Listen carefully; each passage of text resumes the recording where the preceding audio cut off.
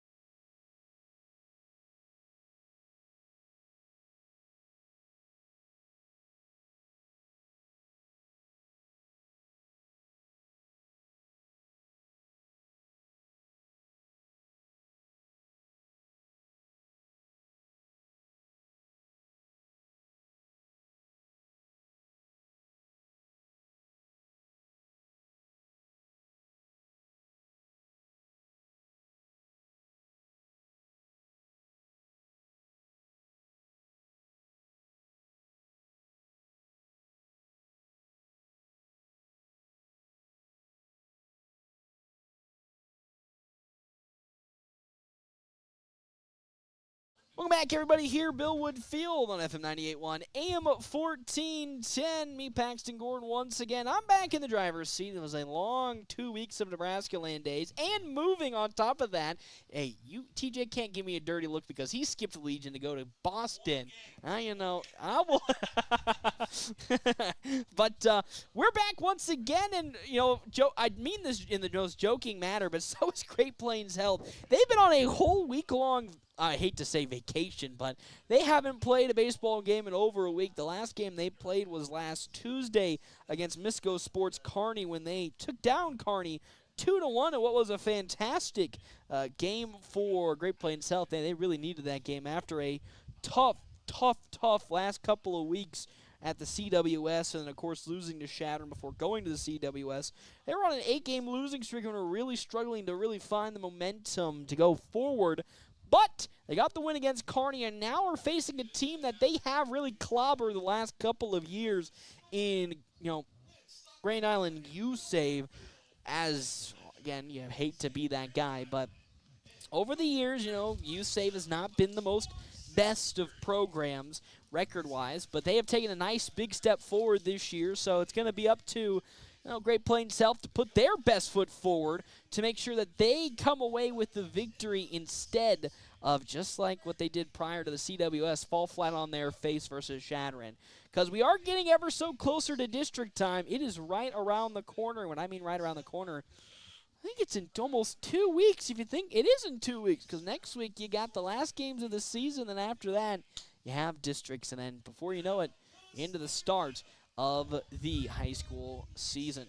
It's time for our Double Dips Ice Creamery starting lineups. Double Dips Ice Creamery in the historic Canteen District in North Platte offers 24+ different flavors of hand-dipped ice cream served in a variety of ways. Double Dips also offers homemade waffle cones and bowls alongside homemade fudge and freshly baked desserts. Of course, leading off for Grand Island USave, Brody Davison in right field, Edgar Hernandez at second base, Ethan Mater in center field, Kelton Kearns first base, Nomar Quezada, who will be pitching today, Andrew Wingate will be catching. Now, Tanner Dunning and Carson Washburn were all listed at third base, so we'll see where they play. But in the 7th hole, it's Tanner Dunning, Jackson Christensen in left field, and then, of course, Carson Washburn on over as the 9-hole hitter. Now for Great Plains Health, post 163, really seeing a I don't want to say new look, but a couple different faces making their way into the lineup today. Of course, Jackson Peters will be catching. Will be in center field today with Connor Stifler at shortstop. Caden Joneson pitching. Easton Jones at third. Dean McIntyre, as always, behind home plate. Tyler Townsend in left field. Easton Geisler, the designated hitter. Mike McFadden at second base. And then Jacoby Silos at, of course, first base. As we all know, Landon Greeno and Ty Hanneborg not getting the starts here today. I think I see Ty Hanneborg over on the sideline, just kind of chilling out. And then, of course, Landon Greeno was doing some warm-ups, but wouldn't be shocked if we see him pitching in the next game for, of course, Great Plains Health. As a little late substitution is out in right field. We have Tommy Haggard, who will be the right fielder in today's game. So it's now time for the national anthem, and with that, we're going to step aside and we're going to take a break. When we come back, time for the first couple of pitches here on FM 98.1 and AM 1410 for today's game between Grand Island USave as well as Great Plains Health, post 163.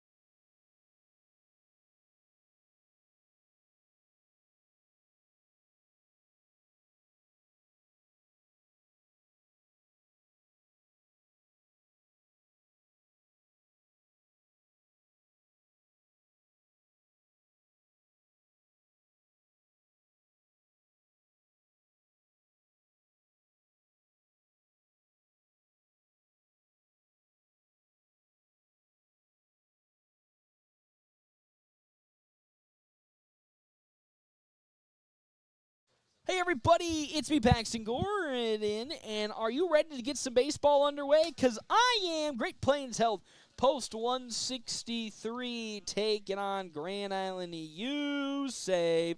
8-16, North Platte Great Plains Health Post 163 taking on, of course, Grand Island USave, who are 10-14 on the season. Great Plains Health trying to really finds their footing back after a very tough CWS tournament where they lost every single game. But they did bounce back last Tuesday, taking down Misco Sports Kearney 2-1. On the mound is one Caden Johnson in his 18 innings pitched, currently with a 1-3 record. An ERA of 2.722, so he's had a very good pitching endeavor when he's on the mound. Just the results have not come his way. As currently for one Caden Johnson, I try to find his strikeouts this season. But first up for the side of Grand Island USave, Brody Davidson is that first pitch in from Caden Johnson there for strike number 1 to Mr. Brody Davidson. 0-1 the count now. That fastball pushed outside. 1-1.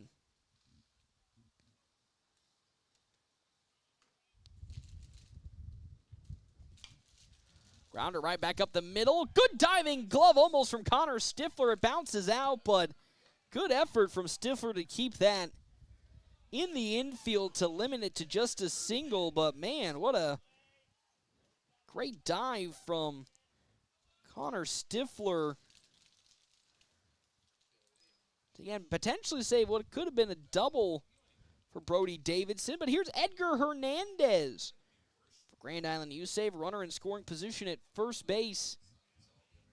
Being Brody Davidson, he lays the butt down, Hernandez does. Pretty easy grab for Caden Johnson, and he'll go over and throw it to first, and there is out number 1 in this inning. Following the little sacrifice bunt down from Edgar Hernandez to put the runner in scoring position. Brody Davidson is... Here comes Ethan Mader. You remember his brother Zach Mader from last year's Grand Island team. As Caden Johnson will take a couple looks at Brody Davidson at second and deliver his first pitch way upstairs on that fastball. For ball number 1. That's been kind of the complaints for Caden Johnson in his limited starts that we saw him during the high school season and a little bit during the Legion season as a whole. He has some good pitches, but also at the same time does struggle with his command to always consistently hit the strike zone. As that one bounces in the dirt away from Dean McIntyre, but not far enough to advance the runner. So it's 2-0 the count now to Ethan Mader. Kelton Kearns on deck with Nomar Quezada in the hole for Grand Island USave. Runner in scoring position being Brody Davidson. 2-0 the count now as Caden Johnson will stare at second and deliver his next pitch. Another fastball that's in the dirt. Ball number 3. Of course, as we know, Lake Sellers out with his broken hand, and then Cade Songster with his forearm. About week 3 of that Songster injury, so about halfway till he's ready to get back in action. Good bounce back pitch from Caden Johnson there for strike number 1. It's a 3-1 count now with 1 out here in this top of the first inning of the doubleheader between Grand Island USave and, of course, Great Plains Health. 3-1, fouled off by Mader. 3-2 the count now. As Johnson trying to find the second out of this inning and his first strikeout in today's ball game. 3-2, 1 out. Very heavy wind presence coming in from almost center field. Full count, 3-2. That one's drifting towards our press box and the newly put together bathroom. Now, the bathroom is not completely done, but it is making some great progress. First off, talk about the size of a bathroom. That bathroom is massive behind a course press box here. So still a 3-2 count. Brody Davidson still at second base. Another pitch. Oh, boy, that off speed is way upstairs. And with that, a runner going to go on over to first, being Ethan Mader. First walk today for Caden Johnson. Just like that, 2 runners aboard now for Grand Island USave. Kelton Kearns, first time up to bat against the righty Johnson. Brody Davidson at second, Ethan Mader at first base for Grand Island USave. A double play could be at hand if that ball stays on the infield. As another pitch from Caden Johnson is down low for ball number 1. 1-0 the count now. Of course, Ty Hanneborg late on his flight. His flight got delayed, so he was not going to be here reporting for game number 1, but will be for game number 2. Is nice bounce back pitch from Johnson. 1-1 the count now, 1 out. Top of the first inning, runners at first and second for Grand Island USave. As Johnson's 1-1. Slicing foul as there goes Jacoby Silos running to go and get it, but falls out of play for the second strike of this at-bat. 1-2 now the count for Caden Johnson, who's pitching. Can he deliver a strikeout and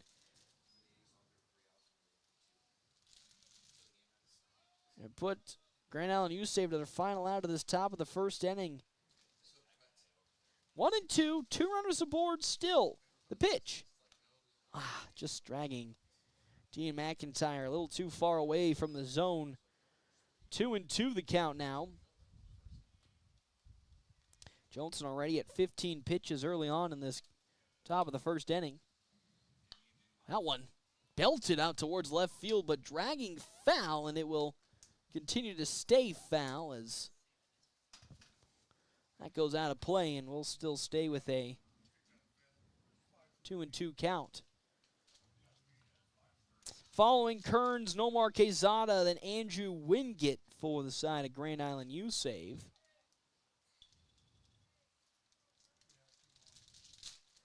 Johnson again with a long glance at second. His payoff 2-2, going out to left field once again, but there easily to grab it is Tyler Townsend, and there's the second out of this inning. Good line drive out to the left fielder Townsend, and just like that, there are 2 down now in this inning for Nomar Quezada to come up to bat. Still a runner in scoring position. Brody Davidson at second for Grand Island USave. Ethan Mader at first base. As Caden Johnson trying to get out of this inning unscathed. Grounder on over to Easton Jones at third, and it's an easy step on the third base bag, and that's how this inning comes to an end. There were 2 runners aboard for Grand Island USave, but they couldn't get anything done. And with that, we're going to the bottom of the first inning when we come back here. FM 98.1, AM 1410, video live streaming on our WB's Fun Center live stream at NorthPlattePost.com.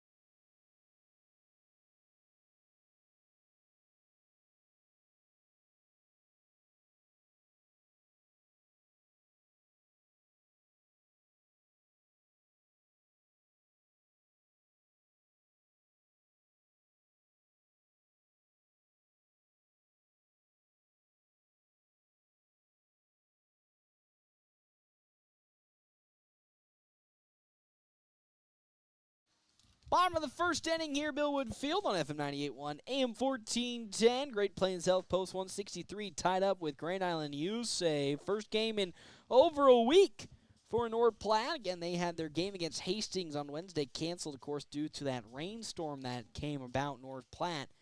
Got their last victory against Misco Sports Kearney and now looking to make it 2 in a row and really get back on track after a disastrous College World Series tournament where they could not find a singular win during the tournament. Now facing off against USave and one Nomar Quezada. First up to bat, though, for Great Plains Health Post 163, one Jackson Peters.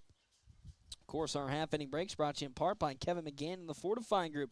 Check out Kevin McGann and the Fortifying Group at his location, 621 South Dewey, Sweet Pea, as well as our other sponsors for today's game. Premier Toyota.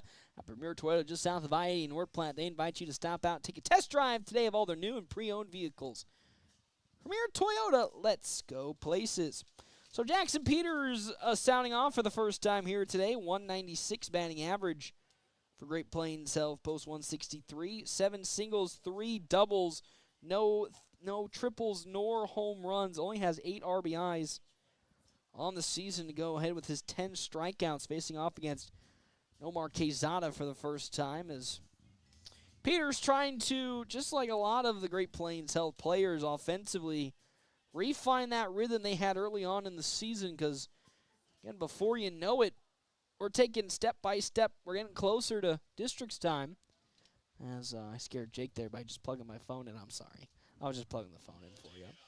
So here comes Jackson Peters up for the first time today here in this game.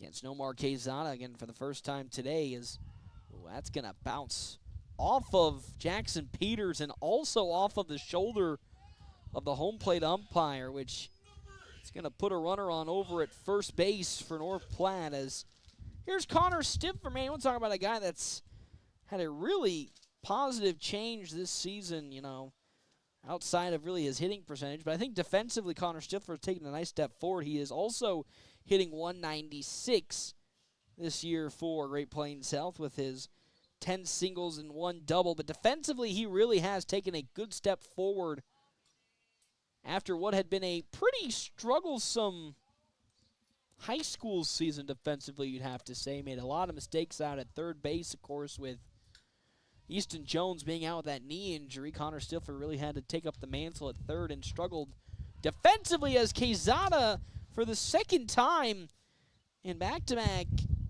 batters, hits somebody as that goes into the back of Connor Stifler. And now here comes probably one of the scariest members up to bat when there's runners on the base pads. Caden Johnson, 279 batting average, 12 singles, 6 doubles to go along with his 8 RBIs. Has the speedy Jackson Peters at second, Connor Stifler at first. Infield playing for potentially a bunt, as Johnson will pull back on the bunt, and now rolling up was Wingate. Hand the ball back off to Quezada.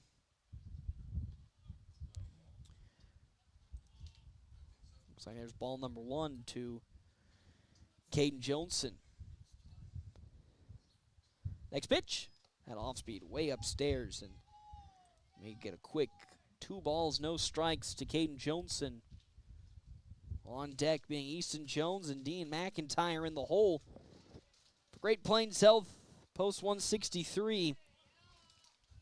Next pitch from Quezada is turned on by Johnson, slicing towards right field. Brody Davidson going to get up underneath it. He drops the baseball, and that's going to load the bases for North Platte. And there's an error for the side of Grand Island USave. Their first error today is the wind just kept pulling that ball further and further away from Brody Davidson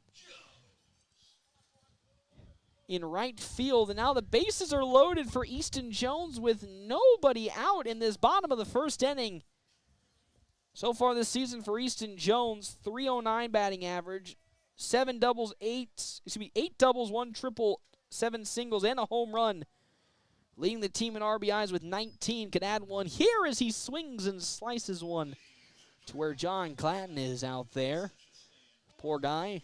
He's in the heat. Don't know why he doesn't come up here. We love you, John. As now a 0-1 count to Jones. That one grounded, and it's going to go into right field, almost for a base hit. Great play from one Edgar Hernandez to glove it up into the right field outfield. He tried throwing it to first to Kearns, but couldn't get it. So there's a first hit today as 1 run does come across off of the hit, and now a run does come home for North Platte. Next pitch from Nomar Quezada is in there for strike number 1. Dean McIntyre with his .274 batting average now up to bat. 14 singles, 2 doubles, and a triple with his 10 RBIs.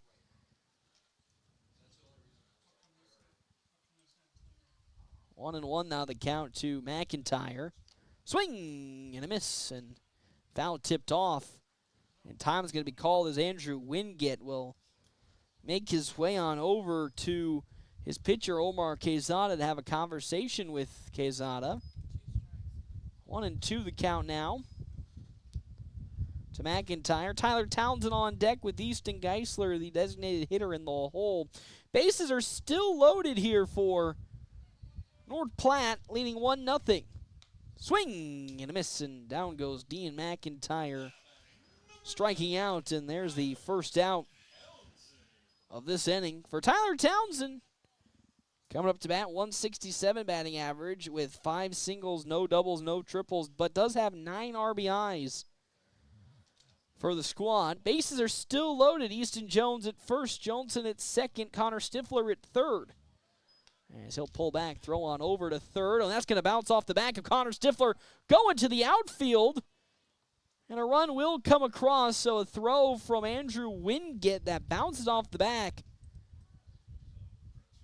of Connor Stifler and into the outfield, which will result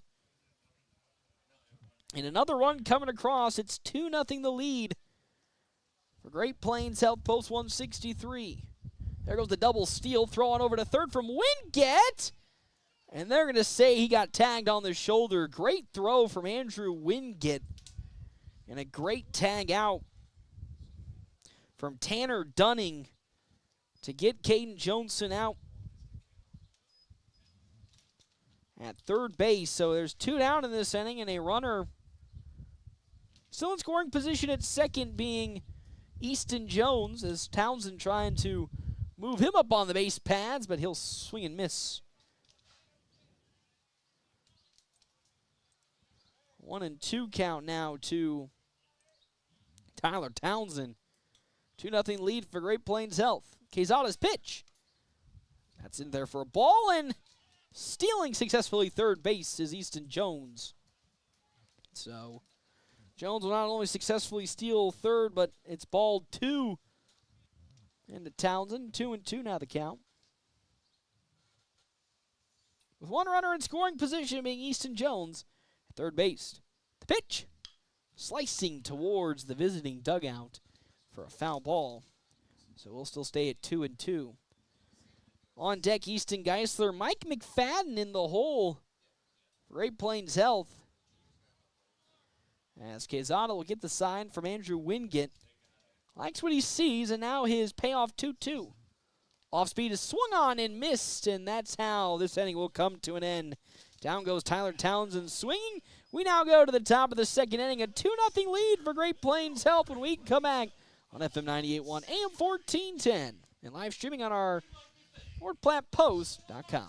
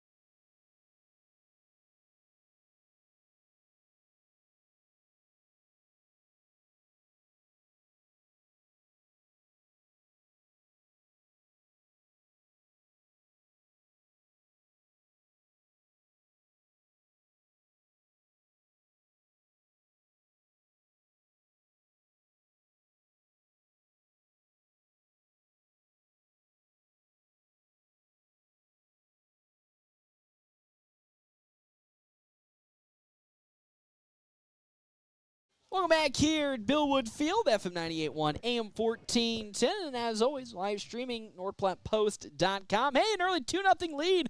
Great Plains Health Post 163 over, of course, Grand Island USave. No runs, 1 hit, 2 errors for Grand Island USave compared to the 2 runs, no hits, no errors for Great Plains Health. Thank you to our sponsors here for today's game. Of course, that goes to Rivers Edge Golf Club. Hey, got your tee time reserved? Oh, wow. Jake from the Telegraph has his tee time reserved. If you haven't, go on over, give him a call today.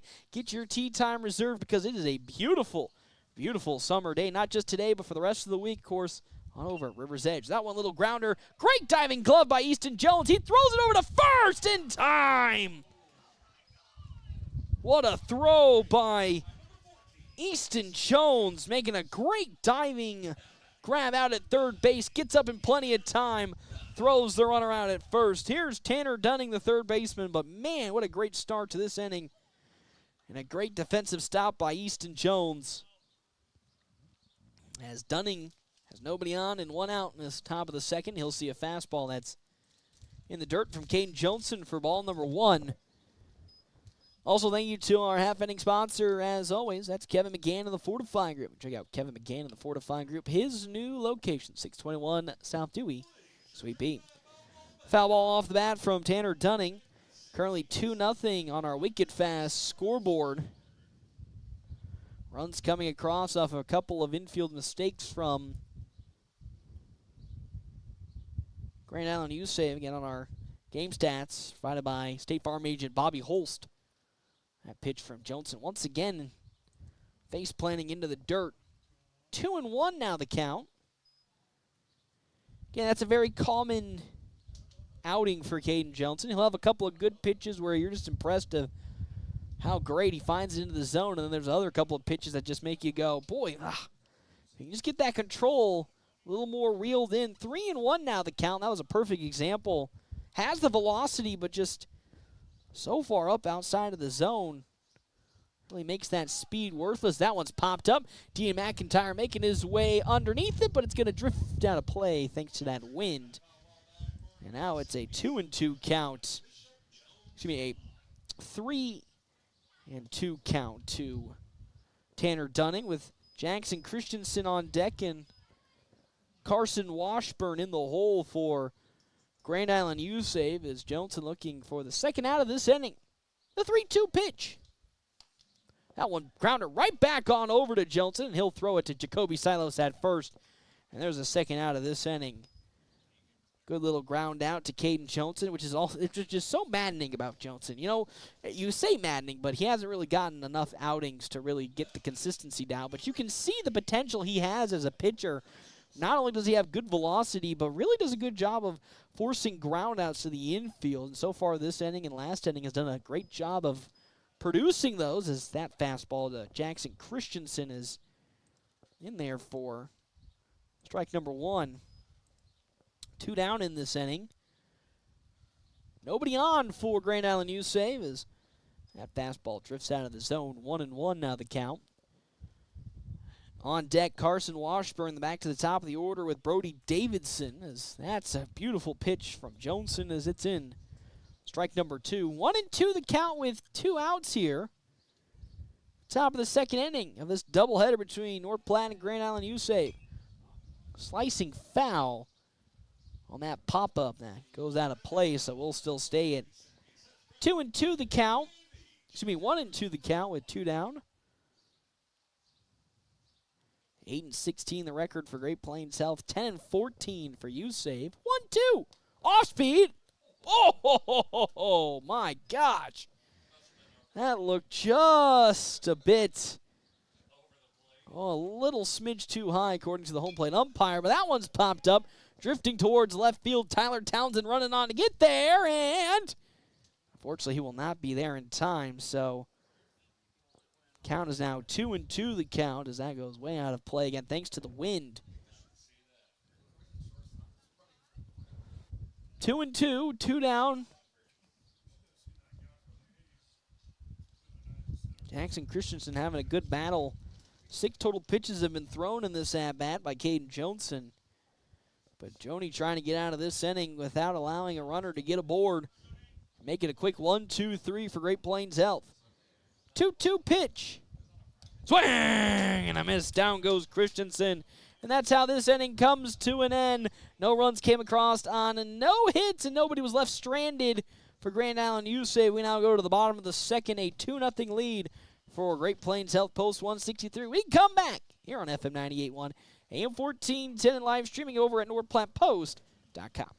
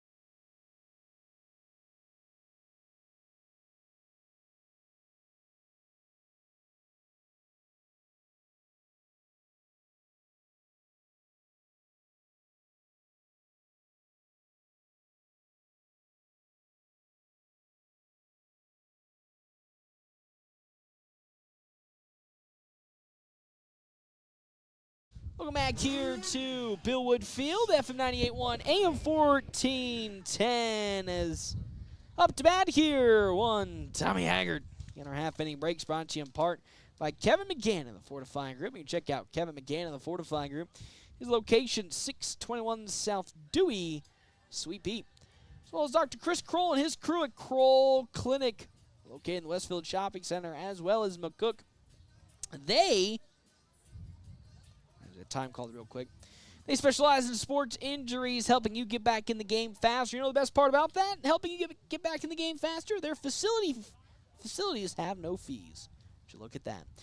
Still on the mound, Nomar Quezada as he faces off against Tommy Haggard as he's way in front of one for strike number 1. 0-1 the count. Great Plains Health Post 163 currently leading 2-0 over USave. And the next pitch by Quezada is around the knees and just too low for ball number 1. Easton Geisler on deck. And that next pitch also at the knees, just barely sneaks in. So a couple of tough places that hit the zone for Haggard. Oh, and that one on the upper end of the plate, sneaks in yet again. And that's a strikeout looking for Mr. Tommy Haggard in the first out of this inning. Great Plains Health Post 163. So here's Easton Geisler, designated hitter up to bat. Mike McFadden, that one hit on over and gets into left field for a one-out single for one. Easton Geisler providing a little bit of a spark here offensively for North Platte. So Geisler will single in the left, and here comes Mike McFadden. First time all season I'll be seeing Mr. McFadden. Of course, if you remember last year, Mike McFadden played for Lexington's senior team, now taking the trek over here to North Platte. 2-0 lead for Great Plains Health. Runner at first being Easton Geisler. As Quezada gonna now throw one on over to first. Correction, that's Andrew Wingate who will chuck one over to first. As Geisler was a little too far away from first. He gets back in plenty of time, but currently a 1-0 count to McFadden. One out here in this bottom of the second inning. That fastball from Nomar Quezada in strike number 1.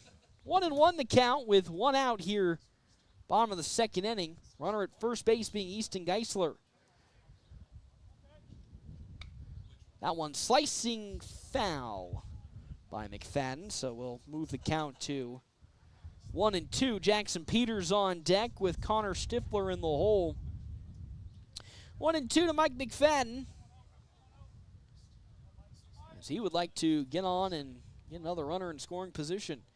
The 1-2 pitch from Quezada.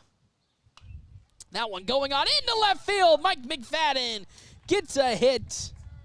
It's another hit. Great Plains Health, their second today. In back-to-back at-bats, Easton Geisler gets aboard, and so does Mike McFadden. And now here comes Jackson Peters. Peters was hit by a pitch in his first plate appearance, later came around that inning to score.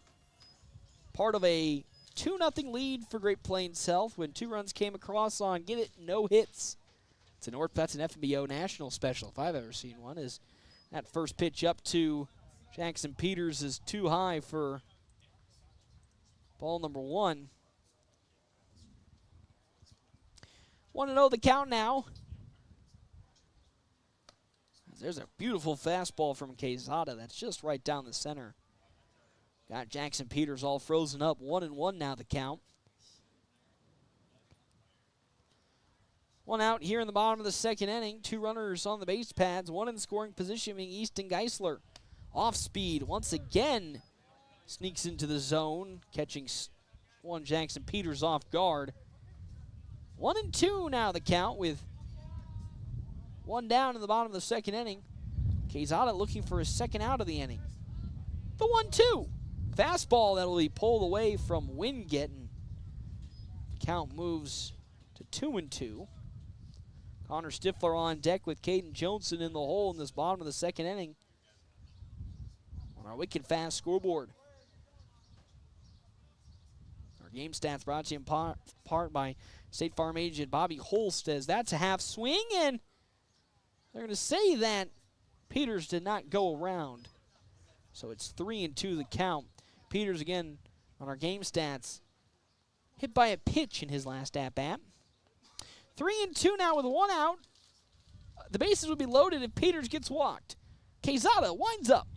It's down low, ball 4, and with that, the bases are now loaded for Connor Stifler, who was also hit by a pitch in our game stats, brought to you in part by State Farm agent Bobby Holst. Again, Stifler, just like Jackson Peters, hit Stifler in the back, Peters on the shoulder, and now the bases are loaded once again with 1 out as that fastball from Nomar Quezada. A little up high, but in the zone for strike 1. It's 0-1 the count now. No, not a ball, but a strike. 0-1 the count. 2-0 lead for Great Plains Health post 163. Is that off speed once again also wanders its way in. It's now 0-2 the count to the shortstop, Connor Stifler. Bases loaded, 1 down in this bottom of the second, as that one's popped high into the sky, and with the wind will drift out of play towards my truck. So we'll stay once more at 0-2. Johnson on deck with Easton Jones in the hole for Great Plains Health post 163. They are leading on our wicked fast scoreboard. 2-0, 2 runs, 2 hits, no errors for North Platte. No runs, 1 hit, 2 errors for Grand Island USave. The 0-2 fouled once more off by Connor Stifler.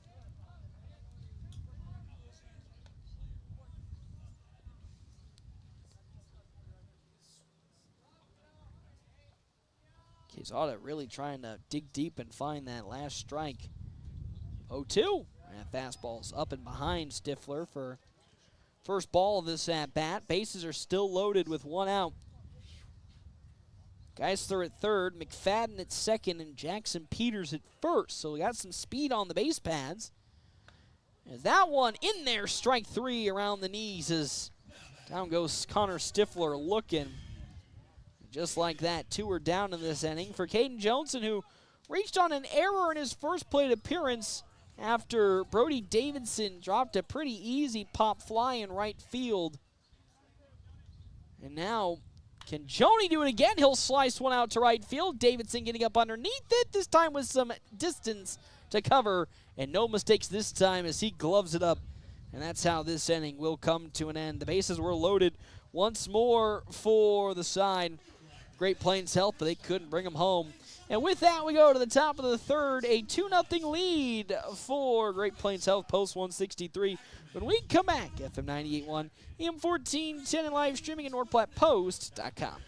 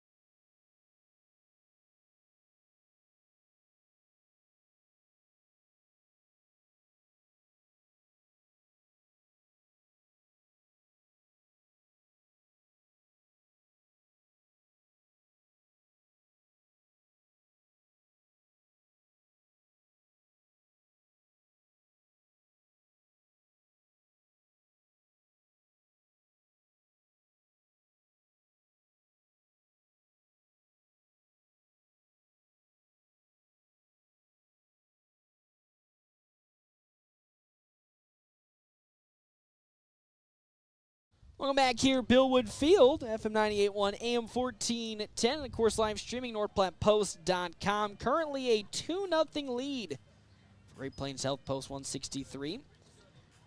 Also thank you to our, of course, half-inning break sponsor. Oh, thank you so much, so kind of you.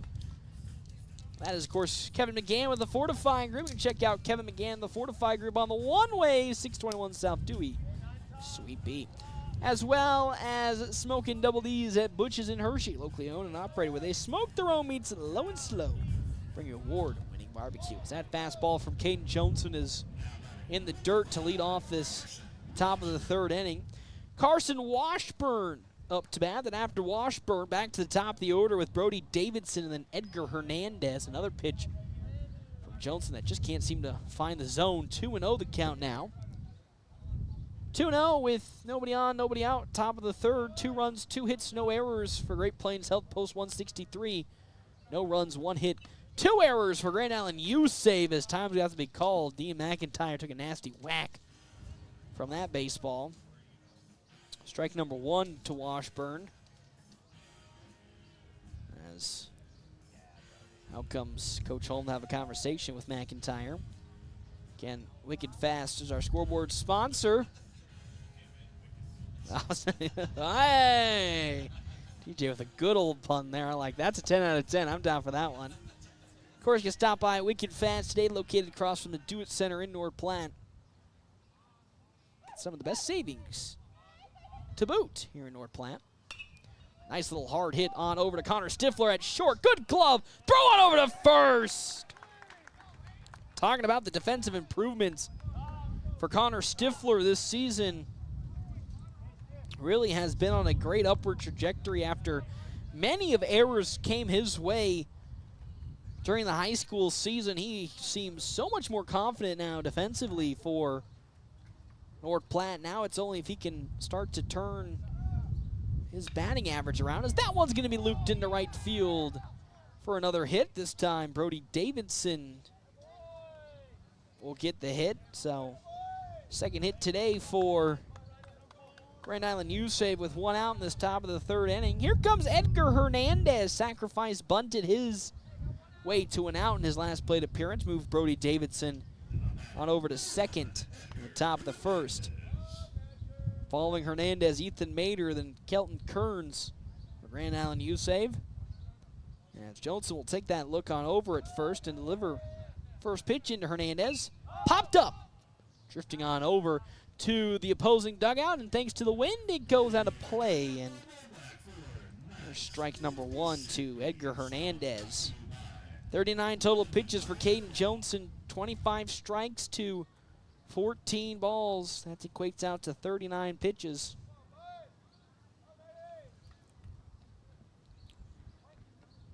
You know, one other, actually, correction, pickoff attempt to get Brody Davidson back.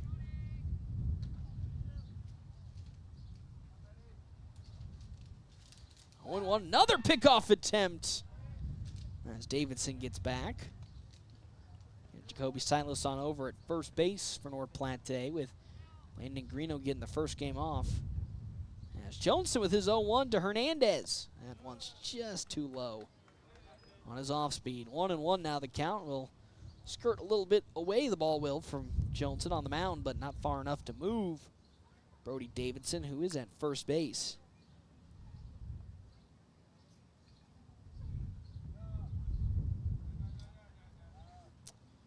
One and one the count now. Another pitch. That one hard hit, but foul.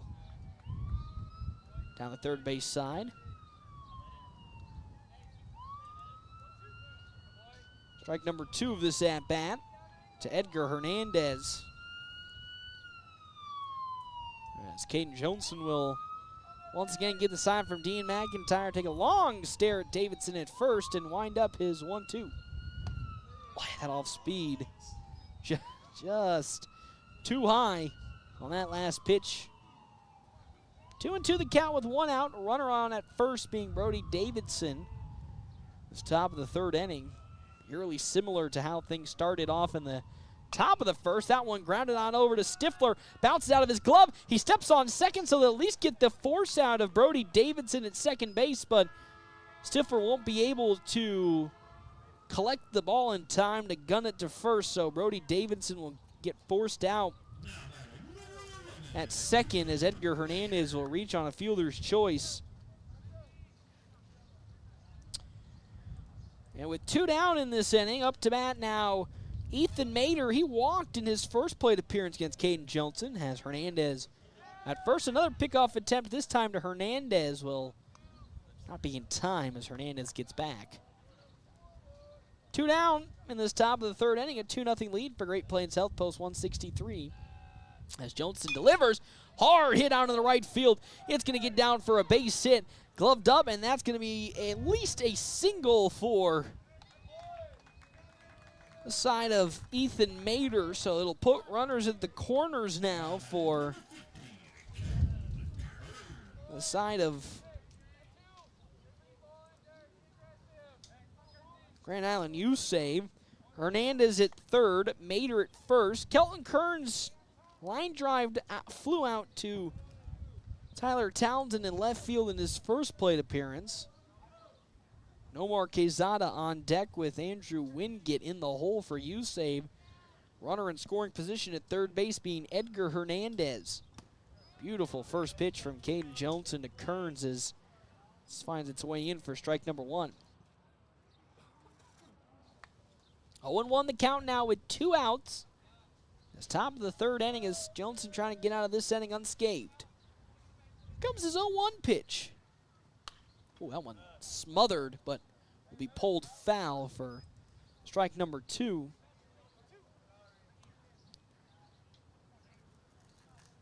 Oh, and 2 now with 2 down in this inning for the offensive Grand Island USave. Yes, Johnson will get the sign he likes from Dean McIntyre, and here comes his 0-2.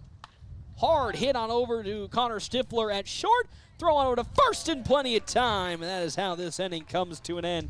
Great glove by Stifler, and they get the final out. We now go to the bottom of the third. It is a 2-0 lead for Great Plains Health, post 163. When we come back here to Bill Wood Field on FM 98.1, AM 1410, and live streaming at NorthPlattePost.com.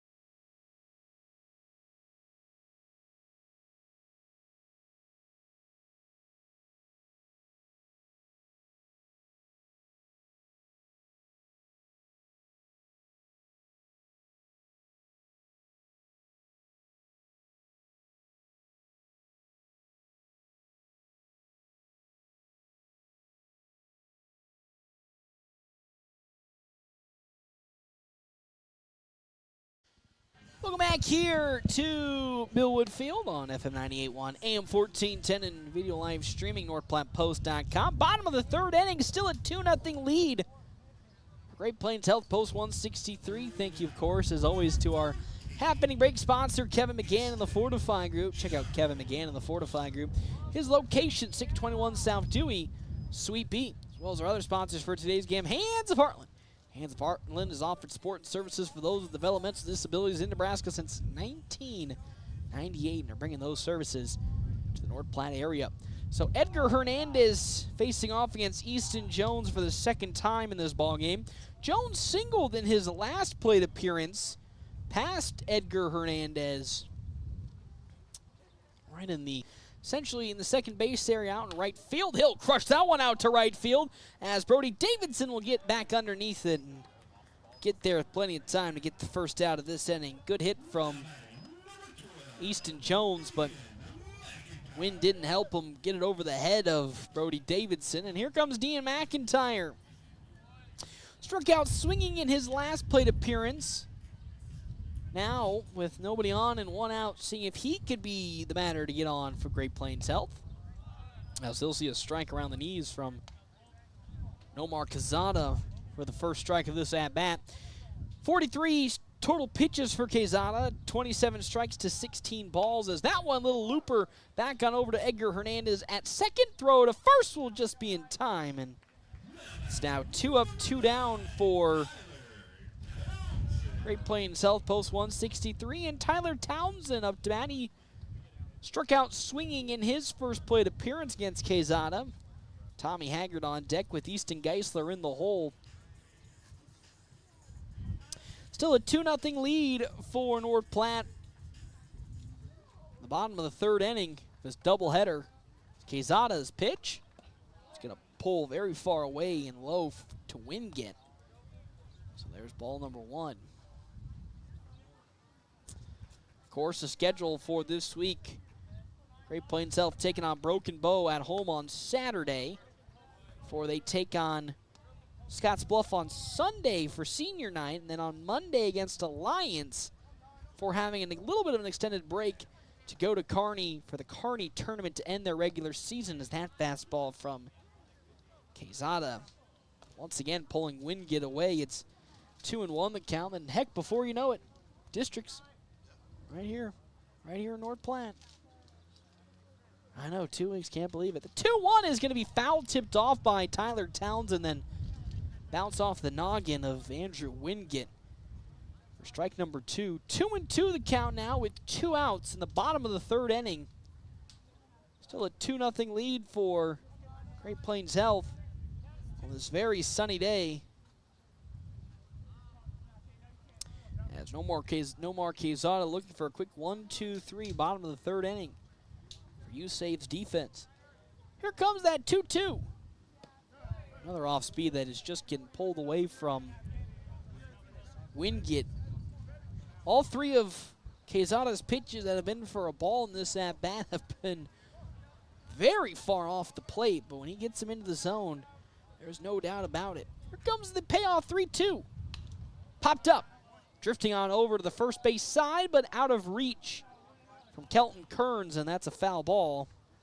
So we'll stay at 3-2 the count with 2 down.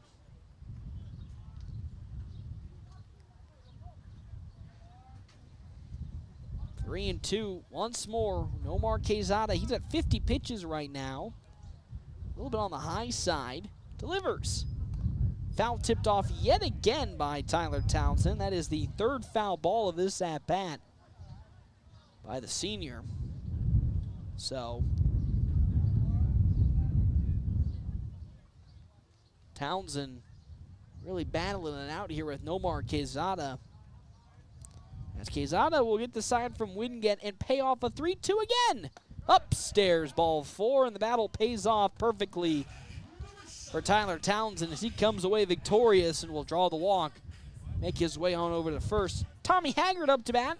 Struck out looking in his first plate appearance against Nomar Quezada. 52 pitches for Quezada. Of course, our game stats brought to you in part by State Farm agent Bobby Holst. 32 strikes, 20 balls for Quezada. Townsend at first, as Townsend thought that Quezada was going to pick him off, but Quezada was just getting set. I feel bad for Townsend. I mean, he was all ready for that and just took an imaginary dive to first base. Ball number 1 to Tommy Haggard. Again, struck out looking in his last plate appearance. As again, a runner at first being Townsend. Another pitch by Omar Quezada that's upstairs. 2-0 the count. Again, bottom of the third inning, a 2-0 lead for Great Plains Health, post 163. Haggard up to bat with Townsend at first. There's an actual pickoff attempt, and it gets away from the first baseman. And I'll have you know, TJ, he was ready that time. 2-0 the count with 2 down. Following Tommy Haggard, Easton Geisler, then Micah McFadden for Great Plains Health. As Quezada, this is 2-0. In there for the first strike of this at-bat at around the knees. It's now 2-1 the count with 2 outs.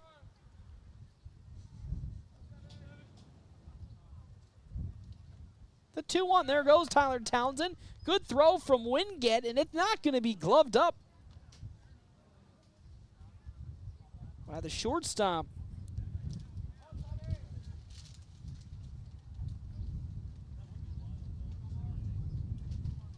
Carson Washburn. So Washburn had an opportunity but couldn't haul her in, and with that, a successfully stolen base. As Haggard will miss on that swing to make it 3-2. Now the count with a runner in scoring position. Tyler Townsend at second. Haggard with an opportunity for a big RBI if he can get to the outfield. 3-2. Off speed, bounced, staying fair. Gloved up by the third baseman, Dunning. The throw on over to third, and Tyler Townsend will successfully slide into third safely. And that is an infield hit for Tommy Haggard. So we'll put runners at the corners now. 4th hit for North Platte today. And Easton Geisler, who singled past Carson Washburn in his last plate appearance at shortstop. An opportunity to bring another run home. He'll look to play the bunt. Oh, now we're could be in this double pickle play. Throw on over to second. Now Tommy Haggard's caught in a pickle, but they're going to try to bait. Throw home, but in some confusion from USave's defense, it'll allow Tommy Haggard to get to second. That was pretty well executed for what it could have turned into disaster-wise.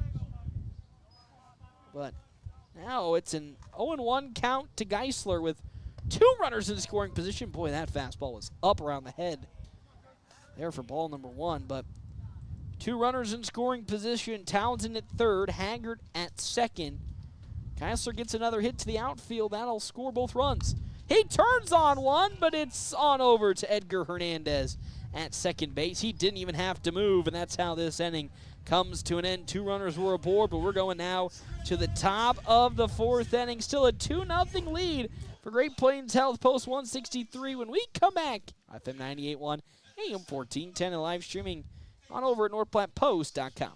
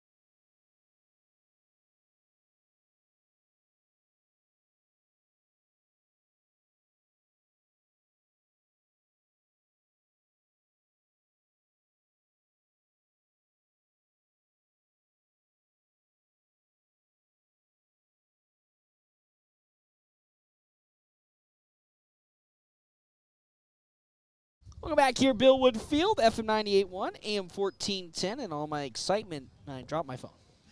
We're just killing it right now. Half inning breaks brought to you in part by Kevin McGann in the Fortifying Group. You can check out Kevin McGann in the Fortifying Group. His location, 621 South Dewey, Suite B, as well as our other sponsors for today's game, Premier Toyota, just south of I-80 in North Platte. Premier Toyota wants you to stop by, take a test drive today of all their new and pre-owned vehicles. Another great throw by Connor Stifler on a ground out from Nomar Quezada. And there's out number one of this top of the fourth inning. Again, go on over to Premier Toyota. Take a test drive today of all their new and pre-owned vehicles. Premier Toyota, let's go places. Up to bat now, Andrew Wingate. He grounded out to Easton Jones in spectacular fashion in his last plate appearance. Had off speed from Caden Johnson. Just couldn't find the motion to get back into the zone, so it's high up for ball one. 1-0 the count now. That fastball once again also on the upper part of the zone around the letters, but couldn't sneak in. It's 2 balls, no strikes. Now to Wingate, and he'll slice one high into the air with up underneath it and getting there to gloving it being Mike McFadden. And there's a second out of this inning. A quick 2 up, 2 down for Caden Johnson here in this top of the fourth inning. Still a 2-0 lead for Great Plains Health Post 163. On our wicked fast scoreboard, 2 runs, 4 hits, no errors for North Platte. No runs, 2 hits, 2 errors for Grand Island USave. Here's Tanner Dunning. He grounded out to Caden Johnson in his last plate appearance. We'll see a fastball blow right by him. But for a ball, as it's way outside of the zone, 1-0. Next pitch from Johnson. Beautiful pitch this time. Right down the center for strike number 1. Jackson Christensen on deck with Carson Washburn in the hole for Grand Island USave. As he'll slice one foul into the parking lot. 1-2 the count now to Tanner Dunning. As Caden Johnson looking for a quick 1-2-3, top of the fourth inning. Johnson likes to sign and winds up his 1-2. That one very hard hit to the floor, but a foul ball from Dunning. Second foul ball of this at-bat.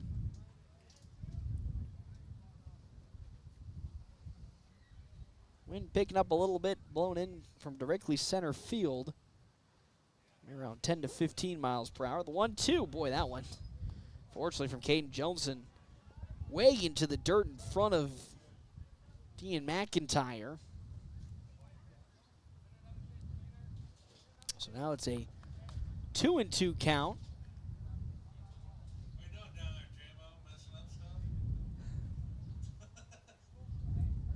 So umpire gets a new set of baseballs. 2-2 the count with 2 outs now. As Caden Johnson will get the sign from Dean McIntyre and deliver. Hard hit out in the left field, and it'll fall in for a base hit. Wow, what a good one-handed snag away by Tyler Townsend, as that almost bounced right past him. But third hit today for USave, and that puts a runner aboard Tanner Dunning with 2 outs for Jackson Christensen. He struck out swinging in his very last plate appearance for Grand Island USave's offense. As Johnson now will deliver. Fouled off by Christensen for strike number 1. Course, as always, half-inning breaks are brought to you in part by Kevin McGann in the Fortifying Group. You can check out Kevin McGann in the Fortifying Group, his location, 621 South Dewey, Suite B. Johnson picking off now, Dunning on over at first, but he gets back in time. Christensen gets set in the batter's box. Another 0-1 pitch from Johnson. Just outside on a fastball. It's ball number 1. 1-1 the count now.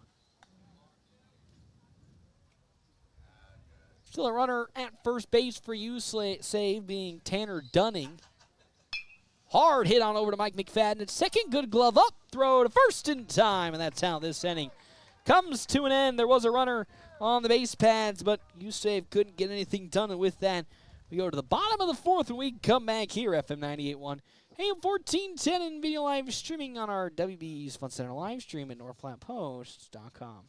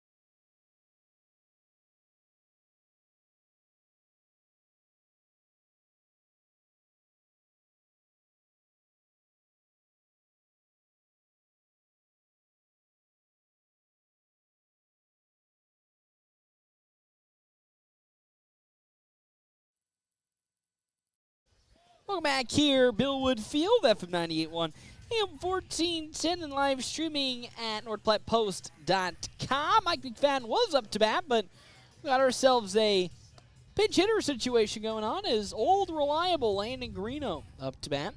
But first, our half-inning breaks are brought to you in part by Kevin McGann of the Fortify Group. Check out Kevin McGann of the Fortify Group. His location, 621 South Dewey, Sweet Pete. As well as our other sponsors for today's game, Dr. Chris Kroll and his crew at Kroll Clinic, located at the Westfield Shopping Center in North Platte and McCook, where they specialize in sports injuries, helping you get back in the game faster. And the best part about it, no facility fees. As well as Justin Thompson Family Agency with American Family Insurance. With the ever-changing industry standards, they pride themselves on top-notch customer service, no matter what type of insurance you're looking for. First pitch from Nomar Quezada into Landon Greeno is there for strike number one. Jackson Peters on deck with Connor Stifler in the hole. The 0-1. Hard hit back up the center, and it goes into center field. Old Reliable pulling through to lead off this bottom of the fourth inning with the fifth North Platte hit today. And that puts a runner on over at first base for Jackson Peters, who was hit by a pitch in his first plate appearance, walked in his second, and now has Landon Greeno at first base, potentially looking to be moved across the base paths. As Quezada's pitch, fastball outside for ball number one. Bottom of the fourth inning, a 2-0 lead. Great Plains Health Post 163. Quezada delivers. Popped up. Drifting towards the visiting dugout and pushed out of play for strike number one of this at-bat. Connor Stifler on deck with Caden Johnson in the hole. Quezada at 63 total pitches, 39 strikes to 24 balls. We get the sign from Wingate and deliver his 0-1. That one blooped on over to Edgar Hernandez at second, and the throwback to first 9 times, so pop up from Jackson Peters will get the first out of this inning. It's now up to bat. Here comes Connor Stifler. Struck out looking in his last plate appearance. Was hit by a pitch in his first. Hits one hard down the third baseline. Fair. And they're going to move that on to some extra bases here for Landon Greeno. Big man moving his legs, and he tries to avoid the tag at third. Unfortunately with that, Landon Greeno will get tagged out, making his way on over to third base. But Connor Stifler with extra bases for Caden Johnson. Comes up to bat. flew out in his last plate appearance, reached on an error in his first. Both of his hits to where Brody Davidson is in in right field, so Johnson trying to avoid that again. As he leans on one, it'll be bounced through multiple gloves on into left field for a base hit. And there's Caden Johnson recording his first hit today.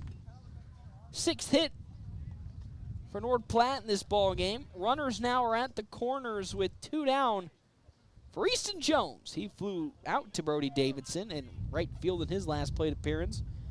Did single on the infield against Edgar Hernandez at second base. Again, has runners at the corners with 2 down. Stifler at third, Johnson at first. Fastball around the knees and in for strike number 1 as Caden Johnson will easily scamper on over to second with a stolen base. 0-1 the count. 2 runners in scoring position. Off speed, bouncer that's going to be gloved up beautifully by Tanner Dunning, and the throw to first in time. And that's how this inning will come to an end. 2 runners were aboard in scoring position for Great Plains Health, but they couldn't get the job done. We go now to the top of the 5th. 2-0 lead when we come back here. Billwood Field on FM 98.1, AM 1410, and live streaming NorthPlattePost.com.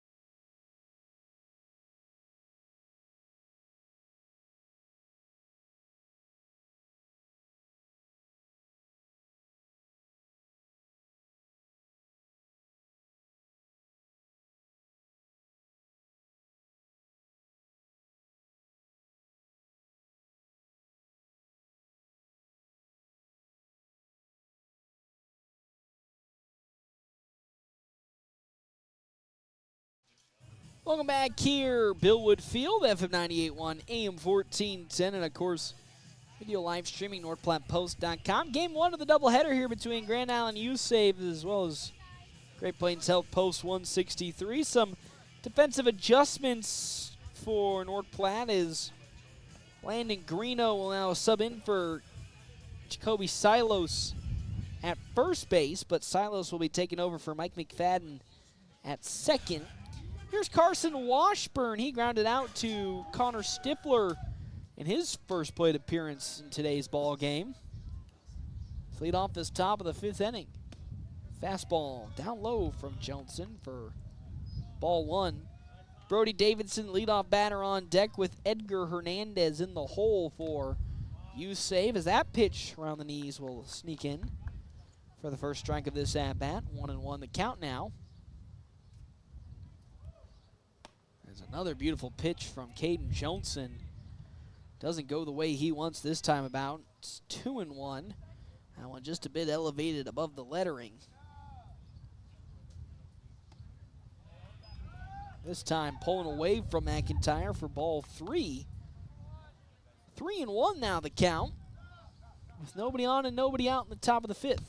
And a beautiful bounce back strike from Johnson pushes the count full. 3-2.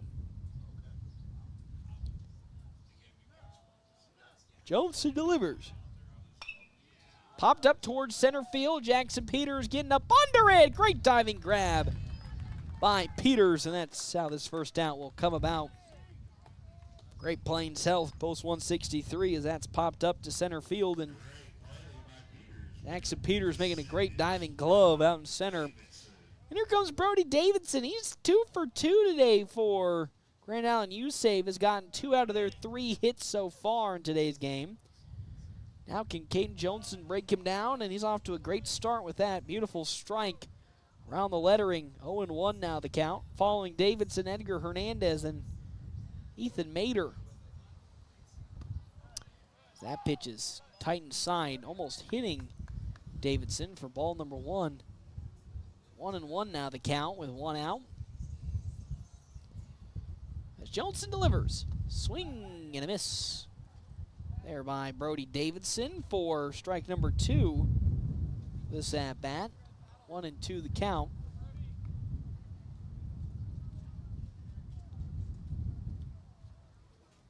Johnson trying to find the second out of this inning and another strikeout to add to his repertoire today as time is called for Brody Davidson to refocus back in.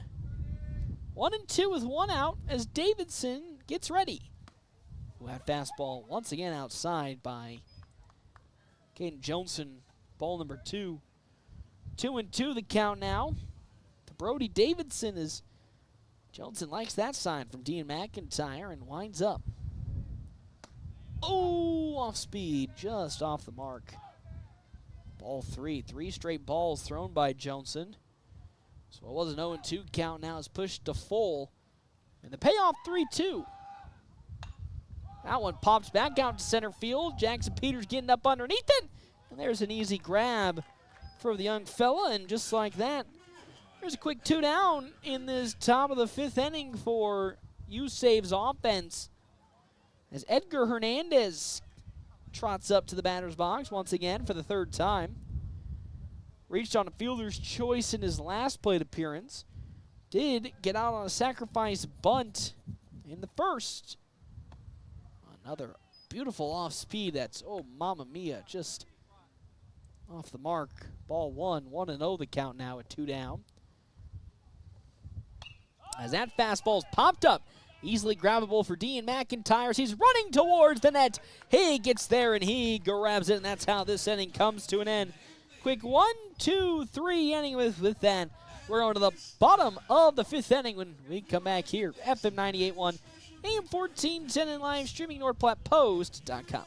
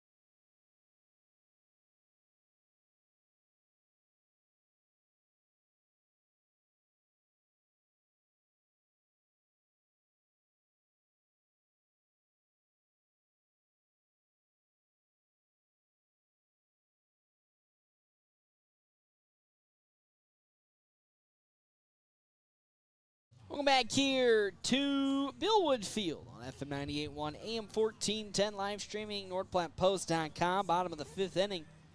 And now USave still trailing in this game to Great Plains Health Post 163. 2-0, 2 runs, 6 hits, no errors for North Platte. No runs, 3 hits, 2 errors for Grand Island USave with Dean McIntyre up to bat. As he'll bat one fair down the 3rd base line. That could be extra bases for McIntyre, but they'll tell him to put the brakes on. So a leadoff single for the catcher to start. It's bottom of the 5th inning. Our half-inning breaks are brought to you in part by Kevin McGann and the Fortifying Group. Check out Kevin McGann and the Fortifying Group. His location, 621 South Dewey, Suite B. Ty Davis, courtesy running for Dean McIntyre. As here's Tyler Townsend. He walked in his last plate appearance against Nomar Quezada, but did strike out swinging in his first. Quezada up to 69 total pitches. Nice. There's a pickoff attempt as Ty Davis gets back in time. But 0-1 the count now to Tyler Townsend. Quezada, 70 pitches now, 46 strikes, 24 balls for USave. It's the 0-1. There goes Ty Davis on a beautiful looking steal. He will slide into second. Oh, and they say he's going to be out. I mean, that was a close play on over at second. Davis kind of dipped a little around the tag. He might have been safe. But out goes Ty Davis, getting tagged out for stealing. As there's an off-speed pitch by Quezada. That's down low for ball number 1. It's 1-2 the count now with 1 out.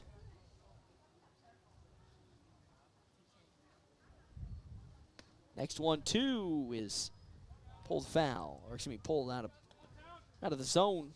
2-2. Tommy Haggard on deck with Easton Geisler in the hole for Great Plains Health. As that's around the knees. Strike number 2 in this at bat.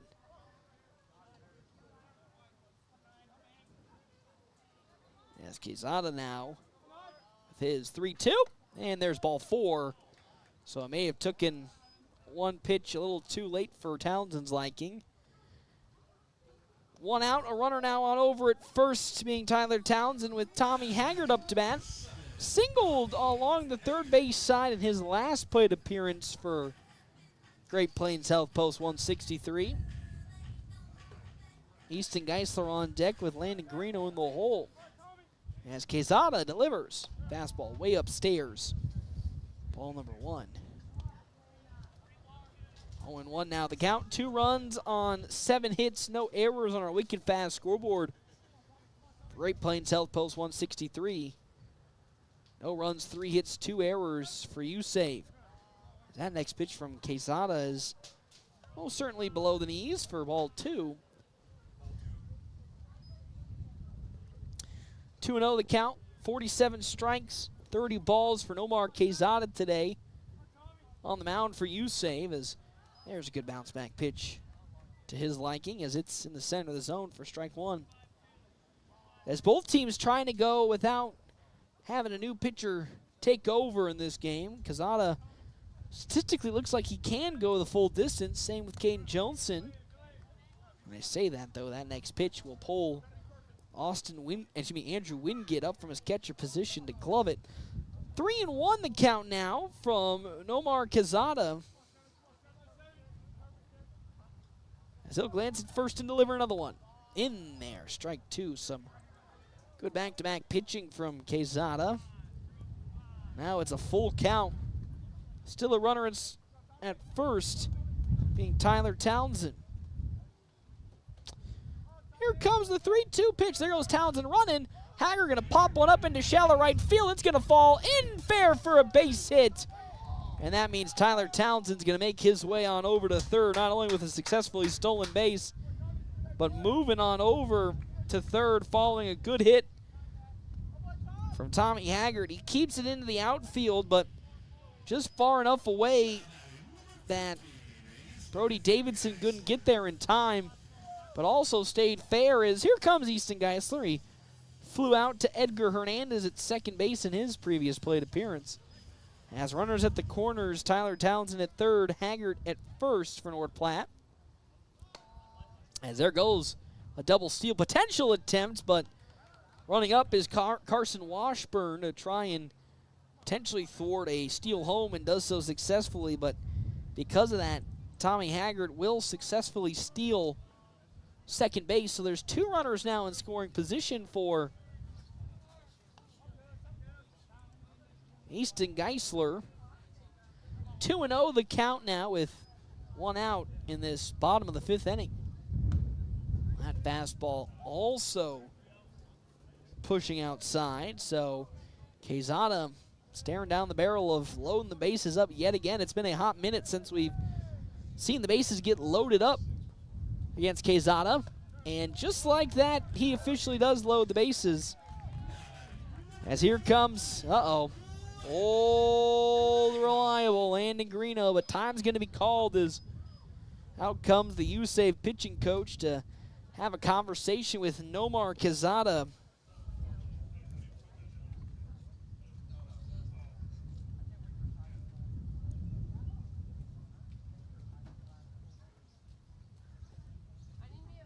So out comes head coach Tyler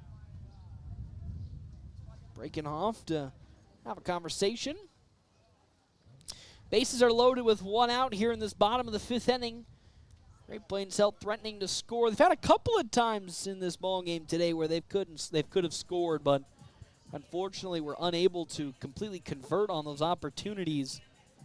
Now, Coach Holm in this offense with an opportunity to convert, and you couldn't have asked for a more reliable player to bring those runs home, as it's old reliable himself, Landon Greeno. Of course, didn't get the start on the infield today, was getting a little bit of time off, now taking over for Jacoby Silos at first base. He slices one high into the sky, but it'll keep drifting into foul territory and out of play. Strike number one. Oh, it's because he wasn't here. Yeah, there you go. That makes sense. I just thought he had the day off, but, that also works that he's also not here. Same as Ty Hanborg, who, quote-unquote, isn't here right now, but will be showing up relatively soon. Of course, his flight got delayed earlier. 0-1 the count now to Landon Greeno, as he turns on another one that'll be sliced foul. Strike number two.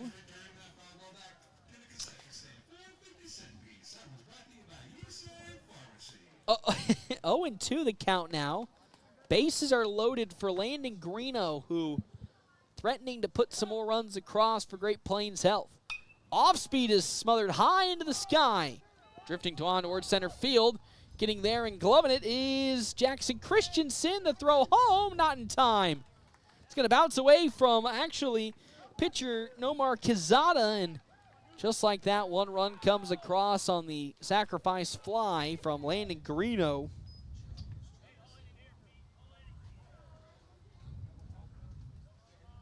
So runners advance. Now 2 outs here. It's now 3-0 on our Wicked Fast scoreboard for Jackson Peters. Flew out to Edgar Hernandez on the infield in his last plate appearance. Now has a perfect opportunity to continue the scoring for Great Plains Health that now lead 3-0 on our Wicked Fast scoreboard, as fastball from Nomar Quezada is upstairs for ball one. 1-0 the count now to Jackson Peters. Haggard on over at third base, and Easton Geisler at second, as that's a big old swing and a miss. Jackson Peters. Strike number one. 3-0 lead for Great Plains Health post 163 as the 1-1. Once more foul tipped off by the young Peters to push it to 1-2. So 1-2. 3-0 lead. This bottom of the fifth inning for North Platte. Quezada staring down the barrel of getting out of this inning, only giving up the one run, will deliver the 1-2. That fastball very far away, forcing Andrew Wingate to really fly out of his catcher position to get it. So now it's a 2-2 count.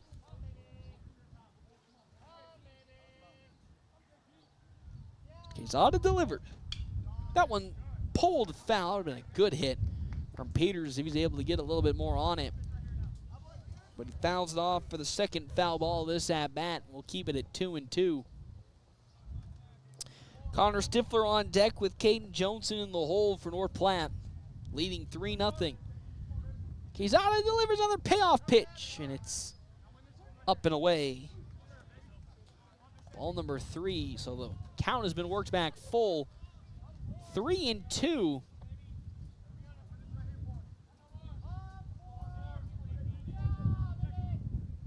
Quezada's next pitch is just on the outside part of the zone and in for strike number 3 as down goes Peters looking. And that's how this inning comes to an end. Top of the 6th action around the corner when we come back here on FM 98.1, AM 1410, and live streaming NorthPlattePost.com.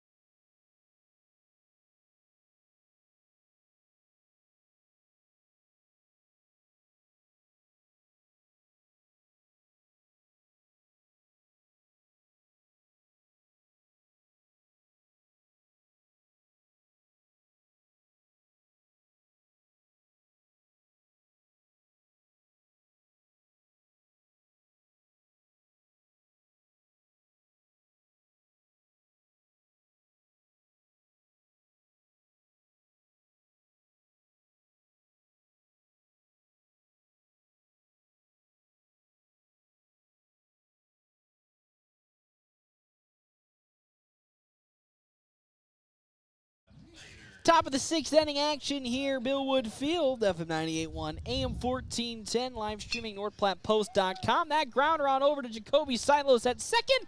Good, easy throw on over to first, and there's the first out of this top of the 6th inning as Ethan Mater goes down with a ground out.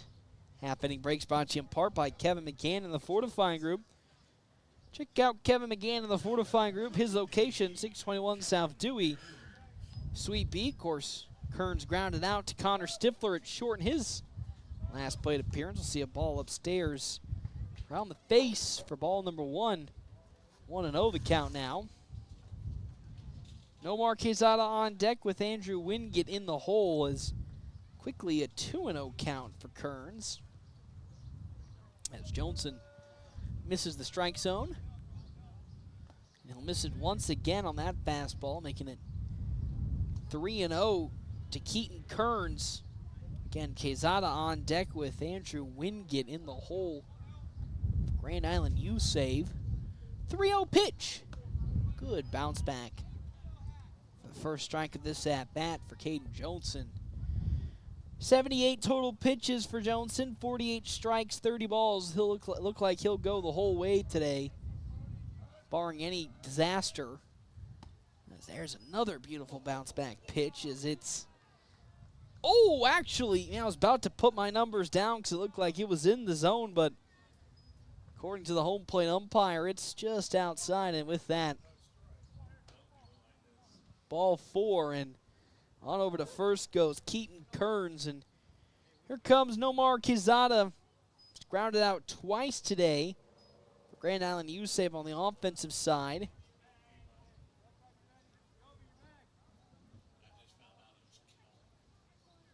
Really? Look at that.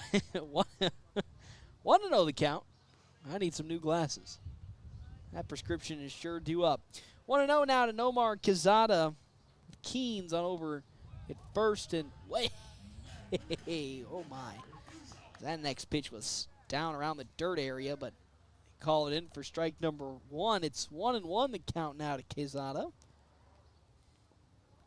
As Caden Johnson will get set and deliver his 1-1. Big fastball that's missing the mark. 2-1 with 1 out. Of course, I've seen a couple of times, not just this season, but over the career of Caden Johnson, when he starts to run out of gas, really struggles to not only hit the strike zone, but gives up some easy hits. As that one's looped on over to left, but into the glove of Tyler Townsend for out number 2. There's a good old-fashioned caster curse right there. So 2 down in this inning now to bring up to bat Andrew Wingate. He flew out to Jacoby Silos his last plate appearance, who was actually, correction at the time, Mike McFadden. Grounded out to Easton Jones in his first. Has a runner at first base being Kelton Kearns. Has that off speed beautifully set. Ooh, but just outside for ball one to Wingate. Tanner Dunning on deck with Jackson Christensen in the hole. In this top of the 6th inning. Grounder on over to Easton Jones. He'll get set and throw it easily on over to first in time. And that is how this inning will come to an end. There was one runner aboard, but good defense from North Platte will get him out of this inning. We go now to the bottom of the 6th, a 3-0 lead for Great Plains Health, Post 163 when we come back here to Bill Wood Field. FM 98.1, AM 1410, and video live streaming, NorthPlattePost.com.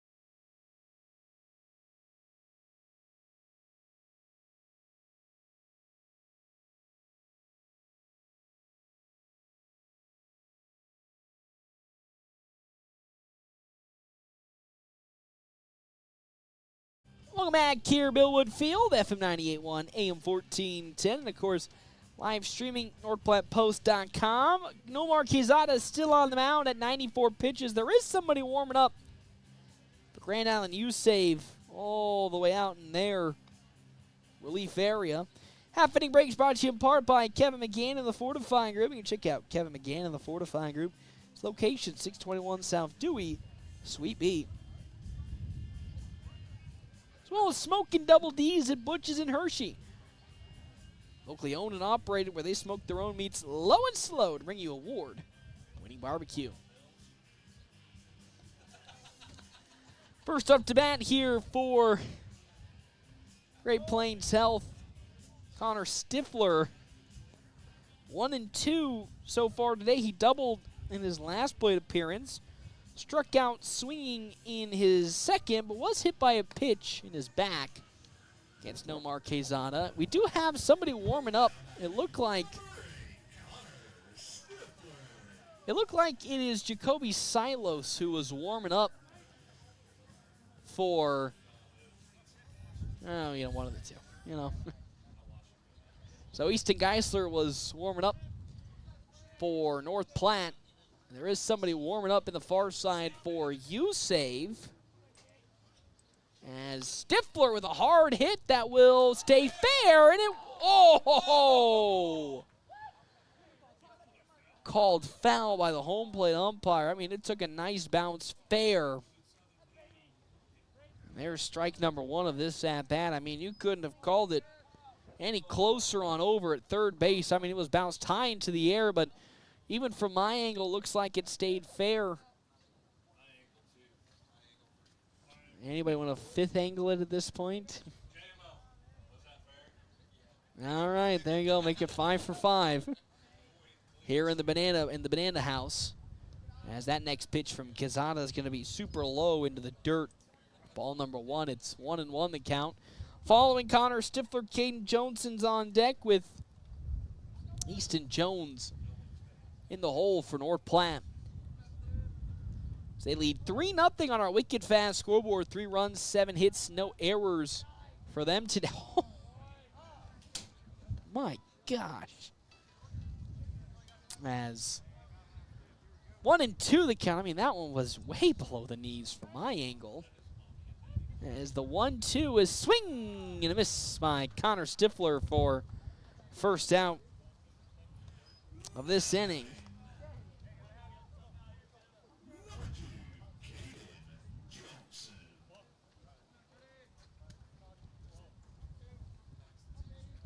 As with one down in this inning, here comes Caden Johnson as the first off speed from Nomar Quezada is up high and away for ball number 1. Johnson did get a single in his last plate appearance to left field, and he'll smoke that one out into center, and it's out of the glove of Ethan Mader. So Mader trying to get a diving grab just like Jackson Peters did earlier in the game, but unsuccessful. And just like that, there's a runner at first base, being the speedy Caden Johnson for Easton Jones, who grounded out to Tanner Dunning in his last plate appearance. Singled in his first at-bat. Flew out to Brody Davidson, and there's a pickoff attempt that'll get Johnson back. Dean McIntyre on deck with Tyler Townsend in the hole. Quezada at 100 pitches now, 60 strikes, 40 balls. Popped up, drifting towards foul territory. Up underneath it gets Andrew Wingett. He lost sight of it and drifts out of play for first strike of this at-bat. 0-1 the count now to Easton Jones. Get McIntyre on deck with Tyler Townsend in the hole. North Platte leading 4-0. Our wicked fast scoreboard here in the bottom of the 6th inning. Been a very strong game today, just like against Kearney. No mistakes, good clean effort and good clean execution, as there's another successful steal, this time by Caden Johnson.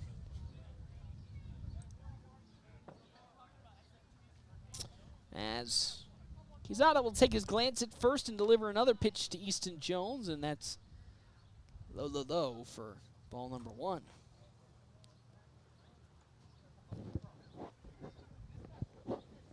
One and one, one out. Big hit into left field. That might score Caden Johnson. No, they're going to hold him up as it bounced right into the glove of Jackson Christensen. But a big hit, 10th hit today for North Platte, puts runners at the corners for Dean McIntyre, who singled down the left field side his last at bat, and this will probably do it for Nomar Quezada. That'll end his day today. He gave up 10 hits, 3 runs, but overall a very good game for Quezada, as we'll have a new pitcher jogging on out to the mound. And I think that's going to be J.P. Carr taking over on the mound for Grand Island USave here in this bottom of the 6th inning. Could be the potential last inning of play for North Platte's offense. Again, leading 3-0. Bottom of the 6th inning. As I said earlier, it's been a well-executed game, just like against Misco Sports Kearney last Tuesday.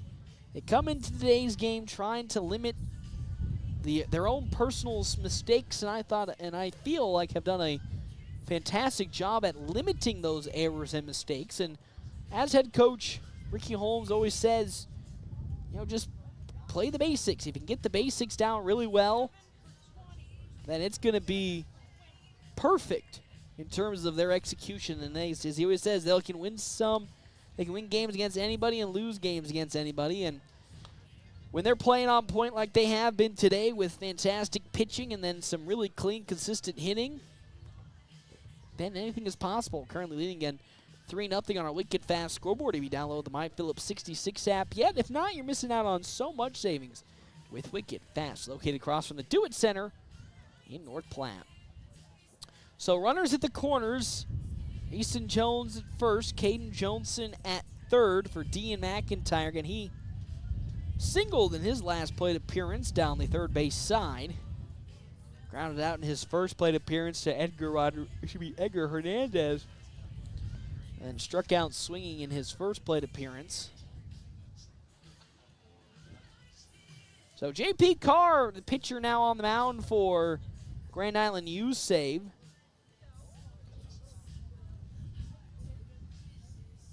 will now take over. Was imitating Marshall Robinson out there, shaking the hand of the pitcher. Oh, don't. Poor Edgar. Poor Edgar. So, here's Dean McIntyre. Again, 1 for 3 today. Has runners hit the corners with 1 out here in this bottom of the 6th inning. We'll see a fastball that's above the lettering for ball number 1. 1-0 the count now with 1 out. 3-0 lead for Great Plains Health. Wow, what a beautiful steal made for Easton Jones. He'll get caught now in the pickles. They're going to try to steal both Jones and Johnson. Throw home in time as Caden Johnson will get tagged out. So trying to execute the North Platte special, the double steal, but unfortunately well executed defensively by USave as they'll tag out Caden Johnson coming home. But that will move Easton Jones on over to second. So 2 down in this inning. With Dean McIntyre still up to bat. Easton Jones now 1 base further up at second.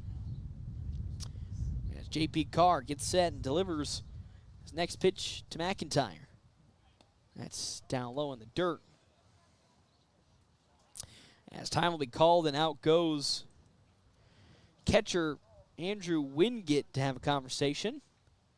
And now home plate umpire having a conversation with Wingate.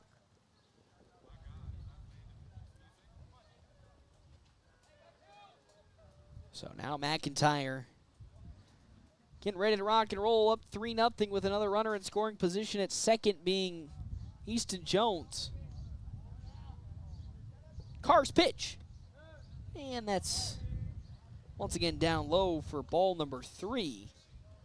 So it's now 3-0 the count to McIntyre. Potentially going to put another runner on the base pads for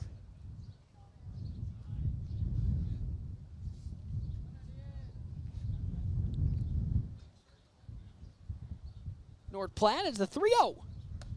Oof, bounce back in for strike number 1.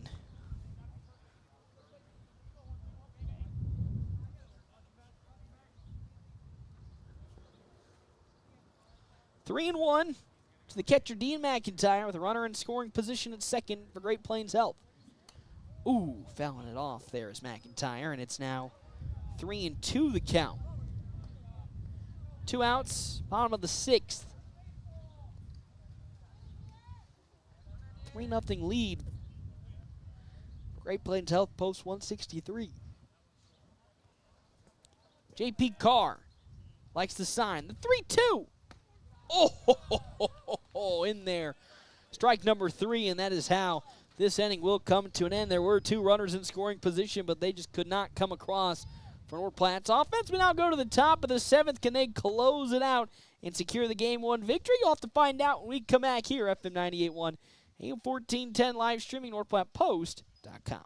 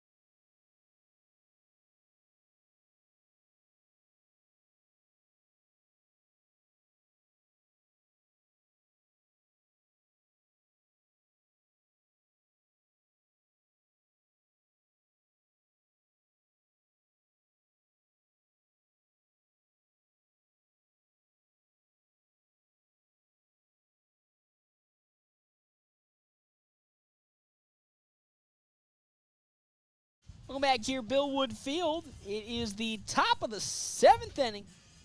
Great Plains Health post 163, leading 3-0 against Grand Island USave. 3 runs, 10 hits, no errors for North Platte. No runs, 3 hits, 2 errors for Grand Island USave. Of course, our half-inning breaks brought to you in part by Kevin McGann and the Fortify Group. You can check out Kevin McGann and the Fortify Group his location, 621 South Dewey, Suite B. As well as our other sponsors for today's game, Hands of Heartland. Hands of Heartland has offered support and services for those with developmental disabilities in Nebraska since 1998, and you're bringing those services to the North Platte area. Here's Ryan Dunning. He did single in his last plate appearance against Caden Johnson. Great Plains Health leading 3-0, a somewhat comfortable margin in terms of their lead. Beautiful pitch from Caden Johnson in there for strike number 1. 0-1 the count now. Jackson Christensen on deck with Carson Washburn in the hole as he'll bounce that one into the glove of Caden Johnson. Nice little easy throw to first, and there's out number 1. This is the weakest part of Grand Island's rotation of hitters. Statistically, not only just today, but this season, is here comes Jackson Christensen. He's 0 for 2, struck out swinging in his first plate appearance and grounded out to Jacoby Silos in his second. Already 1 down in this top of the 7th inning. As Johnson's first pitch into Christensen is down low for ball number 1. Washburn on deck with Brody Davidson in the hole for Grand Island. Nice bounce back pitch from the senior Caden Johnson. Strike number 1. As quick pitch, the 1-1 from Johnson. That's above the letters this time for ball 2. 2-1. Jackson Christensen, as Johnson likes that sign and winds up. That pitch even tighter inside this time for ball 3, almost hitting the chest of Christensen. Johnson trying to avoid a walk, delivers the 3-1. And there's a nice pitch. Caden Johnson, as he's going to ask for a new ball and will throw it back to Dean McIntyre and get said new ball. 3-2 now. 1 out. This top of the 7th inning. Caden Johnson looking to go the complete game and shut out Grand Island USave. The 3-2. Swing and a miss. Down goes Christensen swinging, and there's the second out of the final inning of this game number 1. Can North Platte find that second elusive, or the last out of this inning, and pick up their second win in a row and really start to find some good momentum going forward. Still have to, of course, get through this game and the next one to really see how they're doing. It's nice off speed from Caden Johnson to Carson Washburn. Grounded out in his first plate appearance, flew out in his second as the 0-1 popped up. Slicing towards Landon Greeno at first. He's running up underneath it, but it's going to pull foul out of play. Strike number 2. And now it's a favorable count for Caden Johnson on the mound. 0-2 the count with 2 outs. This top of the 7th inning. 3-0 lead on our wicked fast scoreboard. The 0-2. Ooh, that's just pulled, blown away for ball 1 to Washburn. 1-2. Now the count. The delivery. Grounder foul. Back to the North Platte dugout. Second foul ball of this at bat is Caden Johnson trying to get through quick work. This potential last batter. The 1-2 pitch. Oh, and that quick work now turns into it bouncing off the shoulder of Carson Washburn. And because of that, he moves his way on over to first base. And that's going to do it, it looks like, potentially for Caden Johnson, is at 98 pitches, we'll have a conversation potentially with him.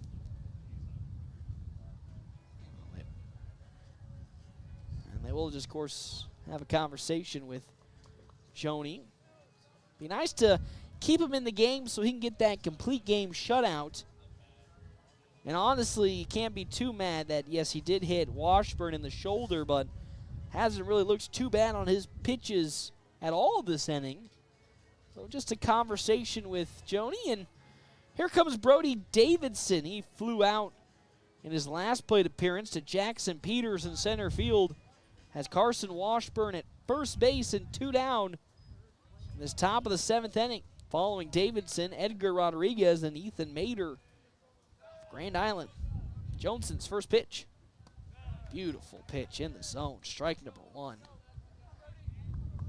Davidson 2 for 3 today. 2 singles and, of course, that fly out in his last at-bat versus Johnson today. Next pitch. Fastball. Throwing over to first, and they got him out! Beautiful play from Dean McIntyre to pick off Carson Washburn all and over at first. And that's how this game gets finished up. Grand Plains Health Post 163 coming up with a 3-0 victory over Grand Island USave. 3 runs, 10 hits, no errors for North Platte. No runs, 3 hits, 2 errors for Grand Island USave. North Platte left 11 men stranded on the base paths compared to the 6 of Grand Island USave. Clean and effective is how I would describe this game, and that's exactly what the team needed after getting a rough CWS tournament. This is exactly what they need as they continue to draw closer towards district time. If they can play not only this next game, but the next games after that clean and effective, then you're looking down a happy slope for how North Platte's going to be playing next coming days and really the next coming weeks, as we are just drawing so closer to district baseball. But man, oh man, 3-0 win. Great Plains Health Post win 63. And with that, game number 2 will be coming up here in just a couple of minutes. And with that, we'll step aside, take a break. We come back, game number 2 action right here on FM 98.1, AM 1410, and live streaming NorthPlattePost.com.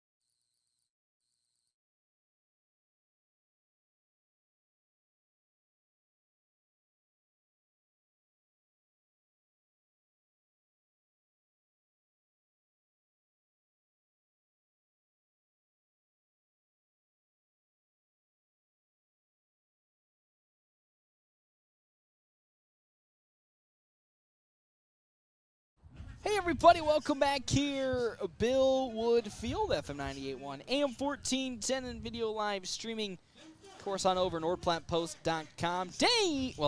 Who am I? Tell you how out of sorts I am following my hiatus from sports. Game number 2 between Great Plains Health Post 163 and Grand Island USave is up right now as go through our Double Dip Slice Creamery starting lineup. Double Dip Slice Creamery in the historic Canteen District of North Platte offers 24 plus different flavors of hand-dipped ice cream served in a variety of ways. Double Dips also offers homemade waffle cones and bowls alongside homemade fudge and freshly baked desserts. Plus, they have also available the ice cream trailer for all your outdoor events. Of course, starting with Grand Island USave, Brody Davidson catching will be leading off with Edgar Hernandez back at second base. Ethan Mader in center field, Kelton Kearns at first base, Aaron Mack at third base, Tanner Dunning at shortstop, Joden Schumacher in right field, Jackson Christensen in left field, and Carson Washburn will be pitching for the side of Grand Island USave. As for North Platte and Great Plains Health Post 163, Caden Johnson leading off catch and center field. Connor Stifler on the mound here today for Great Plains Health. Landon Greenwood at first base, Easton Jones at shortstop, Dean McIntyre right field, Easton Geisler catching, Jackson Peterson left, Mike McFadden at third base, and then Jacoby Silos at second. So for somebody who hasn't really seen a lot, oh, would you look at that? Look who's going. Lance Polk joins the Banana Boat crew up here, newest member to the addition. If you guys have, of course, seen, Connor Stifler, not really a common name when it comes to pitching. Except, can you stop taking away my thunder, TJ? Of course, Connor Stifler, not really known for the pitching variety, but did make an appearance against probably one of the scariest teams in the division, Misco Sports Kearney, and put on a fantastic performance for Great Plains Health last Tuesday, giving up just the one run. Now gets the start here today in the second game of this Grand Island USave. 12 innings pitched for Connor Stifler. Still has no record on the docket, 0-0. Scores given up 14 earned runs, 10 walks, 8 strikeouts, and an 8.167 ERA. But again, a great performance last time out against Misco Sports Kearney. It's a 1-1 count to Brody Davidson, and that's popped up. Drifting towards foul territory. Landon Greeno loses sight of it, and it falls out of play. Foul. It's 1-2 the count now to, of course, catcher Brody Davidson, who was leading off. Start this game for Great Plains Health Post 163 on the mound. Stifler is, and Davidson trying to get aboard for USave. Off speed popped into the air yet again and drifting towards right field. Once more out of play, foul. And with that, another 1-2 count to Brody Davidson with Edgar Hernandez and Ethan Mader on deck and in the hole for Grand Island USave. The 1-2. Well, that's in the dirt. Ball number 2. Good stave by Easton Geisler. Of course, while USave Pharmacy having a pretty good season, you can clearly see a little bit of experimentation in terms of the lineup in this game for North Platte. Good ground run over to Easton Jones with the backhand throw to first in time. Once again, the stout defense. Oh, time's going to be called. They're going to say that Landon Greeno dropped the ball according to the infield umpire. But look like a routine play. They're going to say that Greeno dropped it. Coach Holm already on the third base line. Oh, my good heavens. Wow. And now here comes Marshall Robinson to have a conversation with Coach Holm. So what would have been an easy first out now gets turned into a hit for Grand Island USave. Man, that is quite a interesting call there. As, of course, Landon Greeno, who is so reliable, even in his own eyes, knew he had control of that ball. But now there's a runner at first base for USave. Brody Davidson with Edgar Hernandez up to bat as Davidson looks to steal and will successfully steal second as that ball gets away from catcher Easton Geisler. There's ball number 1 from Connor Stifler. Mater on deck with Kelton Kearns in the hole. 1-0 count to Hernandez. Runner at second base being Brody Davidson, who was the statistical best hitter in the last game for USave, going 2 for 4. Hernandez trying to move Davidson up to third now as the 1-0. Another bunt looking to be placed by Edgar Hernandez, and it's 1-1 the count now as that's in the zone for strike number 1. So Hernandez again trying with all his might to lay that bunt down. I think the whole United States knows that Edgar Hernandez is trying to bunt. Greeno onto the grass, getting ready for said bunt. Missed again by Hernandez, and quickly it's now a 1-2 count to Edgar Hernandez, with a runner in scoring position at second being Brody Davidson. Connor Stifler trying to find his first strikeout and official out of this ball game. Will get reset on the mound against Hernandez. Likes what he sees from Geisler, and now here comes the 1-2 count from Connor Stifler. Hard hit up the middle, go into center field. They're going to be waving on home. Brody Davidson with a great throw, though, by Caden Johnson will stop Davidson from advancing on home. Well, that's a single for Edgar Hernandez to put runners at the corners with nobody out. Top of the first inning for Ethan Mater.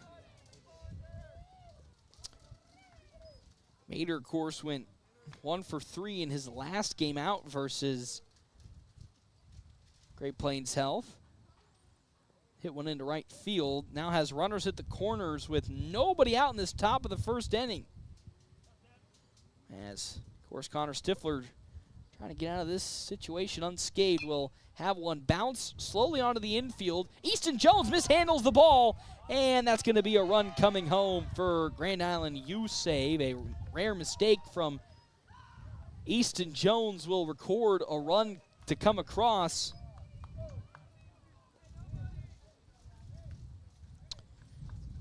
There's a fielder's choice being awarded to Ethan Mater, and Kelton Kearns now comes up to bat. Second error already in this game for North Platte. Kearns 0 for 4 last game out. Now has 2 runners aboard. Hernandez at second, Mater at first with nobody out. Grand Island USave leading 1-0 as that fastball is down low. Ball number 1. Good stuff from Easton Geisler.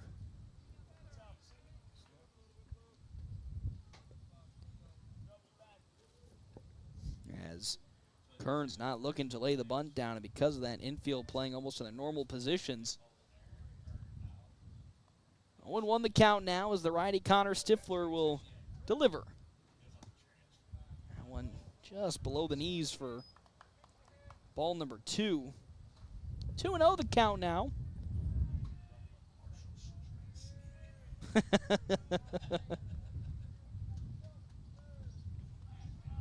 1-0 lead for Grand Island USave here in this top of the first inning. Our wicked fast scoreboard. There's a good pitch into the zone. It's 1-2 count into Kelton Kearns. Still 2 runners aboard for USave. Hernandez at second. As that one's grounded on over to Jacoby Silo, Mike McFadden. It gets through McFadden's glove, and one more run will come across for Grand Island USave. Mike McFadden had a good angle on it, just bounced right out of his glove. Third error for North Platte already. It's top of the first inning. Boy, I'm getting Shadron flashbacks. Anybody else feeling the Shadron flashbacks? I'm unfortunately feeling the Shadron flashbacks. That's true. Or you can watch it here at NorthPlattePost.com, as always. But it's 2-0 the lead following another error, this time from Mike McFadden, who unfortunately just could not hold on to the ball. And it bounced so far away from him and Easton Jones that another run came across for Grand Island USave. So we now have runners at the corners. A 2-0 lead as that pitch very high upstairs to Aaron Mack, who's up to bat for the first time in this series for Grand Island USave. 2 runs, 1 hit, no errors for USave compared to the no runs, no hits, 3 errors by this North Platte defense. A good bounce back pitch from Connor Stifler. 1-1 now the count. Tanner Dunning on deck with Joden Schumacher in the hole. Runners at the corners for USave, threatening to score once again. The 1-1. Fastball up and away. It's ball number 2, 2-1.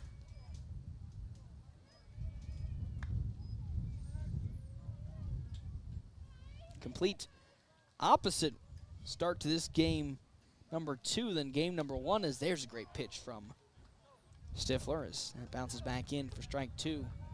A clean game 1. Great Plains South Post 163, where they committed 0 errors and already off to the rough foot, giving up 3 errors. It equates to how many runs they got across last game, where they've gotten 3 runs across last game.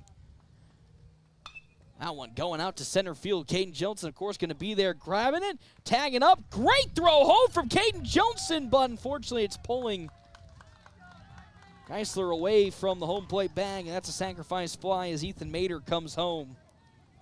And the lead now increases 3-0.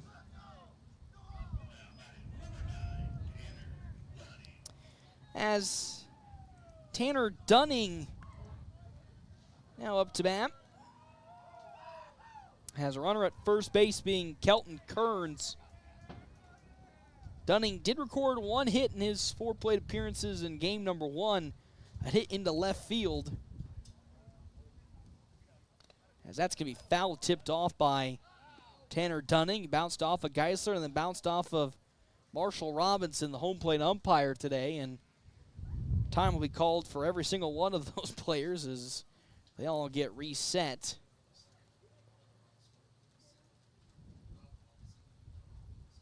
Three 3-0 lead for Grand Island USave here in this top of the first inning. Coming off of some Big 8 North Platte errors. 1 runner is still aboard, Kelton Kearns at first base. So Tanner Dunning at bat. Joden Schumacher on deck, and then Jackson Christensen in the hole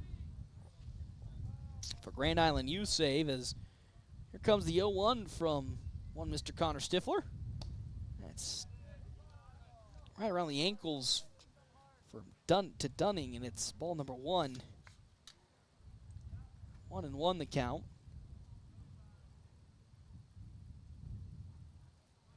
Here on this beautiful Tuesday evening. 1-1. Oh, beautiful fastball. That one right around the chest and in. Strike 2, 1-2 the count with 1 out. It's top of the first. Only 1 out currently in this inning, as Stifler looking for the second delivers. Well, that's probably not going to come this time around, as it's almost in the dirt. 2-2 the count now to Tanner Dunning.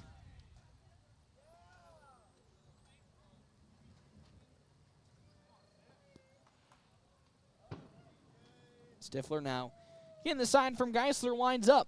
Oh, that might have bounced off, and it does bounce off of the chest of Tanner Dunning, and that's a hit by pitch, which means another runner gets aboard, and out comes head coach Ricky Holm to have a conversation with Connor Stifler. Got to feel bad for Connor, because to be honest with you, that hit by a pitch was probably, of course, we all know, his fault. But outside of that, a lot of the, and Landon Greeno's still upset about that call. I can see him having a conversation with a lot of the people on the infield as they have their meeting on the mound. But you got to feel for Stifler, because to be honest with you, a lot of the runs that have come across are not his fault. Of course, the 3 errors coming off of a Landon Greeno drop ball, the very first batter, that to him and a lot of other people in the North Platte dugout thought was not the right call. And a couple of silly mistakes on the infield resulting in 2 more runs to come across, and that's where Grand Island USave gets their 3-0 lead early in the top of the first inning, as that's we popped behind to where my truck is by the tree. Strike number 1 to Jordan Schumacher. Schumacher's first at-bats in today's series against Great Plains Health. 0-1 off speed. Did not get the movement Stifler was looking for, and it just floats out of the zone. 1-1 the count. 1 out, 2 runners aboard. Being Kelton Kearns at second, then Tanner Dunning at first. A 3-0 lead for Grand Island USave. Complete turnaround of the scoring from last game where they got shut out by Great Plains Health, as good bounce back pitch from Stifler makes it a 1-2 count.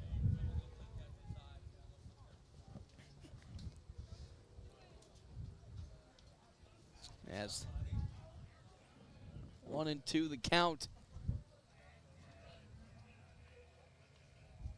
The pitch upstairs there for ball 2 from Connor Stifler.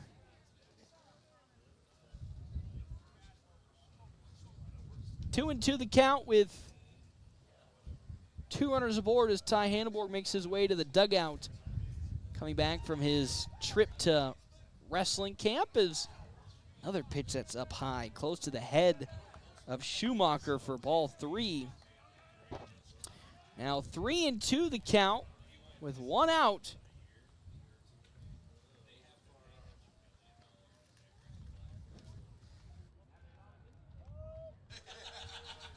Three-two pitch. Oh, my mama, as that's outside for ball 4. And now the bases are loaded for Jackson Christensen.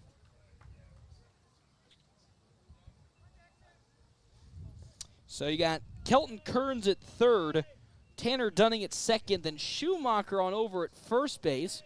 1 out here in this top of the first inning in favor of Grand Island USave. Connor Stifler trying to really find some momentum to go his way as he'll wind up and deliver his first pitch. Christensen, that's high in the air. McIntyre going to get up underneath it. Easy grab. He'll now look to throw it on home, and there's that massive arm that we've seen so far behind the plate. Took it 1-hopper all the way home, and that forced Kelton Kearns not to move a singular inch from third base. There's 2 outs now here in this top of the first inning. Carson Washburn, who went hitless last game, now the starting pitcher in this game number 2 for Grand Island USave. We'll see the first pitch to him above the letters for ball number 1.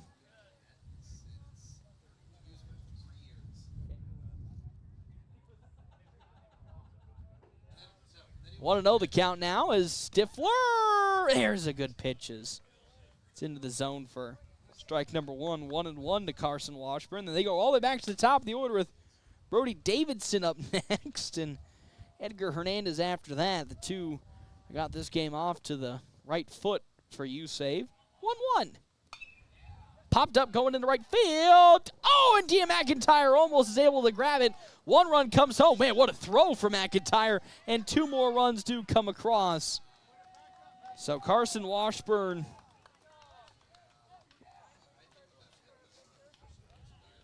with a hit into right field to bring another 2 runs across.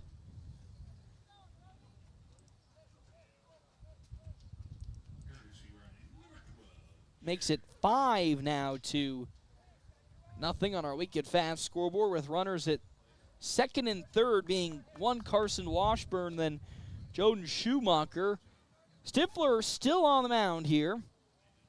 2 hits have been accrued so far by Grand Island USave. Brody Davidson got us all started with that infield, with that error that he reached on in the very first at-bat of this game for USave.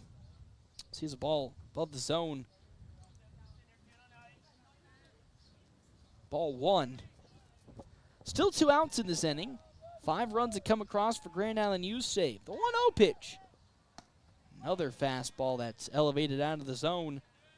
Ball 2. Stifler at 36 pitches, 20 strikes, 16 balls. As Geisler will give the sign to the young Stifler, and he'll get set and wind up. Fouling off the pitch. Brody Davidson. Therefore, strike number 1. 2-1 now the count to the catcher Davidson, with Edgar Hernandez on deck and Ethan Mader in the hole. 2-1. Grounder on over to Mike McFadden, and takes a bad bounce off of the turf. And with that, another run will come across. And now the throw on over to second. They get the tag. No, they do not. Unfortunate for McFadden. It took a nasty bounce off of the grass that transitioned from the infield grass into the dirt. Bounced right over his glove, and that's another hit for Grand Island USave that brings another run across.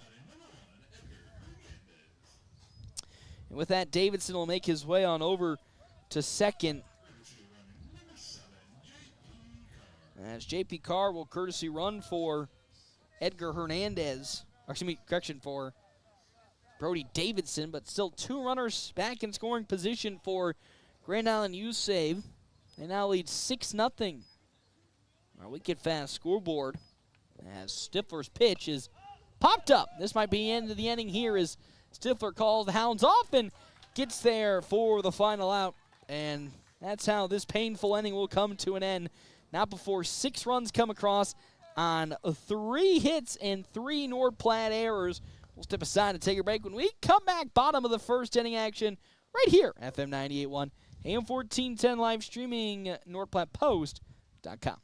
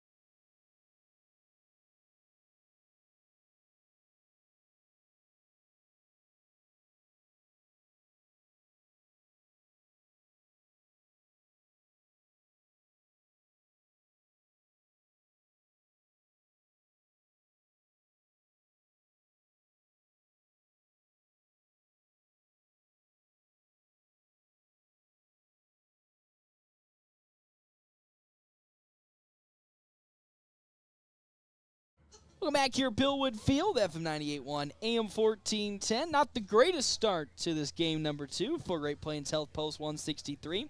Currently trailing 6-0 on our wicked fast scoreboard. 6 runs on 3 hits, no errors for the side of Grand Island USave, compared to the no runs, no hits, 3 errors. Great Plains Health Post 163. Again, our happening breaks brought to you in part by Kevin McGann and the Fortifying Group. You can check out Kevin McGann and the Fortifying Group. His location, 621 South Dewey, Suite B. As well as Premier Toyota. Premier Toyota just south of I-80 in North Platte. They invite you to stop out and take a test drive here today of all their new and pre-owned vehicles. Premier Toyota, Let's go places. Now, of course, you can sit here and look at this score and say, oh boy, that is a tough way to come back in this game. 6-0, the lead already for Grand Island USave. Now, if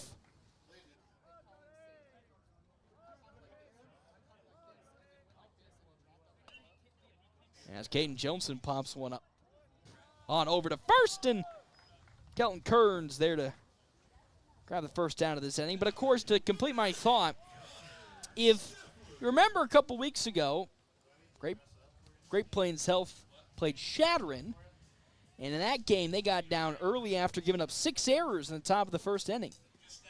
Yes, in the first inning. And I'll have you know, they were able to come back and had a chance to win that game in the 9th before they gave up those game-winning 5 runs that they unfortunately could not hold on to. So, yes, right now it may not look good that they are down this much this early on, but they have come back from worse before in this most recent span as Carson Washburn lasers one into the zone for strike number 1. 1-1 the count now to Connor Stifler after Caden Johnson popped up at first. Hard hit ball on over to Aaron Mack at third. Throw to first, and in plenty of time they get the second out. And when all hopes are in the dumps, who do you call upon to maybe get things started up here? Old reliable Landon Greeno. He's almost like Batman. You shine his light into the sun or into the darkness, and he appears. Landon Greeno, of course, pinch hit a couple of times last game, didn't get the start. Now with 2 down, trying to get the offense rolled up as the first pitch from Carson Washburn is down low for ball number 1. Trying to jumpstart that engine to the North Platte offense with due up being Easton Jones and Dean McIntyre. That's tight inside there for ball 2. 2-0 the count as Washburn will get the sign in from Davidson and deliver. That's upstairs. Once more.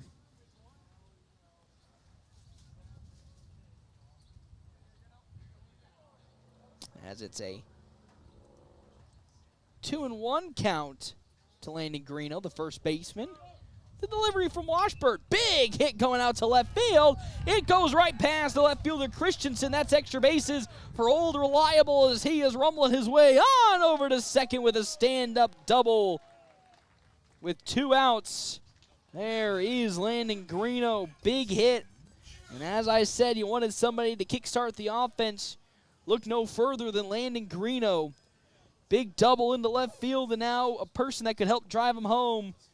The RBI leader for North Platte, Easton Jones.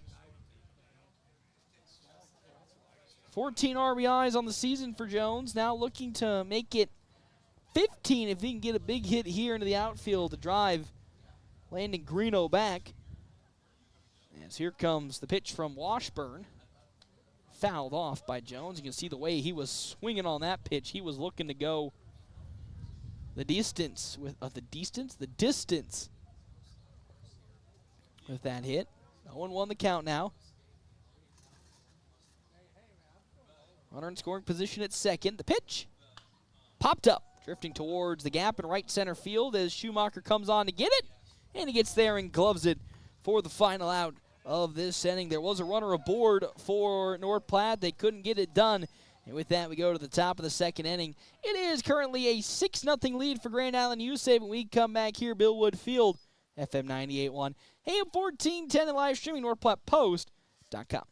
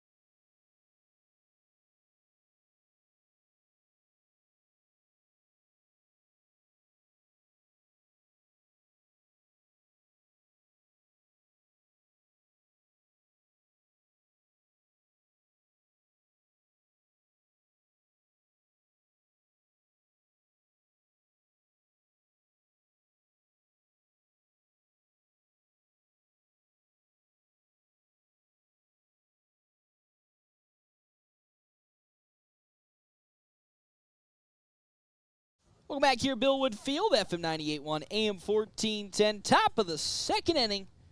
Great Plains Health Post 163 trailing Grand Island USave 6-0 here in the top of the second. 6 runs, 3 hits, no errors for Grand Island USave. No runs, 1 hit, 3 errors. Great Plains Health Post 163 happening. Breaks brought to you in part by Kevin McGann and the Fortifying Group. Check out Kevin McGann and the Fortifying Group. His location, 621 South Dewey. Sweet beat, as well as our other sponsors for today's game. Dr. Chris Kroll and his crew at Kroll Clinic, as that's lifted out to left field. And there to grab it easily is Jackson Peters. As Mater goes down without number 1. It's top of the second inning. Kelton Kearns is up to bat. He reached on an error in his last plate appearance that allowed 1 run to come across for USave. Aaron Mack on deck with Tanner Dunning in the hole. From what I've seen so far, no real action being displayed in the North Platte bullpen. So Stifler still trying to work his way through this game.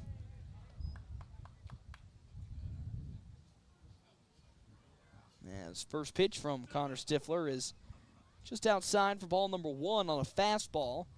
Deliver is 1-0. Another one that's just too low. Ball 2. 2-0 the count now.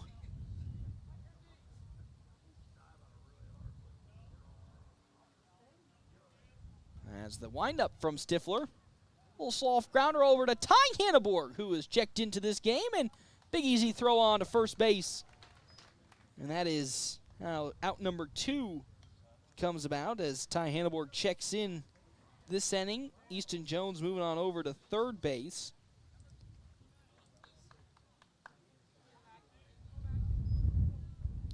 Landon Greeno at first, Jacoby Silos still second. And I believe that's Dean McIntyre who's now behind home plate. As first pitch into now Aaron Mack. Just outside ball 1 to Mack with 2 outs here in this top of the second inning. So a lot of shenanigans around the infield and outfield for North Platte as Mack fouls that off. Strike 1. 1-1 with 2 down following Aaron Mack. Tanner Dunning, then Joden Schumacher. Stifler likes to sign for McIntyre and delivers the 1-1. It's high and away there. Ball 2. 46 pitches for Connor Stifler, 26 strikes to 20 balls. 6-0 lead for Grand Island USave in this top of the second inning. As Stifler delivers. Hard hit, that's going to be gloved up by Ty Hanneborg.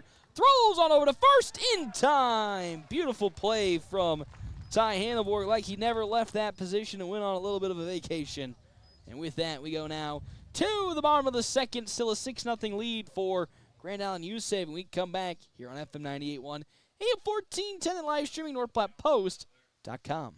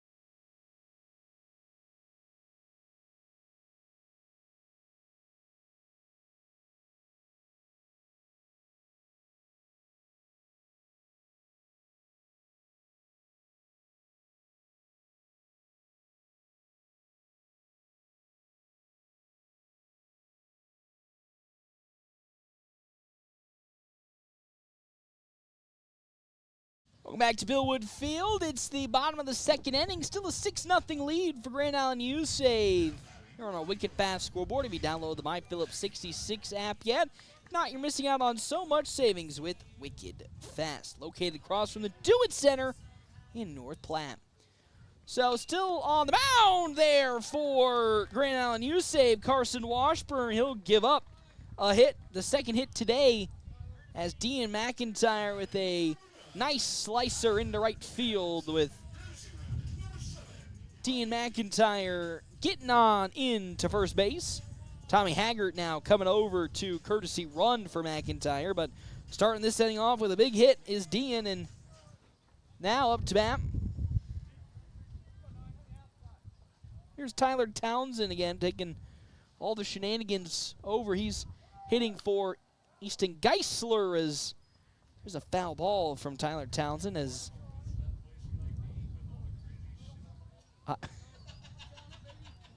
Tommy Haggart took off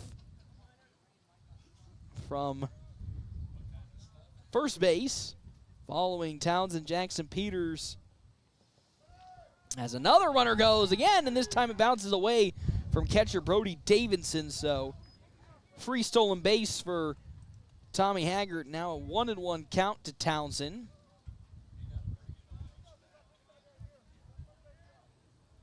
Nobody out.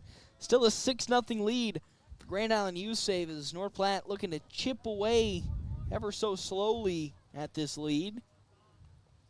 1-1 the count. Townsend now moved out to right field, with Ty Hanneborg coming back into the lineup. Oh my gosh, that bounced off of the head. Please, did it bounce off the, I mean, it looked like it bounced off the back of his head. But Marshall Robinson, home plate umpire, saying it bounced off of the bat, so that's now a foul ball. So it's a 1-2 count to Tyler Townsend, with a runner in scoring position being Tommy Haggart at second.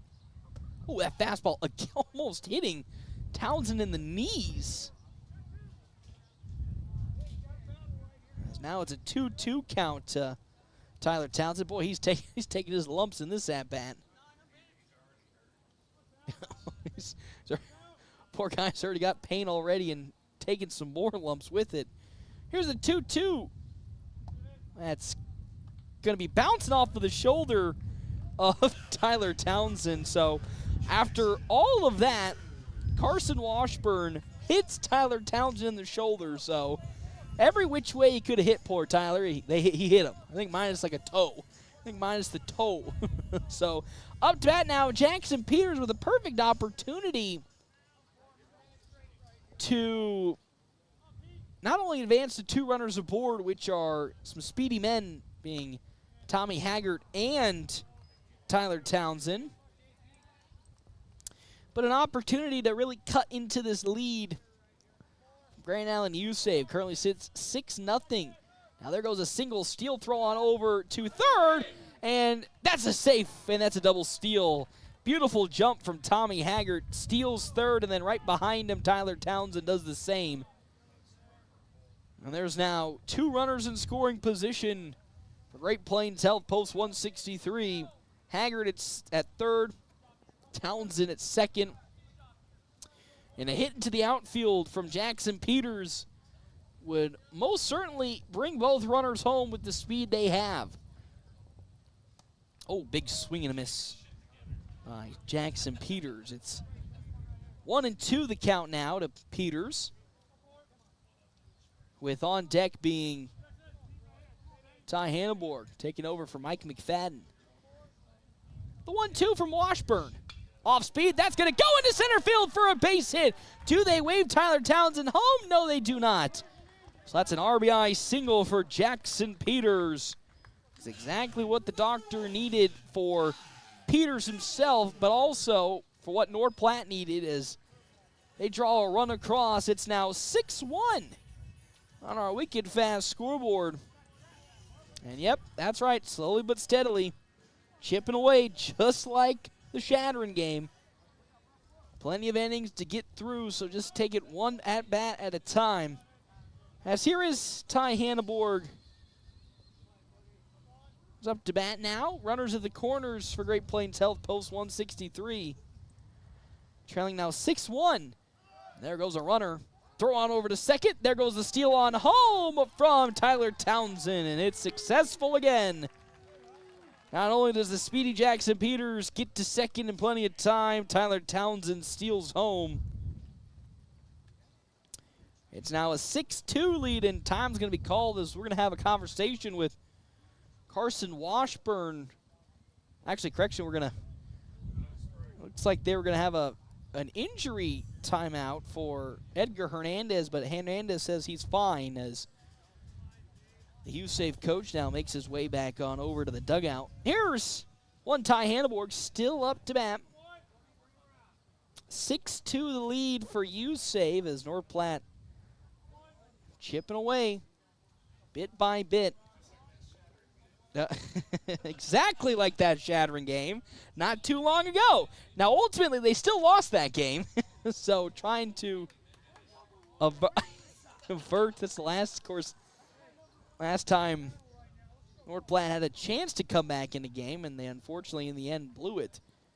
But 0-2 count now to Ty Hanneborg as Carson Washburn will get the sign from Davidson. Glance at second, and here was the 0-2, but steps off and will put Jackson Peters back on over to second, knowing the threat that Peters possesses when he gets running downhill. 0-2 the count, the pitch. Way upstairs and behind Hanneborg for ball number 1. 1-2 the count now. No, still nobody out. It's bottom of the second inning. Washburn now gets set with the 1-2. Chopper foul down the first base side, so we'll still stay at 1-2 the count. Following Hanneborg, Jacoby Silos, and back to the top of the order with Caden Johnson.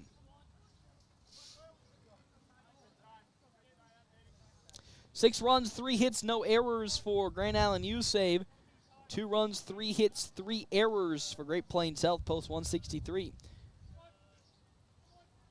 The 1-2. Oh, that's going to be way behind and way out of the reach of Brody Davidson. I mean, that was in a whole new area code from where Washburn was trying to put it. Because of that, Peters easily walks on over to third. My gosh, that really came off of the hand of Carson Washburn all wrong, and with that, another runner is in scoring position for North Platte. That one going out to left field. Oh, what a great glove by Jackson Christensen. You know, Jackson Peters will still score, but what a grab by the left fielder, Jackson Christensen. It would have been extra bases for Ty Hanneborg. USave gets the first out of this inning, but another run comes across. That is 3 runs. Now in this bottom of the second inning for Great Plains Health, post 163, cutting that lead in half. And now Jacoby Silos up to bat. Caden Johnson on deck with Connor Stifler in the hole. Nobody on. 1 out in the bottom of the second inning. As that pitch around the knees. In for strike number 1. That's the 1-1 now to Silos. Side ball number 2. I had to clench myself a little on that pitch. Just for the fear of that being in the zone. The 2-1. Another fastball that's outside for ball number 3 to Silos. So after a good start to the at-bat for Carson Washburn, 3 pitches outside the zone. Now make it 3-1 to Jacoby Silos. Hit, grounder on over to the side of Tanner Dunning and on to first with that throw. And there's out number 2. 2 down now here in this bottom of the second inning for one Caden Johnson. He flew out to Kelton Kearns in his first plate appearance against Carson Washburn. Now with nobody on and 2 outs, looking to start that late inning rally to put another run across, as that's down and away from Brody Davidson, meaning Washburn's going to need a new ball, so they get one to Davidson, and Davidson throws it out to Washburn, and 1-0 the count now. To Caden Johnson. Big hit out of the glove of Aaron Mack at third, and Caden Johnson will get his first hit today. Fourth hit for North Platte, and the runner is aboard for Connor Stifler. He grounded out to Aaron Mack in his first plate appearance in the bottom of the first. Now up to bat with an opportunity to keep this inning alive and potentially pour some more runs in for Great Plains Health. At the beginning of this bottom of the second, they were trailing 6-0, and now have cut that lead in half. Now just trailing 6-3 as first pitch into Connor Stifler is down low for ball number 1. Scary man at first being Caden Johnson. As Carson Washburn now will get set and will step off to try to pick off Johnson, but he gets back in plenty of time. So still a 1-0 count to Connor Stifler. Landon Greeno, old reliable on deck, had that double last inning. And then Easton Jones. There goes Caden Johnson, but Stifler will pop it up and drag it into the parking lot for the first strike of this at-bat. 1-1 the count now to Connor Stifler, the pitcher in today's ball game for North Platte, against Carson Washburn, trying to hold on to this lead that USave had gathered through the first inning. Another pickoff attempt will get Caden Johnson back. This time a little closer to being an out, but Joni gets back just the nick of time. So it's still a 1-1 count as Carson Washburn trying to find the last out of this inning. See a fastball that gets away from Brody Davidson. And just like that, beautiful walk on over to second from Johnson, so he doesn't really have to worry about even attempting to steal second. Gets there on the free pass. 2-1 now to Stifler. A hit to the outfield will most certainly score Caden Johnson, even if it's a light tapper. 2-1, 2 down, bottom of the second inning. North Platte slowly but steadily grinding their way back into this game. After giving up 3 errors in the top of the first inning to go along with 6 runs, but there's a good bounce back pitch from Carson Washburn. It's now 2-2 the count. Washburn trying to get out of this inning, just giving up the 3 runs. He'll take a deep breath. The 2-2 pitch. Down low. Now 3-2 is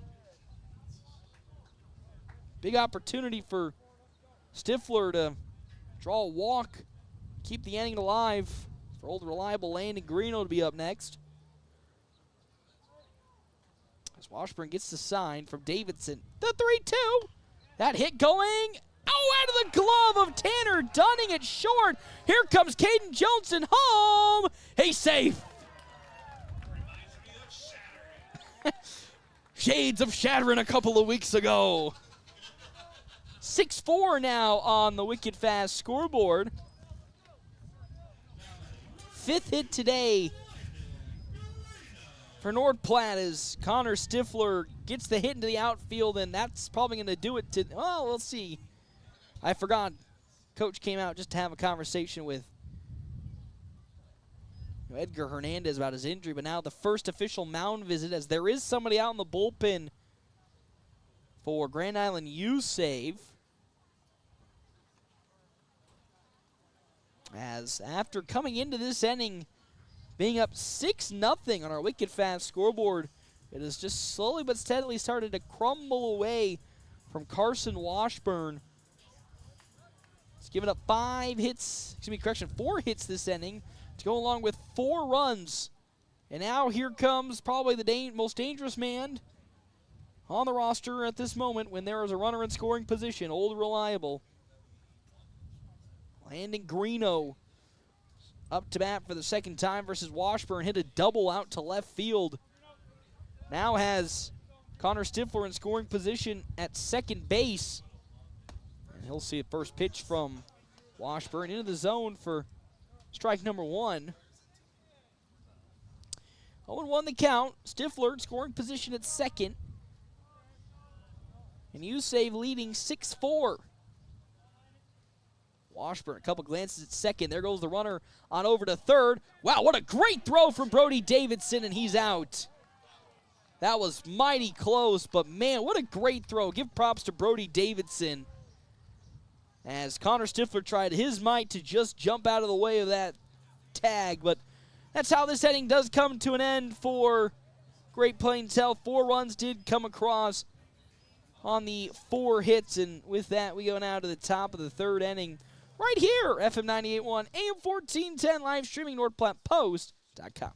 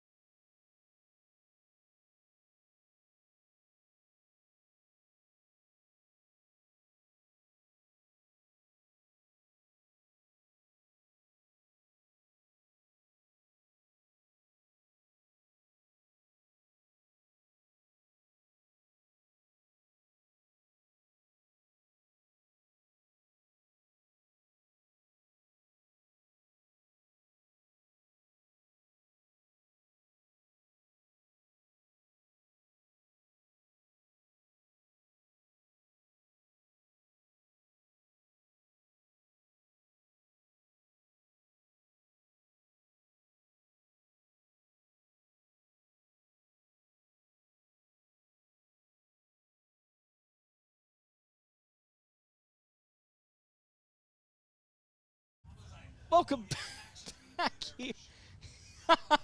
Welcome back here to Pillwood Field, FM 98.1, AM 1410. It's a 6-4 lead for Grand Island USave as we enter now the top of the 3rd inning. New pitcher warming up in the bullpen for USave, following the 4 runs that came across on 4 hits against Carson Washburn. Our half-inning breaks brought to you in part by Kevin McGann and the Fortifying Group.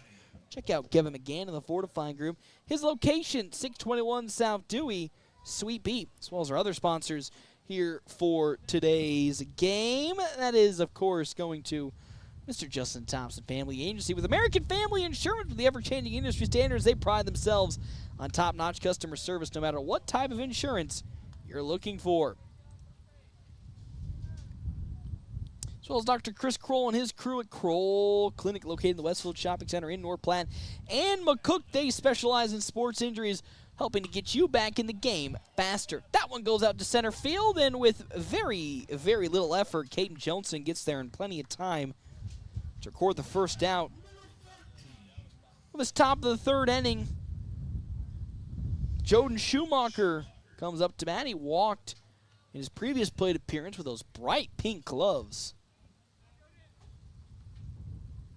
6 runs, 3 hits, no errors on our wicked fast scoreboard.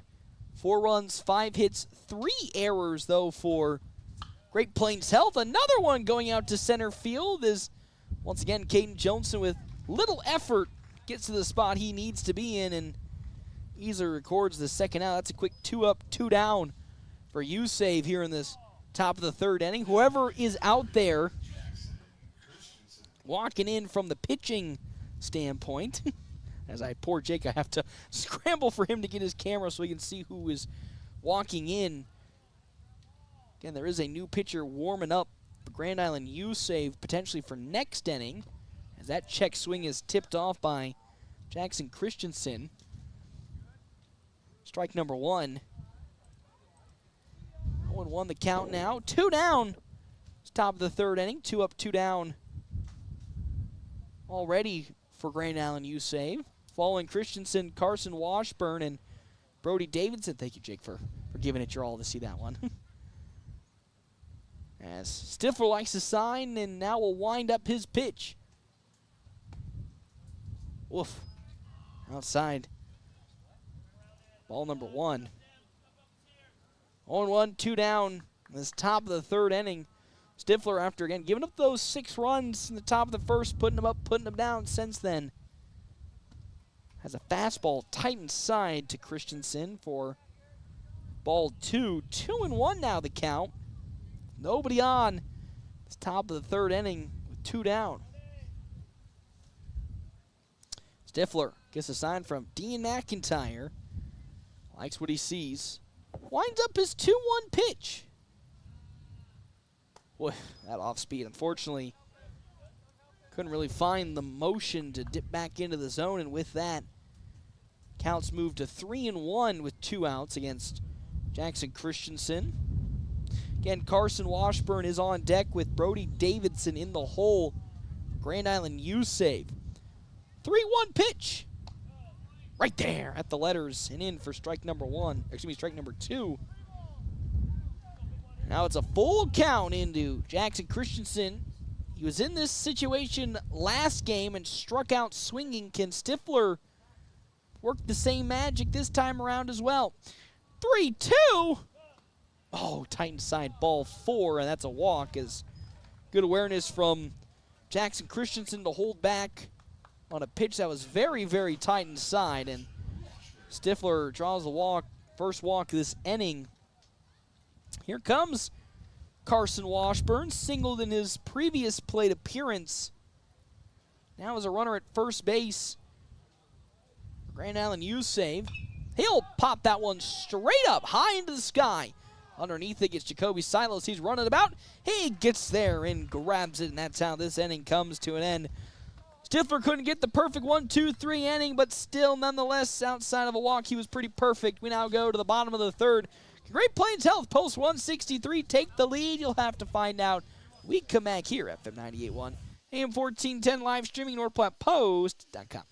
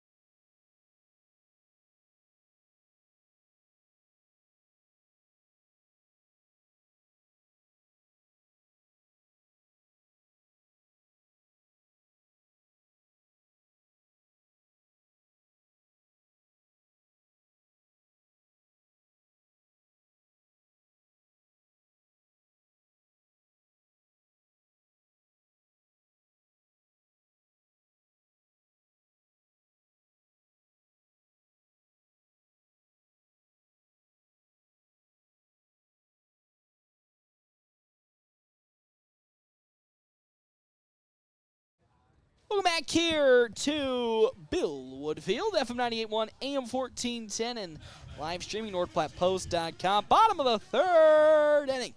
6-4 lead in favor of Grand Island USave. 6 runs, 3 hits, no errors for Grand Island. 4 runs on 5 hits and 3 errors for North Platte. Landon Greeno up to bat, and he'll pop that to the dugout for strike number 1 with the foul ball.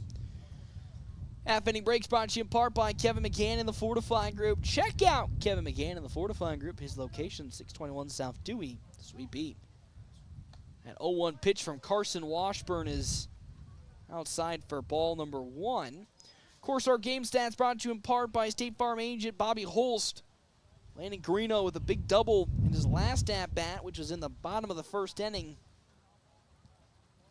Trying to lead off Another rally in this inning. Again, the North Platte picking up 4 runs in the bottom of the second inning off of 4 big hits. Hits that one on over to the first baseman. It bounces off of Kelton Kearns' arm. And Landon Greeno will get on with the error. I mean, it was a pretty routine grounder that just bounced off of Kearns' arm. Ricochets basically almost all the way into the outfield. And with that, Landon Greeno gets on. It's old reliable. Don't matter how he gets on, he somehow magically finds a way. And here's Easton Jones. Flew out to Jordan Schumacher in his first plate appearance. Again, has Landon Greeno at first base. Not really a steal threat as Greeno. And that first pitch from Washburn is right around the stomach in the zone for strike number 1 to Easton Jones. Dean McIntyre on deck with Tyler Townsend in the hole. 0-1. As Jones looked to play the bunt, but pulls back. It's a 1-1 count now to Jones as trying to pick off Landon Greeno on over at first base, but he got back in plenty of time. 1-1 to the third baseman. Washburn delivers. That one hit into right field, gets past Edgar Hernandez for a single. Back-to-back hits to lead off this inning for North Platte. Correction, only 1 hit as last hit was recorded as an error against Kearns, but Dean McIntyre now up to bat, singled into right field in his last plate appearance. Wouldn't be shocked if at some point we're going to see a new pitcher. I think the pitcher we see is J.P. Carr, who was warming up, as McIntyre thought about laying the bunt down, but pulls back. I think the pitcher that was warming up for USave, J.P. Carr, who we saw just a fraction of last game towards the end.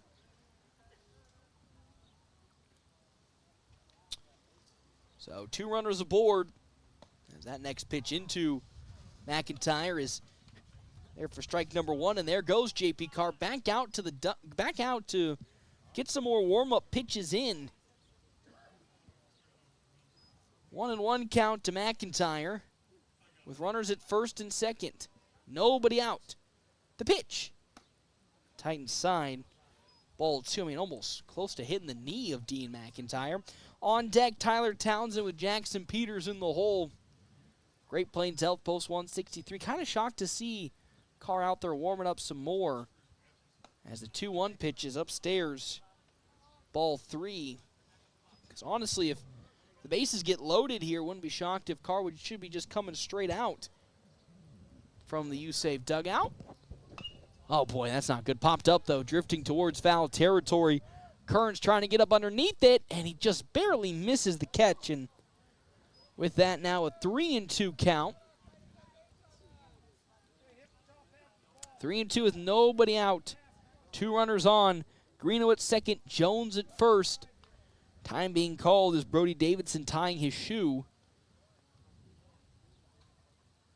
So USave coaching staff having lots of faith in Washburn to get out of this situation without giving up too much. Again, only leading by 2 now, 6-4 on our Wicked Fast scoreboard. J.P. Carr warming up in the bullpen for USave. Here comes Washburn's 3-2 pitch to McIntyre. And that is below the knees, ball 4. And that means the bases are loaded now for Tyler Townsend. The poor guy got beat to heck and high water last at-bat. Hit by a pitch and feels like every every part of his body minus like his foot. As Tommy Haggart will now be courtesy running for Dean McIntyre. So Haggart at first, Jones at second, Greeno at third, and yep, that'll do her as they're going to bring J.P. Carr in to pitch. I was shocked they threw Carr all the way out in the bullpen just to have him trot all the way out here, and that'll do it for Carson Washburn. 52 pitches, 31 strikes, 21 balls in his outing today, and now here comes all the shenanigans of where is everybody going to be playing. It looks like Jackson Christensen will be coming out of the outfield. Tanner Dunning will move. So Dunning moves to left field. Washburn moves to shortstop. And then on the mound now is J.P. Carr. Of course, we saw Carr a little bit last game as he came in relief for Nomar Quezada in the last inning of play. So now J.P. Carr once again will take over on the mound for Grand Island USave, this time seeing if he can go a little bit further this go-around than he did last time, where he only got a half inning of work. But it's a this is a tough position to put J.P. Carr in because the bases are loaded and there's nobody out here in this bottom of the third inning. Still a 6-4 lead for Grand Island USave, but North Platte threatening to score with the game tying run at second, but the game leading run at first for North Platte. Greeno at third, Jones at second, then Tommy Haggard at first with Tyler Townsend up to bat. Jackson Peters on deck, then Ty Hanneborg in the hole for North Platte.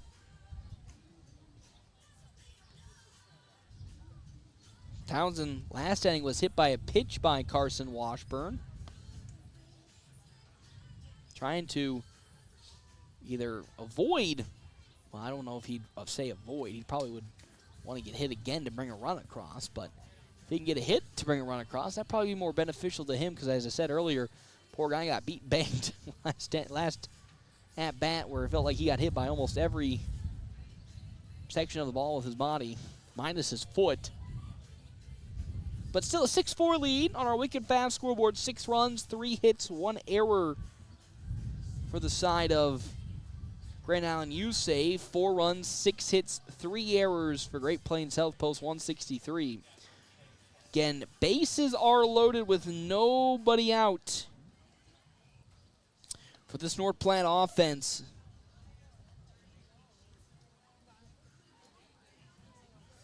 Can Tyler Townsend, like he did against Kearney last Tuesday, find a big hit to bring more runs across and tie the game up? Not the fastest guys at third and second, of course. Tommy Haggart's got some great speed, but Jones more of a long-distance speed runner than a short-distance runner. But if it does get into the outfield, that most certainly would score too. So here's J.P. Carr with his first pitch of this game, number 2 against Tyler Townsend, as he winds up and delivers. Pitch upstairs for ball number 1. Bases loaded here for Great Plains Health, post 163. As Carr now will get set and deliver his 1-0. Another pitch that's this time just a smidge outside of the zone for ball 2.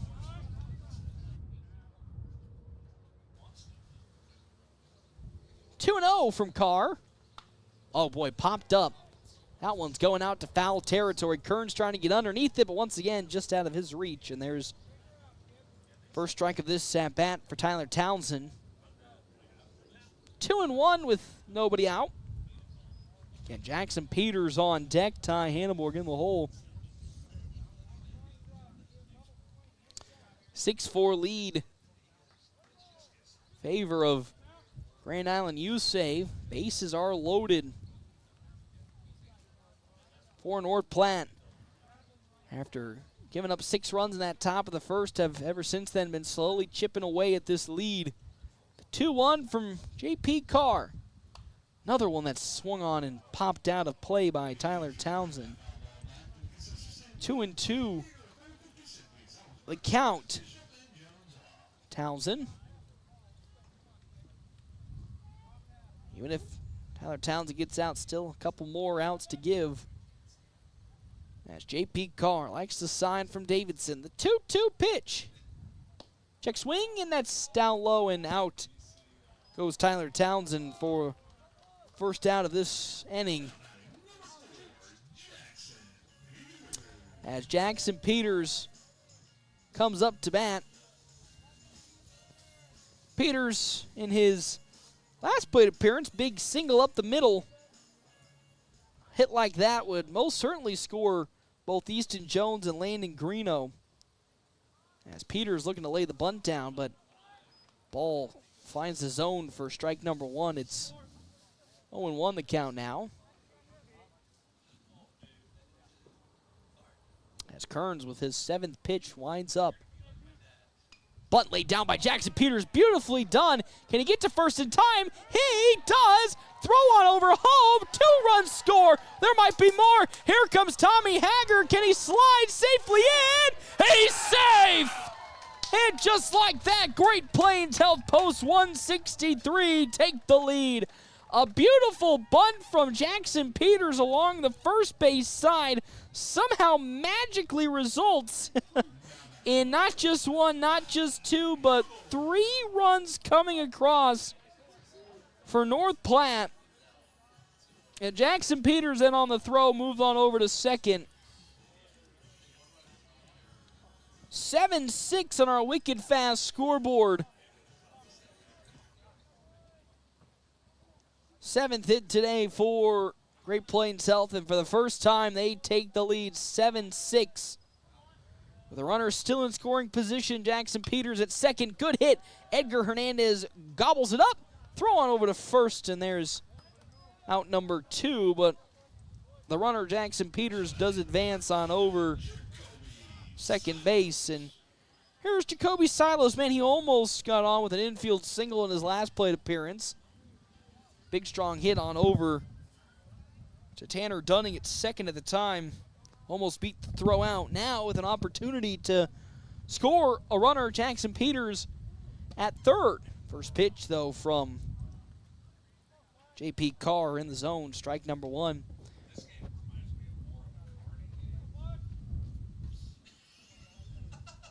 Can't be a Kearney game if you only score 3 total runs.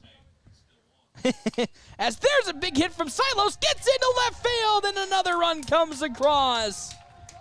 There's Jacoby Silos getting a strong hit into the outfield, and the lead ever increases for North Platte with Caden Johnson, who singled in his last plate appearance, has Silos at first. And now an 8-6 lead for North Platte, with Connor Stifler on deck and Landon Greeno in the hole.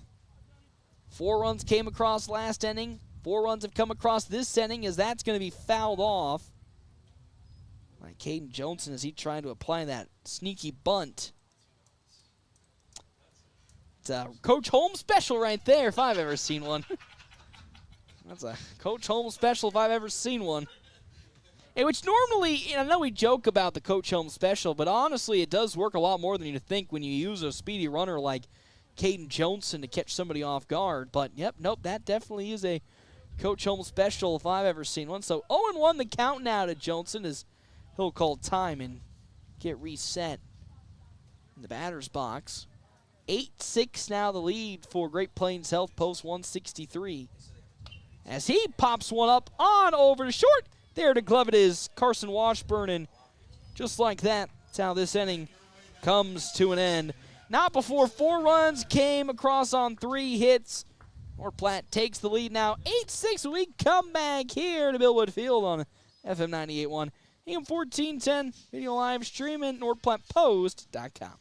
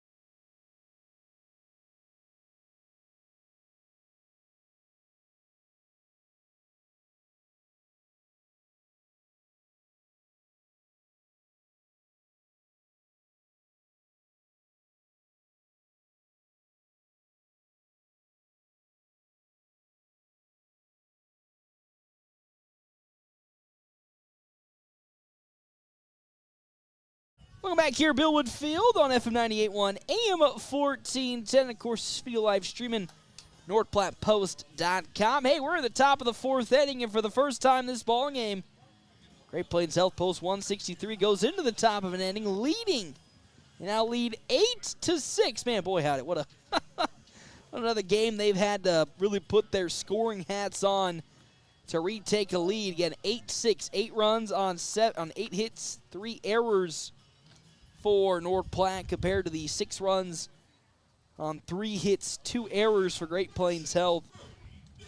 Correction, excuse me, for Grand Island USave. Again, our half-inning breaks brought to you in part by Kevin McGann and the Fortifying Group. You can check out Kevin McGann and the Fortifying Group. His location, 621 South Dewey. Sweet B, is that pop up? Gloved up there by Dean McIntyre. Up to that point, Brody Davidson, perfect 2 for 2.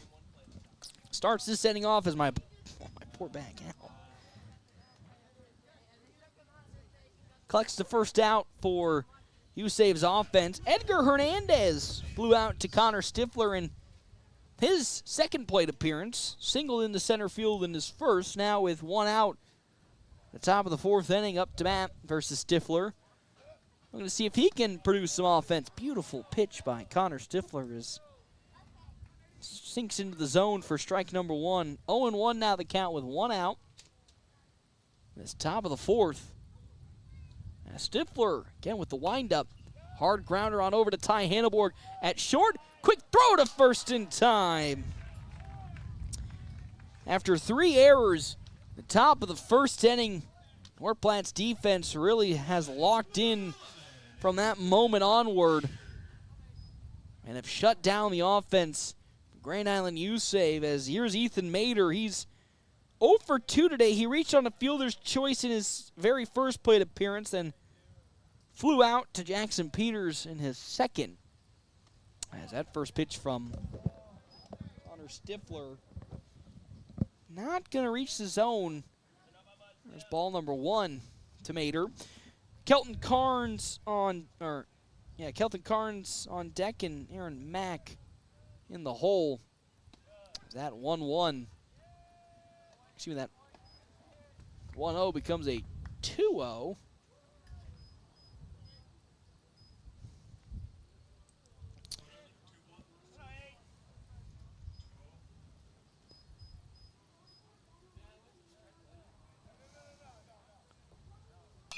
As that one grounded on over to Ty Hanneborg. Super easy for him to, I was going to say super easy, and then Castor curses. He soared that over the head of Landon Greeno, and there's the 4th error for North Platte. I mean, I was all geared up to talk about how that was a, routine. It was looking like a routine play on over to first, but unfortunately Ty Hanneborg overshot it big time, and because of that error, on over to second goes Ethan Mader for Kelton Carnes, who's up to bat.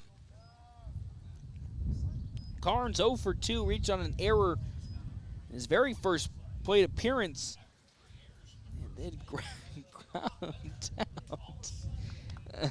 8-6 on our wicked fast scoreboard in favor of Great Plains Health Post 163. Stifler at 63 total pitches, 36 strikes to 27 balls. Now facing off against Kelton Carnes. Delivers. Oh boy, that one very far in the dirt. Good stuff by Dean McIntyre to not let it go anywhere else, but not too far out of his reach. 1-0 the count. 2 down here in this top of the 4th inning. Saw no action yet in the bullpen for North Platte. As the 1-0. That fastball just a smidge to the outside. Ball 2.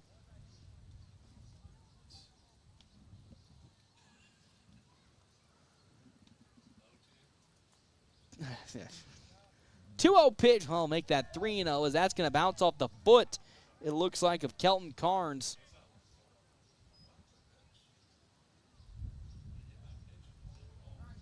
So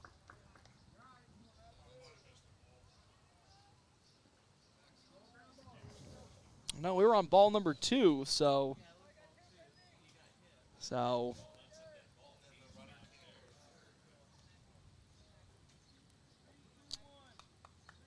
Quick, somebody, I need to look at the rule sheet on that one because it looked like Kelton Carnes got hit in the foot.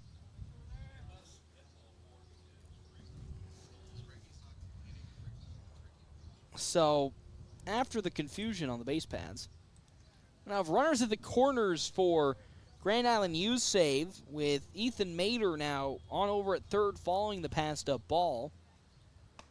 And there's a good bounce back pitch by Connor Stifler as it's in there for strike number 1.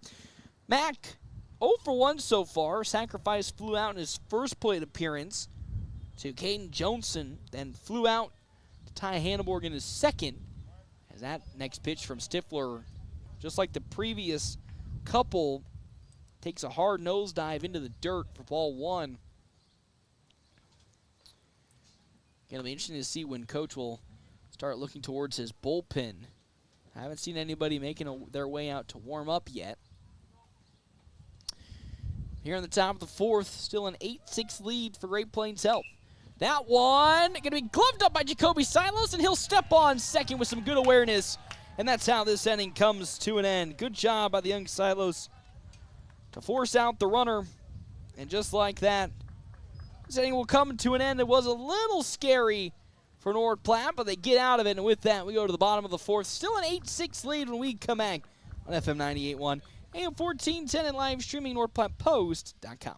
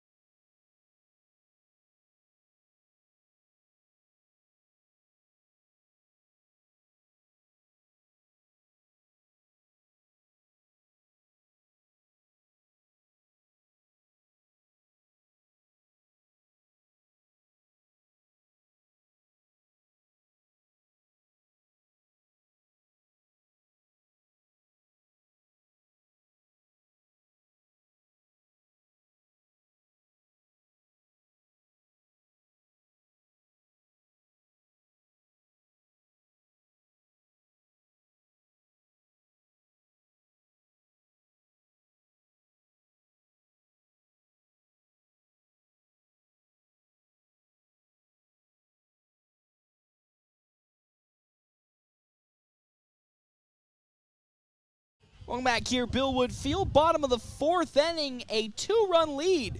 Great Plains Health posts 163, 8-4, 8 runs on 8 hits and 4 errors for North Platte. 6 runs on 3 hits, 2 errors for side of Grand Island USave. Half-inning breaks brought to you in part by Kevin McGann and the Fortifying Group. Check out Kevin McGann and the Fortifying Group. His location, good backhand grab from Edgar Hernandez, but can't make the throw, and that's an infield single for Connor Stifler to lead off this bottom of the 4th inning as Tommy Haggart now will courtesy run for Connor Stifler. Also, thank you to Smokin' Double D's at Butch's in Hershey. They are locally owned and operated, smoking their own meats, low and slow. Bring you award-winning barbecue. Runner at first base for North Platte being Tommy Haggart as he courtesy runs for Connor Stifler. As that next pitch into Landon Greeno is outside for ball number 1. Greeno reached on an error in his last plate appearance, but did double into left field in his first. As Hill turned one into right field, it falls down. That's another hit for Landon Greeno, now just 2 shy of the cycle. Got to keep it optimistic here, you know. As with nobody out, here comes Easton Jones. He had a big loud single into right field, exact same spot. Landon Greeno just hit it. Now facing J.P. Carr for the first time. Flew out to Joden Schumacher in his first plate appearance. Runners at second and first. Greeno at first. Haggard at second.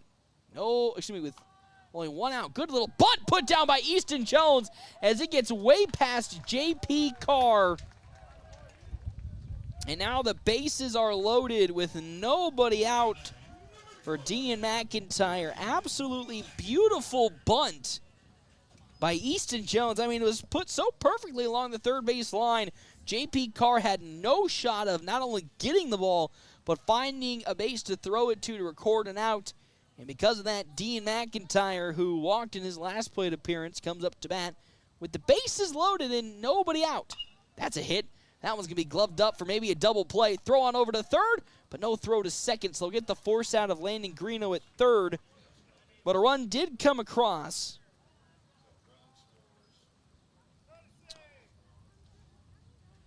So now there's runners at second and first, as Ty Davis will now courtesy run for Dean McIntyre. It's now 9-6 on our wicked fast scoreboard.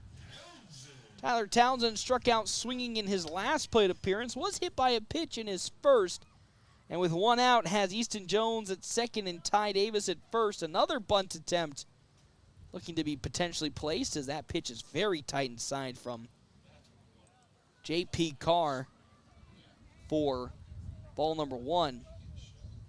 9-6 on our wicked fast scoreboard. A now comfortable 3-run lead for Great Plains Health as another bunt attempted by Townsend, but sneaks into the zone. And you can see head coach Ricky Holmes shaking his head at that call. Not too pleased with how that went around. 1-1 now the count to Townsend, as Carr will glance at second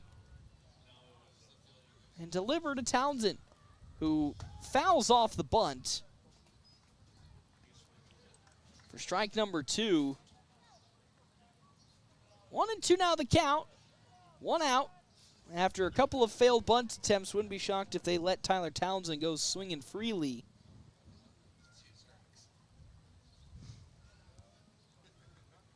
As J.P. Carr with another delivery in.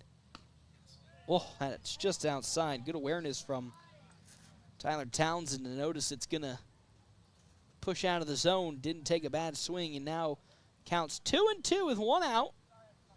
2 runners still aboard for North Platte. Carr's windup.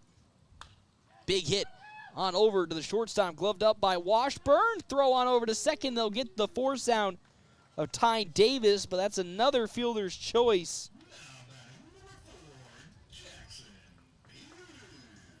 And with that, here comes Jackson Peters up to bat. Got on successfully with the bunt in his last plate appearance that had 3 runs come across. For Great Plains Health, post 163, and now an opportunity to bring another run home. He did single in his first plate appearance. Now showing bunt once again against J.P. Carr. Pulls back on that bunt. Throw on over to second, and now here comes that potential double steal attempt. As a throw on over to first, Carnes making his way, thinking about throwing home. Now throwing on over to third, and now we get caught in a pickle here between Easton Jones and the infield for Grand Island USave. They're going to tag out Easton Jones, and that's how this inning will come to an end. Once again, North Platte trying to get fancy with it, and unfortunately it did not work out. And with that, this inning comes to an end.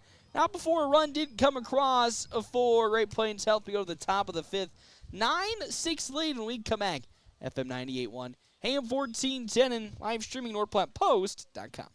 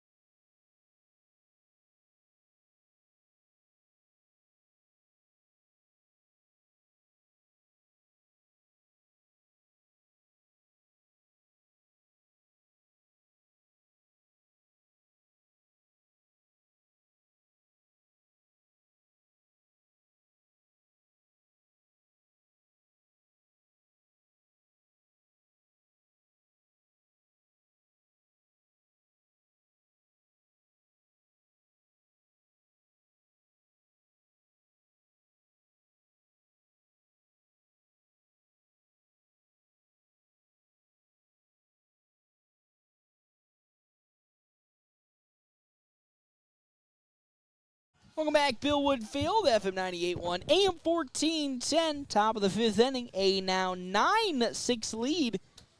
Great Plains Health Post 163. Another pitcher is going out to warm up for Grand Island USave. 9 runs on 10 hits, 4 errors for North Platte. 6 runs on 3 hits, 2 errors for Grand Island USave. Our half-inning breaks are brought to you in part by Kevin McGann and the Fortifying Group. You can check out Kevin McGann and the Fortifying Group. His location, 621 South Dewey, Suite B, as well as our other sponsors for today's game. Hands of Heartland. Hands of Heartland has offered support and services for those with developmental disabilities in Nebraska since 1998, and are bringing those services to the North Platte area. So Connor Stifler's still on the mound. Easton Geisler has been warming up in the bullpen for a little bit now, in potential relief effort if called upon. But Stifler, again, ever since those 6 runs came across in the top of the first, has done a fantastic job in shutting down this USave offense. As the first pitch into Tanner Dunning swung on and missed. He was way in front of it, so it's 0-1 the count. Dunning hit by a pitch in his first plate appearance, flew out in his second to Caden Johnson. That one going on over to Landon Greeno, and it's an easy out, number 1.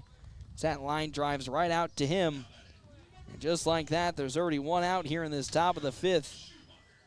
Again, quick put up, put down for this Great Plains Health defense. They've been absolutely on a roll after giving up those runs early on in the first. As that pitch outside to Joden Schumacher. Flew out in his last plate appearance, walked in his first. Jackson Christensen on deck with Carson Washburn in the hole. As there's a beautiful fastball that somehow doesn't make it into the zone. I'm flabbergasted at that one. 2-0 the count now to Joden Schumacher. And Stifler lines up again. And this time it pulls very far away from Dean McIntyre. So now it's a 3-0 count. Still action in the bullpen for USave. And, of course, we know Great Plains Health was warming up Easton Geisler. Schumacher showing bunt. The 3-0 in there. Strike number 1 from Connor Stifler. 1 out here in this top of the 5th inning. 9-6 lead for North Platte. Oh boy, that 3-1. Unfortunately, way upstairs for ball 4 from Connor Stifler to Joden Schumacher. And with that, Jackson Christensen appears. He flew out in his first plate appearance to what was Dean McIntyre in right field. Walked in his last plate appearance. Runner on over at first being Joden Schumacher. And here comes Jackson Christensen. Actually, correction, that's J.P. Carr who is up to bat, looking to lay a bunt down, and that's going to bounce off of the elbow of J.P. Carr. That one looked like that hurt. Now time's going to be called because out comes head coach Holm to have a discussion with his pitcher, Connor Stifler. So 2 runners are now aboard for Grand Island USave. The game-tying run is now at home plate with Carson Washburn, as there's a courtesy runner checking in for Grand Island.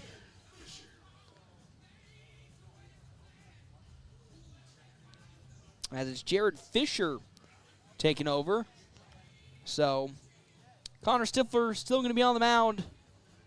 Oh, actually, correction. That was a lie. As out comes Easton Geisler from the dugout. And that ends the day for Jacoby Silos on over at second, because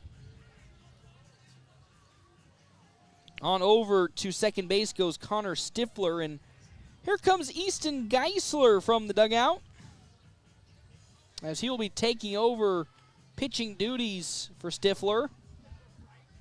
This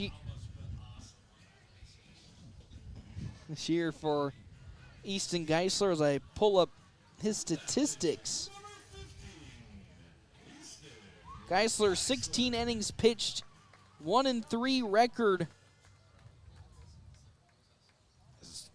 Giving up 11 walks, 9 strikeouts, 6.562 ERA with a 1.625 whip. Again, in his 16 innings pitched, and now will be taking over for Connor Stifler to try and help get this team to the finish line. Of course, now leading 9-6 in our Wicked Fast scoreboard. Have you download the My Phillips 66 app? If not, you're missing out on so much savings with Wicked Fast. Of course, Wicked Fast located across from the Do It Center in North Platte.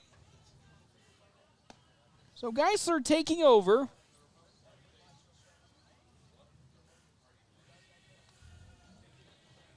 Stifler taking over for Jacoby Silos at second base. And the people that are on the base pads right now for Grand Island USave, Joden Schumacher at second, Jared Fisher courtesy running on over at first, with due up being Carson Washburn, Brody Davidson on deck, and Edgar Hernandez in the hole for Grand Island USave. Again, the game-tying run is now up to bat with Carson Washburn. He flew out to, at the time, Jacoby Silos at second in his last plate appearance.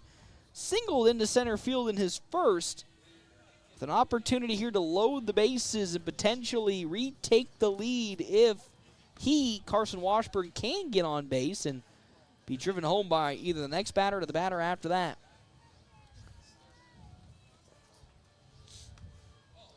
As we get ready to rock and roll, Landon Greeno walking his way on over to first base. Easton Geisler ready to rock and roll on the mound for North Platte, again leading 9-6 here in this top of the fifth inning. 9 runs on 10 hits, 4 errors. 6 runs, 3 hits, 2 errors for Grand Island USave. First pitch from Easton Geisler, fastball just above the letters. Ball number 1 to Carson Washburn.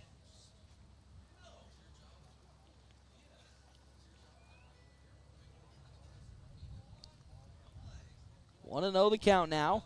As the pitch, another fastball pulled outside of the zone. It's ball number 2. 2-0 the count now to Carson Washburn. Started the game as the pitcher for Grand Island USave before he was subbed out and moved on over to shortstop. 1 out, top of the fifth. Another pitch from Easton Geisler that's just upstairs.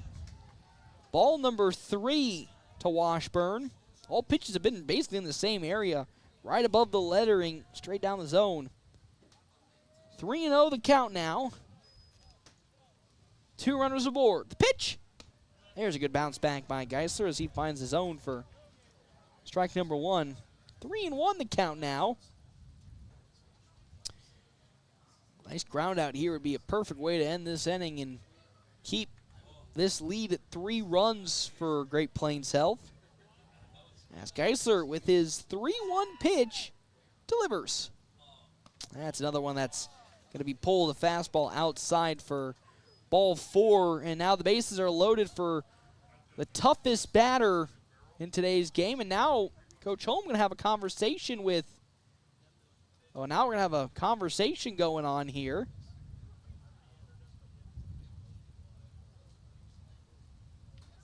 Coach Holm talking with the umpires and also talking with the Grand Island USave coach.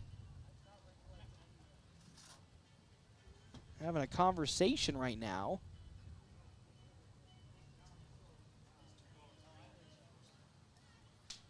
They're pointing at somebody. I think they're pointing at Carson. I think they're pointing at Washburn right now at first.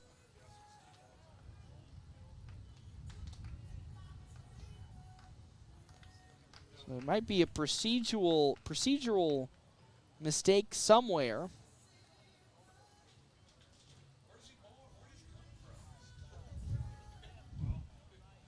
So right now the bases are loaded for, we're actually going to have we're having a substitution right now.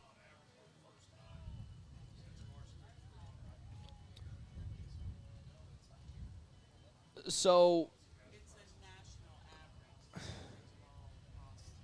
looks like we're having a substitution as Tyler Townsend coming out of right field. Connor Stifler moving to right. And then Jacoby Silos coming back in at second base.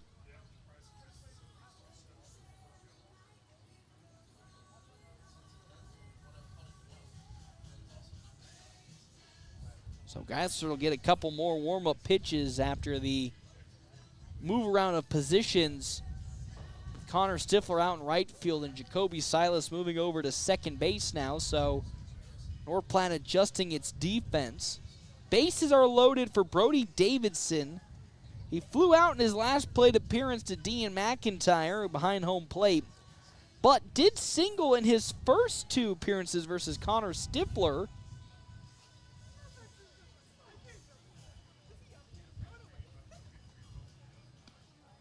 Still having a conversation on the third base line. Marshall Robinson, head coach for Grand Island USave.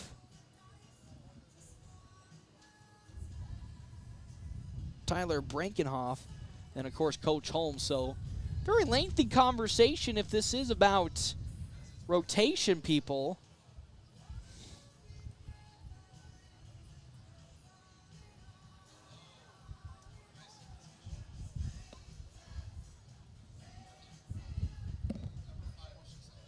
Yes. Yes. It was... All right, so, well, now we're just getting into a whole bunch of shenanigans as... yeah, time as everybody's getting their scorecards all adjusted. So, again, the move that's causing so much confusion right now on the official side is Connor Stifler moving out to right field with Jacoby Silos now at second base. This is actually probably pretty beneficial for Easton Geisler so we can keep continuing to warm up because the bases are loaded with 1 out here in this top of the 5th inning. The game leading run is now at home being Brody Davidson, who has had a fantastic series so far, recorded so far 4 hits through the 2 games he's played today, and has probably been the best hitter for Grand Island USave tonight. There's now more confusion going on. And we got that Jeopardy music going on right now. Oh, okay, close enough. Half-inning breaks, as always, and our timeouts brought to you in part by Kevin McGann and the Fortifying Group. Check out Kevin McGann and the Fortifying Group. His location, 621 South Dewey, Sweet Pea. Man, a hectic week this week for Great Plains Health Post 163. Going out to Columbus on Thursday, taking on Broken Bow on Saturday at home. Sunday against Scotts Bluff, and then Monday against Alliance before they get a couple days off before their Kearney and Hastings tournament. Next Friday, Saturday, Sunday, which then leads off to the couple more days break into districts. Still going through all of our procedural updates. There we go. That's more like it. There's the Jeopardy music I was looking for. So here's the scene right now. Top of the 5th inning. Bases are loaded. Easton Geisler coming in for Connor Stifler on the mound. Joden Schumacher at third. Jared Fisher at second. And Carson Washburn at first. Brody Davidson is up to bat for Grand Island USave. As for North Platte, the defensive changes. Connor Stifler out in right field. Jacoby Silos at second base. Boy, what in the heaven is going on? Should it take, and this is a question for the Banana Boat crew, does it take this long just to change?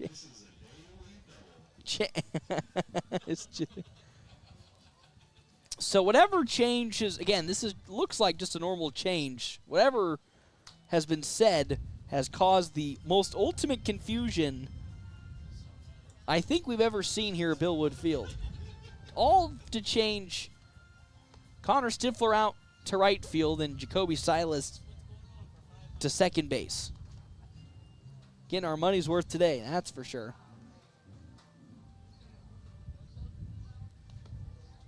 Of course, also going on this week, outside of baseball, the Sutherland Rodeo. Hey, look at that. If you're more into the rodeo scene than the baseball scene, still got some more rodeo action going on. Of course, go on over to NorthPlattePost.com to see the full schedule and list of details for the Sutherland Rodeo. Oh, now they're bringing Coach Holm back over again, I think.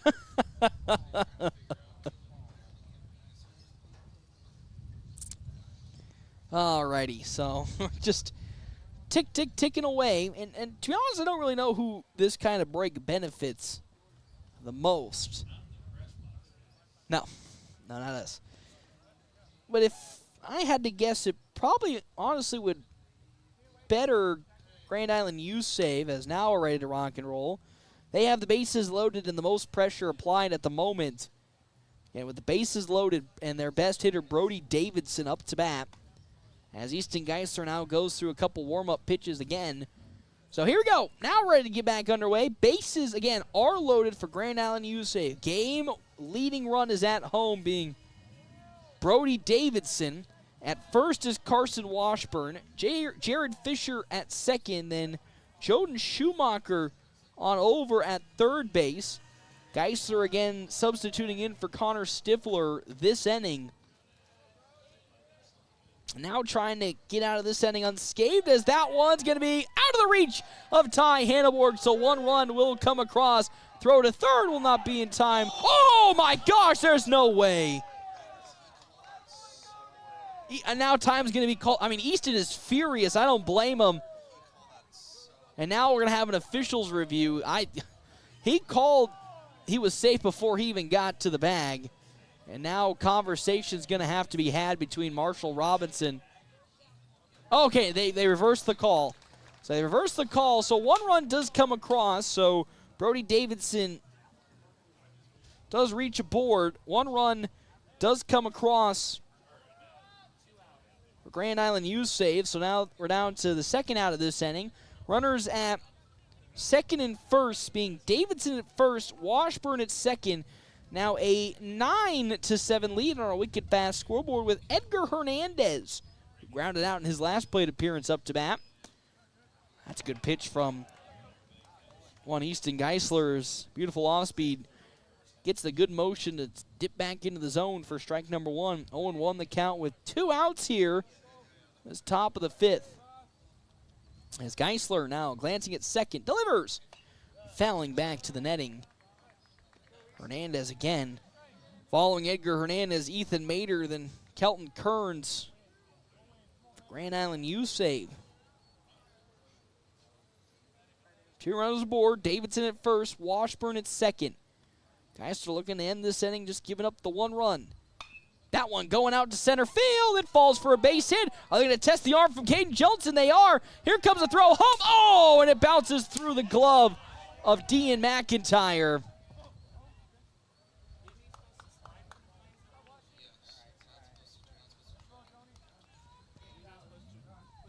Unbelievable. I mean, a beautiful throw from Caden Johnson that just unfortunately bounced out of the glove of Dean McIntyre, and that's a double there for Edgar Hernandez. Brings yet again another run home for Grand Island USave and puts runners at second and third now. Davidson at third, Edgar Hernandez at second for Ethan Mater. 9-8 on our wicked fast scoreboard. 5 total hits today for Grand Island USave. Good glove by Landon Greeno, and he'll be able to step on the first base bag. And 2 runs do come across for Grand Island USave, but Great Plains Health still holding on to that 1-run lead. And we come back here to Bill Wood Field on FM 98.1, AM 1410, and live streaming NorthPlattePost.com.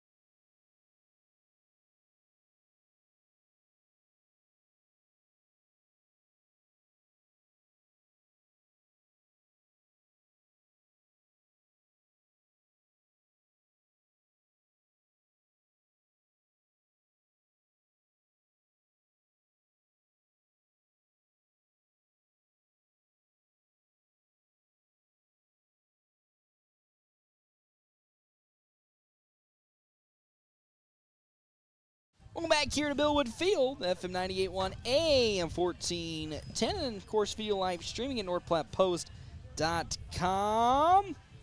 Here it is, bottom of the 5th inning. Currently a 1-run lead. Great Plains Health post 163, 9-8 on our Wicked Fast scoreboard. 2 runs did come across last inning for Grand Island USave off of Easton Geisler. 9 runs, 10 hits, 4 errors for Great Plains Health. 8 runs, 5 hits, 2 errors for Grand Island USave as that first pitch into Jackson Peters from JP Carr is there for strike number 1. There was a pitcher warming up in the bullpen for USave just a couple of minutes ago. Half-inning breaks brought to you in part by Kevin McGann in the fortified group. That falls in for a single into the left field from Jackson Peters. As Peters will lead off this inning with a hit to left. And now to bring up Ty Hanneborg, who's 0 for 2 today. Again, half-inning breaks brought to you in part by Kevin McGann in the fortified group. Check out Kevin McGann in the fortified group. His location, 621 South Dewey, Sweet Pea. As well as Premier Toyota. Premier Toyota just south of I-80 in North Platte invites you to stop out, take a test drive here today of all their new and pre-owned vehicles. Premier Toyota, let's go places. There goes Peters. Good steal. Great throw on over to second. Not in time as Brody Davidson with a great throw. But Jackson Peters with an even better jump successfully steals second base. Ball number 1, Ty Hanneborg. 1-0 now from JP Carr to Hanneborg. Runner in scoring position being Jackson Peters at second base. The pitch. That one into the glove of Aaron Mack. Unfortunate and unlucky for Hanneborg. That would have been a big run to come across if it got past Mack. But unfortunately, line drive right into his glove at third. And here's Jacoby Silos. He had a big hit. Gapped left center field last at-bat. That brought some runs home. Now can he do it again? Jackson Peters at second base. Oh, that off-speed is way off the mark and upstairs for ball 1 to Silos. Caden Johnson on deck with Connor Stifler in the hole for North Platte. As Carr will get set. His 1-0 pitch. Another pitch from Carr that's down low, this time in the dirt. Ball 2. Bottom of the 5th inning. Only a 1-run lead for Great Plains Health. Post 163, 9-6 on our Wicked Fast scoreboard. They are threatening, 9-8, sorry. That 8 looks like a 6 if you really stare it down hard out in the outfield. As another good bounce back pitch from Carr. It'll find the zone. 2-1. Our Wicked Fast scoreboard. Nobody out. 1 runner on being Peters. As that's a big old swing and a miss from Jacoby Silos. Strike 2. Correction, there is 1 out.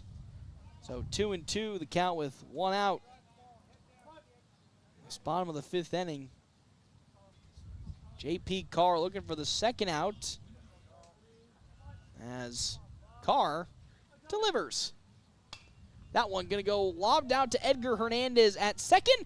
Throw to first will just be in time, and that moves Jackson Peters on over to third.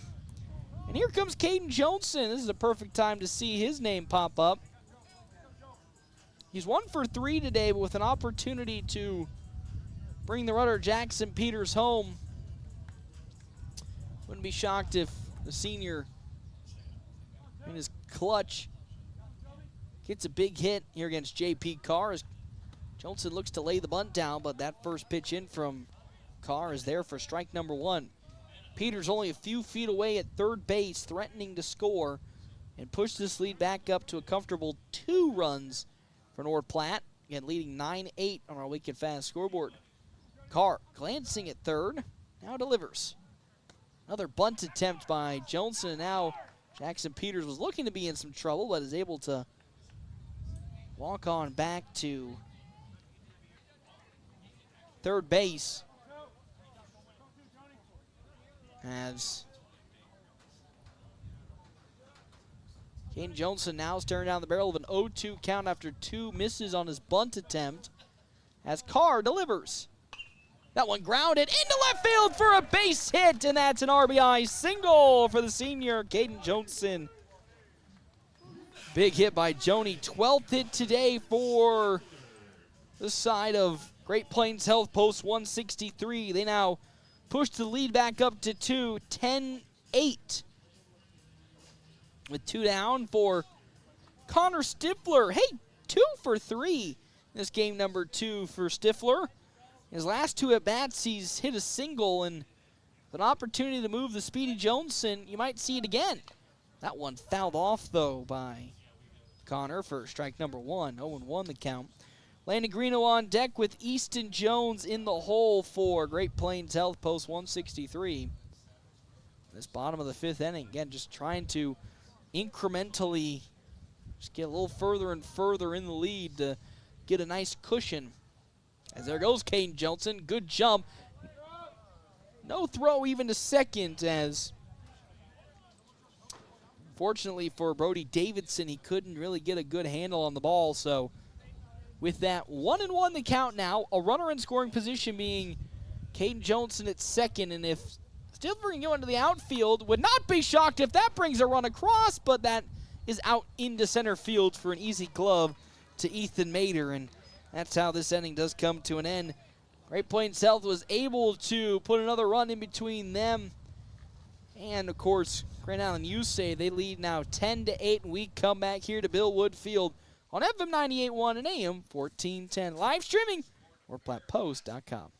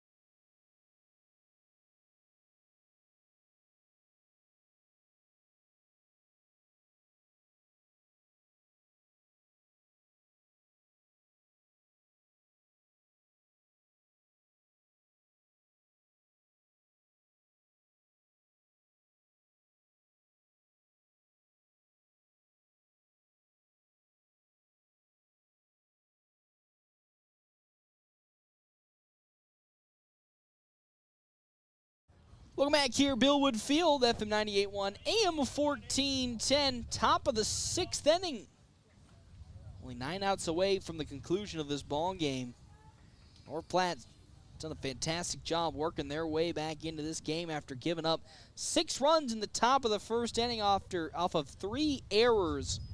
Now lead 10-8, 10 runs on 12 hits, 4 errors for North Platte, compared to the 8 runs on 5 hits, 2 errors for Grand Island USave. Up to bat, Kelton Kearns, as he takes a big swing and a miss. The first pitch from Easton Geisler. Half inning breaks brought to you in part by Kevin McGann and the Fortifying Group. Check out Kevin McGann and the Fortifying Group. Its location, 621 South Dewey, Suite B. Grounder to Easton Jones at third. Easy hop, easy throw to first, and it's in plenty of time for first out of this inning. Good way to start for North Platte's defense. As up to bat,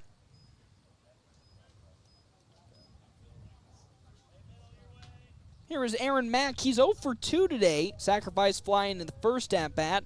Flew out in his second to, at the time, was Easton Jones, and then grounded out to Jacoby Silos in his last appearance.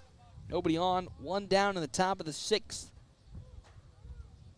10-8 lead. Beautiful pitch from Geisler at the knees, but it's in there. Strike number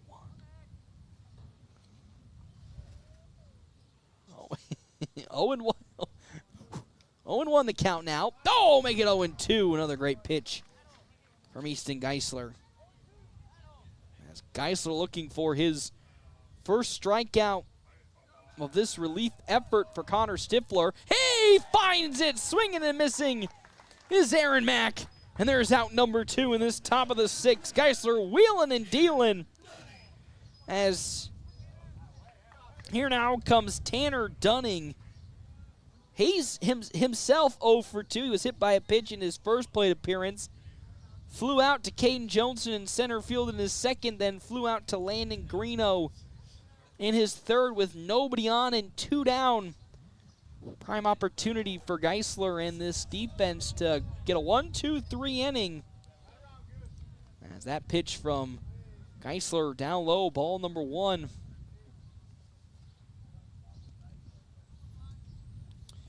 Joden Schumacher on deck, J.P. Carr in the hole. As that next pitch outside from Geisler. This would be a great opportunity for Easton Geisler to get the final out here, because that sets up 7, 8, and 9 in the order, who have had a tough day in both games so far for Grand Island USave. Oh, man. That one also just a bit too low. 3-0 the count now to Tanner Dunning, with 2 down in this top of the 6th inning. But he bounces back amazingly with a good strike. 3-1 the count from Geisler to Tanner Dunning. 19 pitches for Easton Geisler. The 3-1. In there, strike 2. 3-2 now the count to Tanner Dunning. One more pitch for Geisler to get the 1-2-3 inning. We get the sign from McIntyre. The 3-2. Little tapper that's going to get on and gloved up by Hannibal. Can he get it the first? He does! What a throw from Ty Hannibal. Geisler didn't see the ball come right back to him, but Ty Hannibal with an amazing throw to first.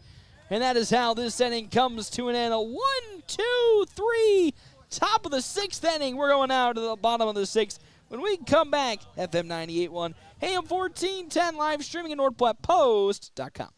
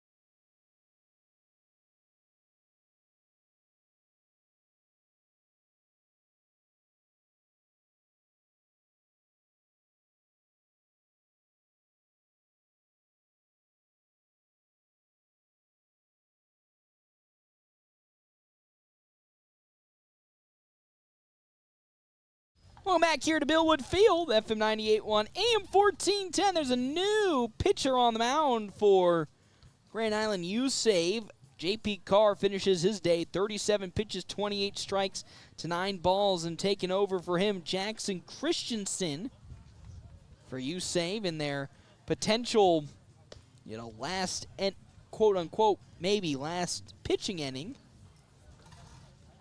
10-8 on our Wicked Fast scoreboard, 10 runs, 12 hits, 4 errors. Great Plains Health post 163, 8 runs, 5 hits, 2 errors for Grand Island USave. Half inning breaks brought to you in part by Kevin McGann and the Fortifying Group.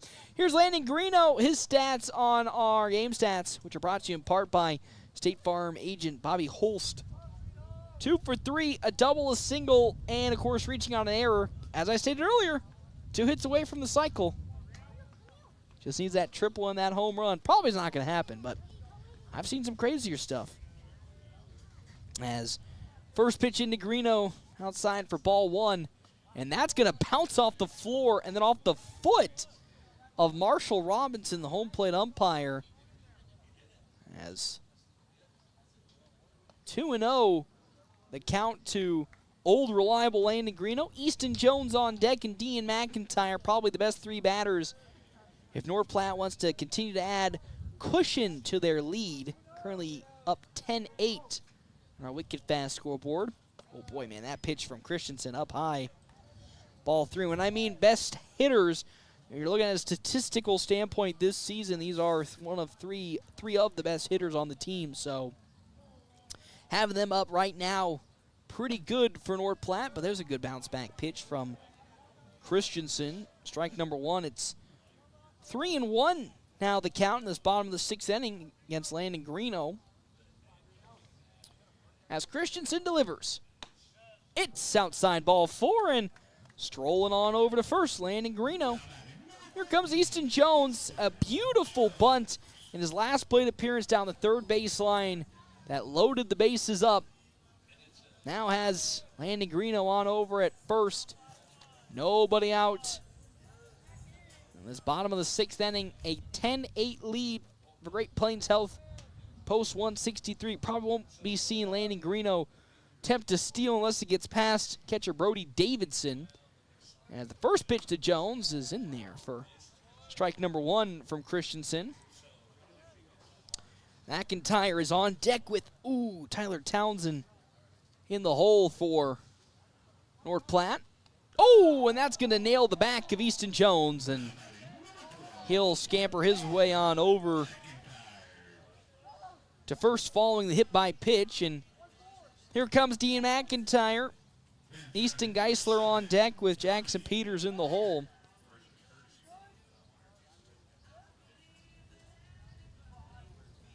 So courtesy running for Landon Greeno is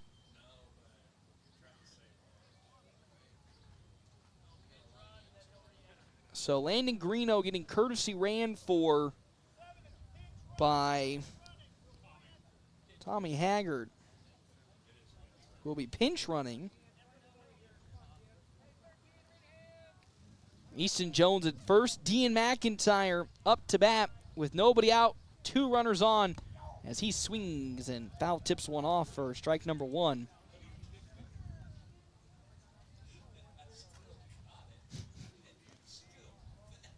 Oh and 1 the count. Easton Jones at first, Haggard at second.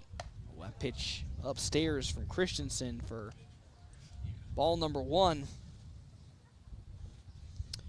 1-1 the count, nobody out, two runners on for Great Plains Health. Post 163, threatening to add a couple more runs to their lead. As that off-speed Titans side for ball two. Good awareness from Dean McIntyre not to take a half-hearted swing on an off-speed pitch. But now it's 2-1. With Geisler on deck and Peters in the hole. There goes the double steal from North Platte. Throw on over from Davidson to second, and he is out. That's a great throw from Brody Davidson to get Tommy Haggard out. At third base. So the count now is a 3-1 count into Dean McIntyre as he takes a big whack at it and misses. So now it's 3-2 with one out here in this bottom of the sixth inning. 10-8 lead.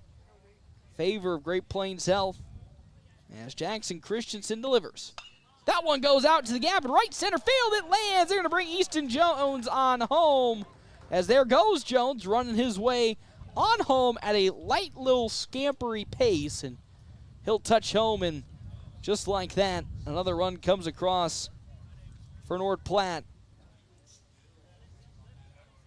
As here comes Ty Davis, courtesy running for Dean McIntyre. Now 11-8, our wicked fast scoreboard for Easton Geisler. Taking up the batting duties for Tyler Townsend as he'll see the first pitch. Down low, ball one from Jackson Christensen. Jackson Peters on deck with Ty Hanneborg in the hole. Ty Davis at first as another pitch from Christensen is upstairs to make it 2-0 now the count.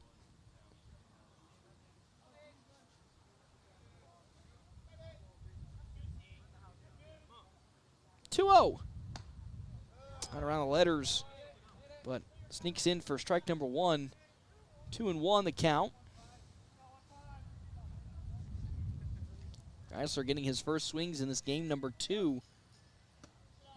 Oh, that's super tight inside that forced Geisler to jump away, but it's in the zone for strike 2. 2-2 the count.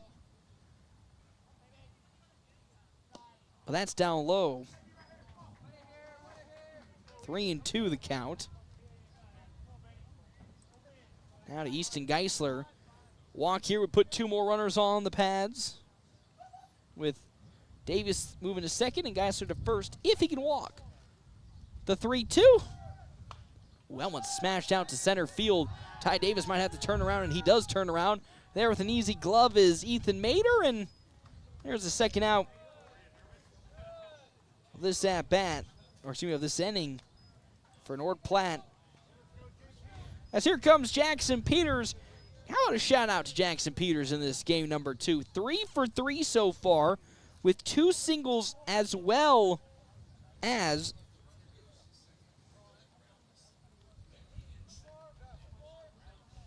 3 for 3. As the first pitch into Peters popped up. That one's going to go easily on over to the first baseman, Kelton Kearns, and that's how this inning comes to an end. All right, one more half inning. Can North Platte finish this comeback off with a victory leading 11-8? You'll have to, of course, find out. We come back here, FM 98.1, AM 1410, and live streaming NorthPlattePost.com.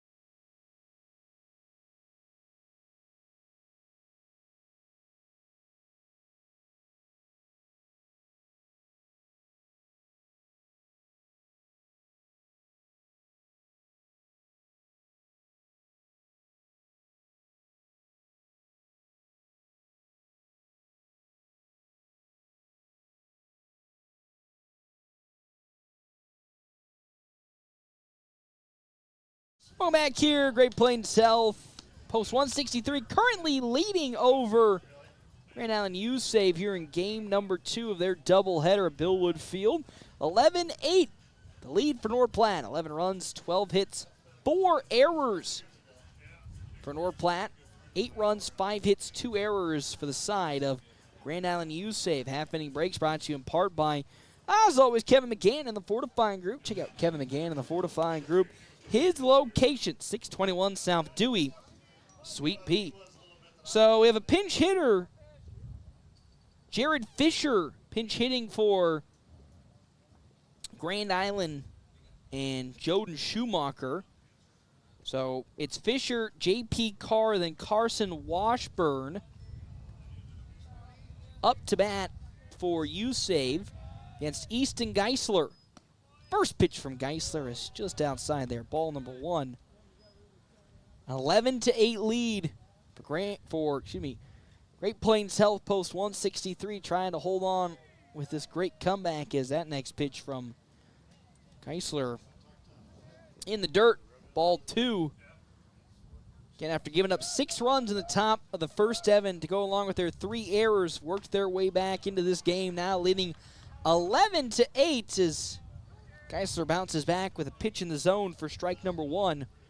2-1 the count with nobody out and nobody on. Top of the 7th. There's a swing and a miss from Fisher as Geisler blows a fastball right by him. 2-2 now the count as Easton Geisler trying to get the first out of this inning right here with this pitch.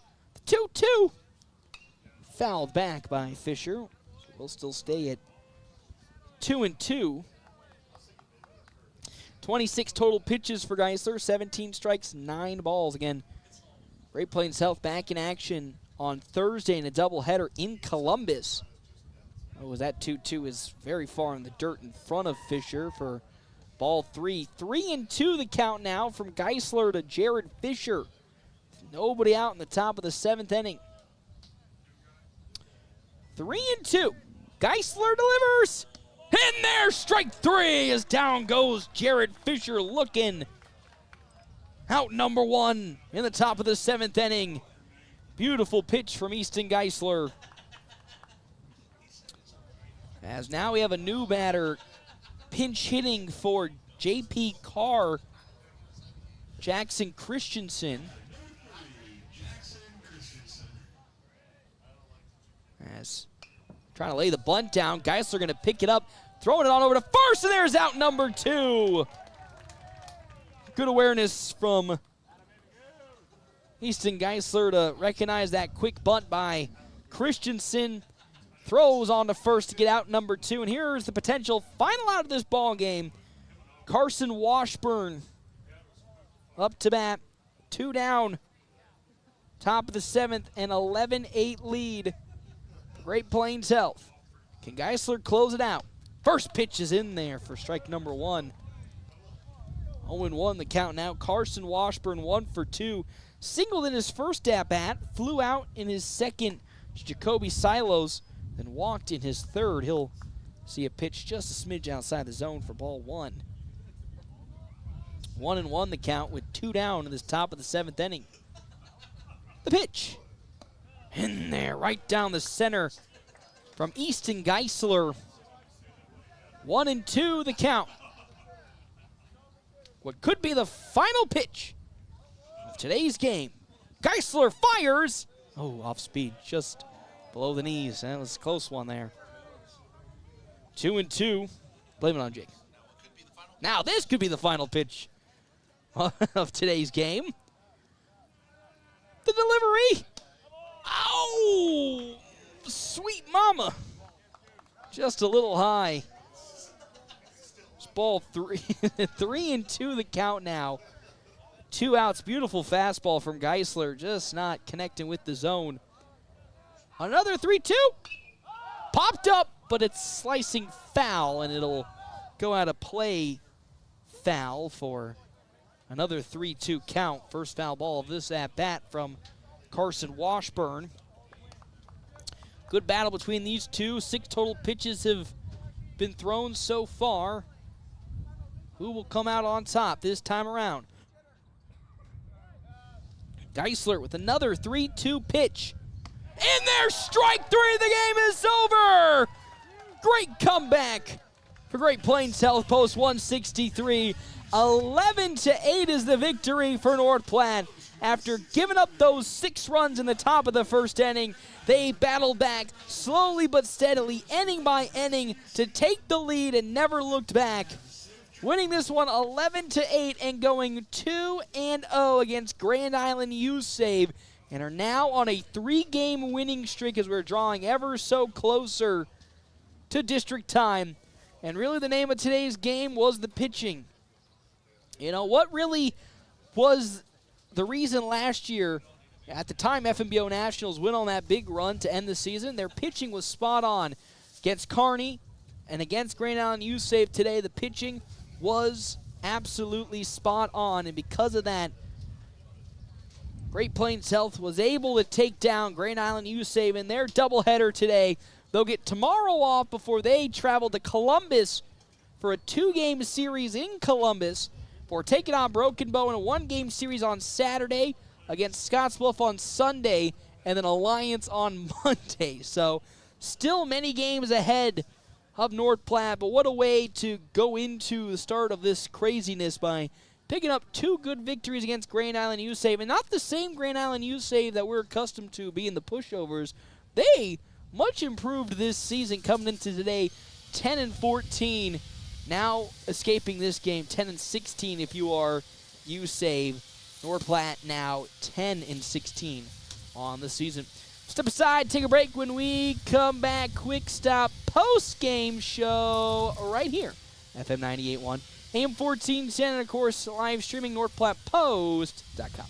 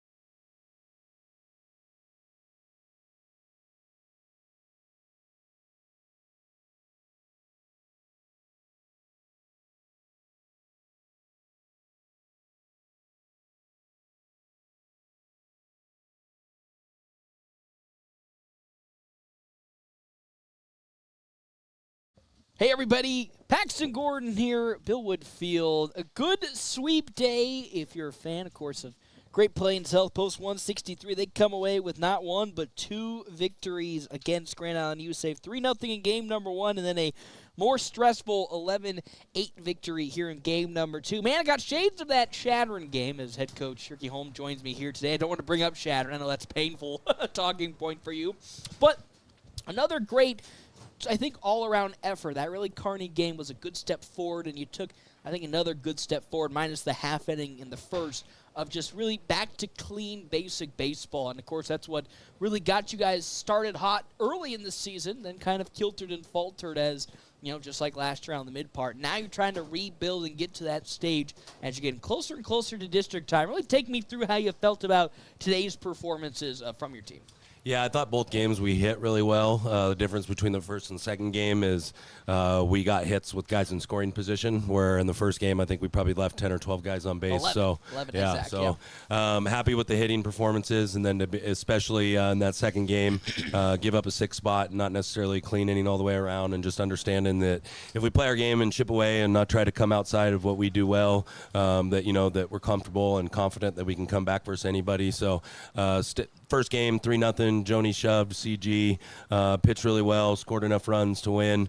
And then second game, just really proud of the guys. Stiff threw 40 pitches in the first inning and then 40 over the next 4 innings. Yeah. So it was kind of the shades of the same with him last week. I mean, he probably pitched the game of his life versus Kearney last week, and kind of earned himself some more starter innings on the bump. And, that first inning wasn't on him. And for the defense and for the hitters to not press and to just kind of, go about our business was really good for them. And then, it doesn't hurt either when, our starting first baseman shows up halfway through the first game and our starting shortstop shows up right at the beginning of the second game. So still haven't really had everybody yet here for a while. Still be another week or two before we get Songster back from his broken forearm. But all in all, we'll take the 2 dubs and get back to work tomorrow. Yeah, the CWS tournament, just like last year, was a sore spot for you.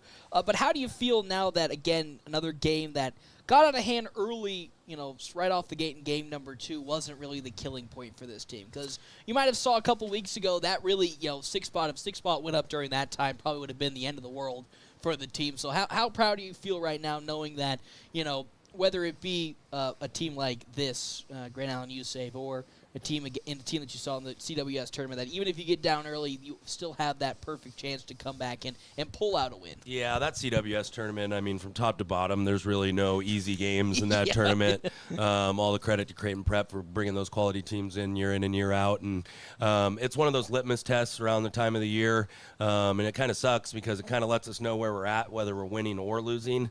And like I've always said, I'd rather learn lessons while we're winning than when we're losing. But to go down there and go 0-6 and, at least 3 of the games, just give them away. Wayzata were up the whole game, ended up losing in 9, and they make it to the Final Four and play GI tight in the semis. So, we're right there with all those teams. But it's like I tell my guys, teams with bad records don't get lucky. And the ball doesn't bounce your way. If it did, you wouldn't have a losing record. So understanding that there's a lot of stuff that we have not been doing up to our standards, and that's myself included. Like, this was the worst game that I've coached probably in my time as a Legion coach. Illegal substitution, doing a suicide squeeze with 2 outs. So I got to get better. Coaching staff's got to get better. Players got to get better. But that's the exciting part about baseball is, there's these little tweaks that you could do to, make us have those instrumental gains. So tomorrow, going to work on some evasive slides, going to work on some first and thirds and when to run, and kind of hone in some of that stuff that we're going to be planning on doing and as we move into the postseason. And a lot of the stuff that we do isn't going to surprise teams, but it's one of those things where we're going to do what we do best, you're going to do what you do best, and let the rubber meet the road and see who's going to do, be successful at the end. So really just going to hone our craft and, focus on the stuff that we want to do and that we're going to be trying to do a lot in the games. And we got a lot of games here this week. Going into this week, I told them that I wanted to win them all, and in order to do that, you got to go 1-0 a bunch of times. So tomorrow we'll have a short practice. Tomorrow's the league all-star game. So Easton Jones, Landon Greeno, Caden Jonason, and Dean McIntyre will be playing in that. So I'll be taking them down and watch them and kind of support them. And then right back to work on, Thursday yep. with Columbus. Yep. So looking forward to it. Yeah, very busy week, as you said. How are you going to feel, as you said, navigate through this? Because you will get an okay amount of time off before district time, but you're really cramming a good chunk of the last couple regular season games in before a Kearney tournament, then in before the district finals coming up there. Yeah, we just got the bracket for the Kearney Hastings tournament, and it's Rapid City, Millard North, Millard South, and a Colorado team. Nice. So, okay, great. gonna be. Love but, that. I mean, that's honestly that's been my favorite tournament every year because especially before high school ball, those were the only opportunities that we got to play some of those East Side teams. Yeah. And now with high school ball, and as we move forward, that may change a bit. But Millard North was a top team in the state. Millard South was a top team in the state. Rapid City could beat anybody. So. It's one of those challenging things, but I know last year when to come back 9-0 off on Millard South, to put it on Lincoln Northeast, to put it on Lincoln North Star, that was huge for our momentum, and we carried that into to districts and got those 3 wins and qualified for state. So looking for this week and then that Kearney Hastings tournament and just kind of honing it in, and hopefully we can get on a roll like we did last year. Coach, love to hear that. Thank you as always for stopping on by. I'm joined by the man, the myth, the legend himself, Old Reliable. Joins me here, Landon Greeno, up for me. First off, I'm gonna poke you in the side here because I know you weren't a happy camper. What happened at first base in that game number 2 to start all that shenanigans off, in your opinion? Because if you were asking me, I did not see any type of drop of the ball or reposition anything. So what was the explanation you got, and kind of what was your mindset going on after that play? Well, first of all, I did catch it. I did catch it. Definitely was on the transfers. Took it out of my glove, trying to throw it around, and it popped out. But they called it not on the transfer. So obviously it didn't help the team start off the first inning. First out of the game could have been, which didn't swing our way, but. You just got to deal with it. I was going to say, in the end of things, it probably didn't matter too much with how you guys came back in that game. What kind of was the motto, once you got down that 6-0, you were going to your bottom half of the inning? What was some of the things that not only you specifically were thinking, but what were you going to try to keep the team, with their positive mental up so that you can, as you saw, come back and win this game? Yep, definitely having the mentality of not giving up, thinking just putting our hits together, getting on base and scoring those guys that are in scoring position. And it looked pretty good. It looked definitely better than the first game when it came to not leaving runners stranded. Of course, I talked with Coach, got a very, very really busy end of this season. Got a cluster about 5 games starting with this one here today and then going on to the 2 on Thursday and the rest from that point on. What is going to be your thought process going into that? Because you got to know their season's coming close to an end, and this is the spot last year where you guys are really starting to turn a heater on. You kind of maybe using what you learned last year as a way to transition that momentum into the momentum going into the tournament here, or do you think maybe it's more of a new year, new opportunities, don't really think about how you guys got to your point last year towards the end? Yeah, so definitely we got to try to stay healthy, stay hydrated with all these games coming up. Just because we don't have that many guys, don't really have that many guys on the bench. So yeah, definitely hydrating and getting good reps in practice. The practice that we do have. The singular. Yeah. So yeah. If you had to choose the record you feel going into that Kearney tournament next week, coming out of this week, what do you expect that you would feel like would be a good success for the team going to that tournament? 5-0, because it would be 2 games against Columbus, the one against Broken Bow, Scottsbluff, and then the Alliance game on Monday. So there's your 5. Would you think a good record would be 4-1, 5-0, or do you really, again, as I said, aim for that 5-0 so you can get into that Kearney tournament as the hottest you can be? Yeah, I'm definitely just gonna have to go out and say 5-0. Okay. Yep. Got to be confident. That's what That's what you love to hear. Now, before I let you go, have you ever been late to a baseball game before? Is this the first time you've ever been technically late in a sense? Yes. No, actually, no. No. I did miss the bus in Kearney one time, freshman year. Yes, slept through my alarm. And, Oh, buddy. Okay, well, that But one's on actually, you at least. today, Uh-huh. I was at a visit at Western Community College There you in go. Scotts Bluff. Love that. I just got my first offer. Yes. So, Okay. Definitely love yep. that. Okay. Well, I can at least let the brakes off a little bit. That's more important than sleeping through your alarm. So better not sleep through your alarm coming up on Thursday. Landy Greeno, thank you so much for stopping Thank on you. by. Now got to join by the man who probably has the dirtiest jersey on the entire field. I don't know how you did it, but it just felt like with the accumulation of how that game was going, your jersey just kept getting dirtier and dirtier. Caden Johnson joins me here. What do you do to, I don't even know how this, I know it's possible with the way you slide, but like, my man, you always the dirtiest jersey Yeah, out in the pretty field? much. I'm always sliding in the dirt. My mom's busy always cleaning my pants, trying to get the dirt out. I was going to say, God bless her heart, because she probably will see you coming home being like, gosh darn it, not Yeah. again.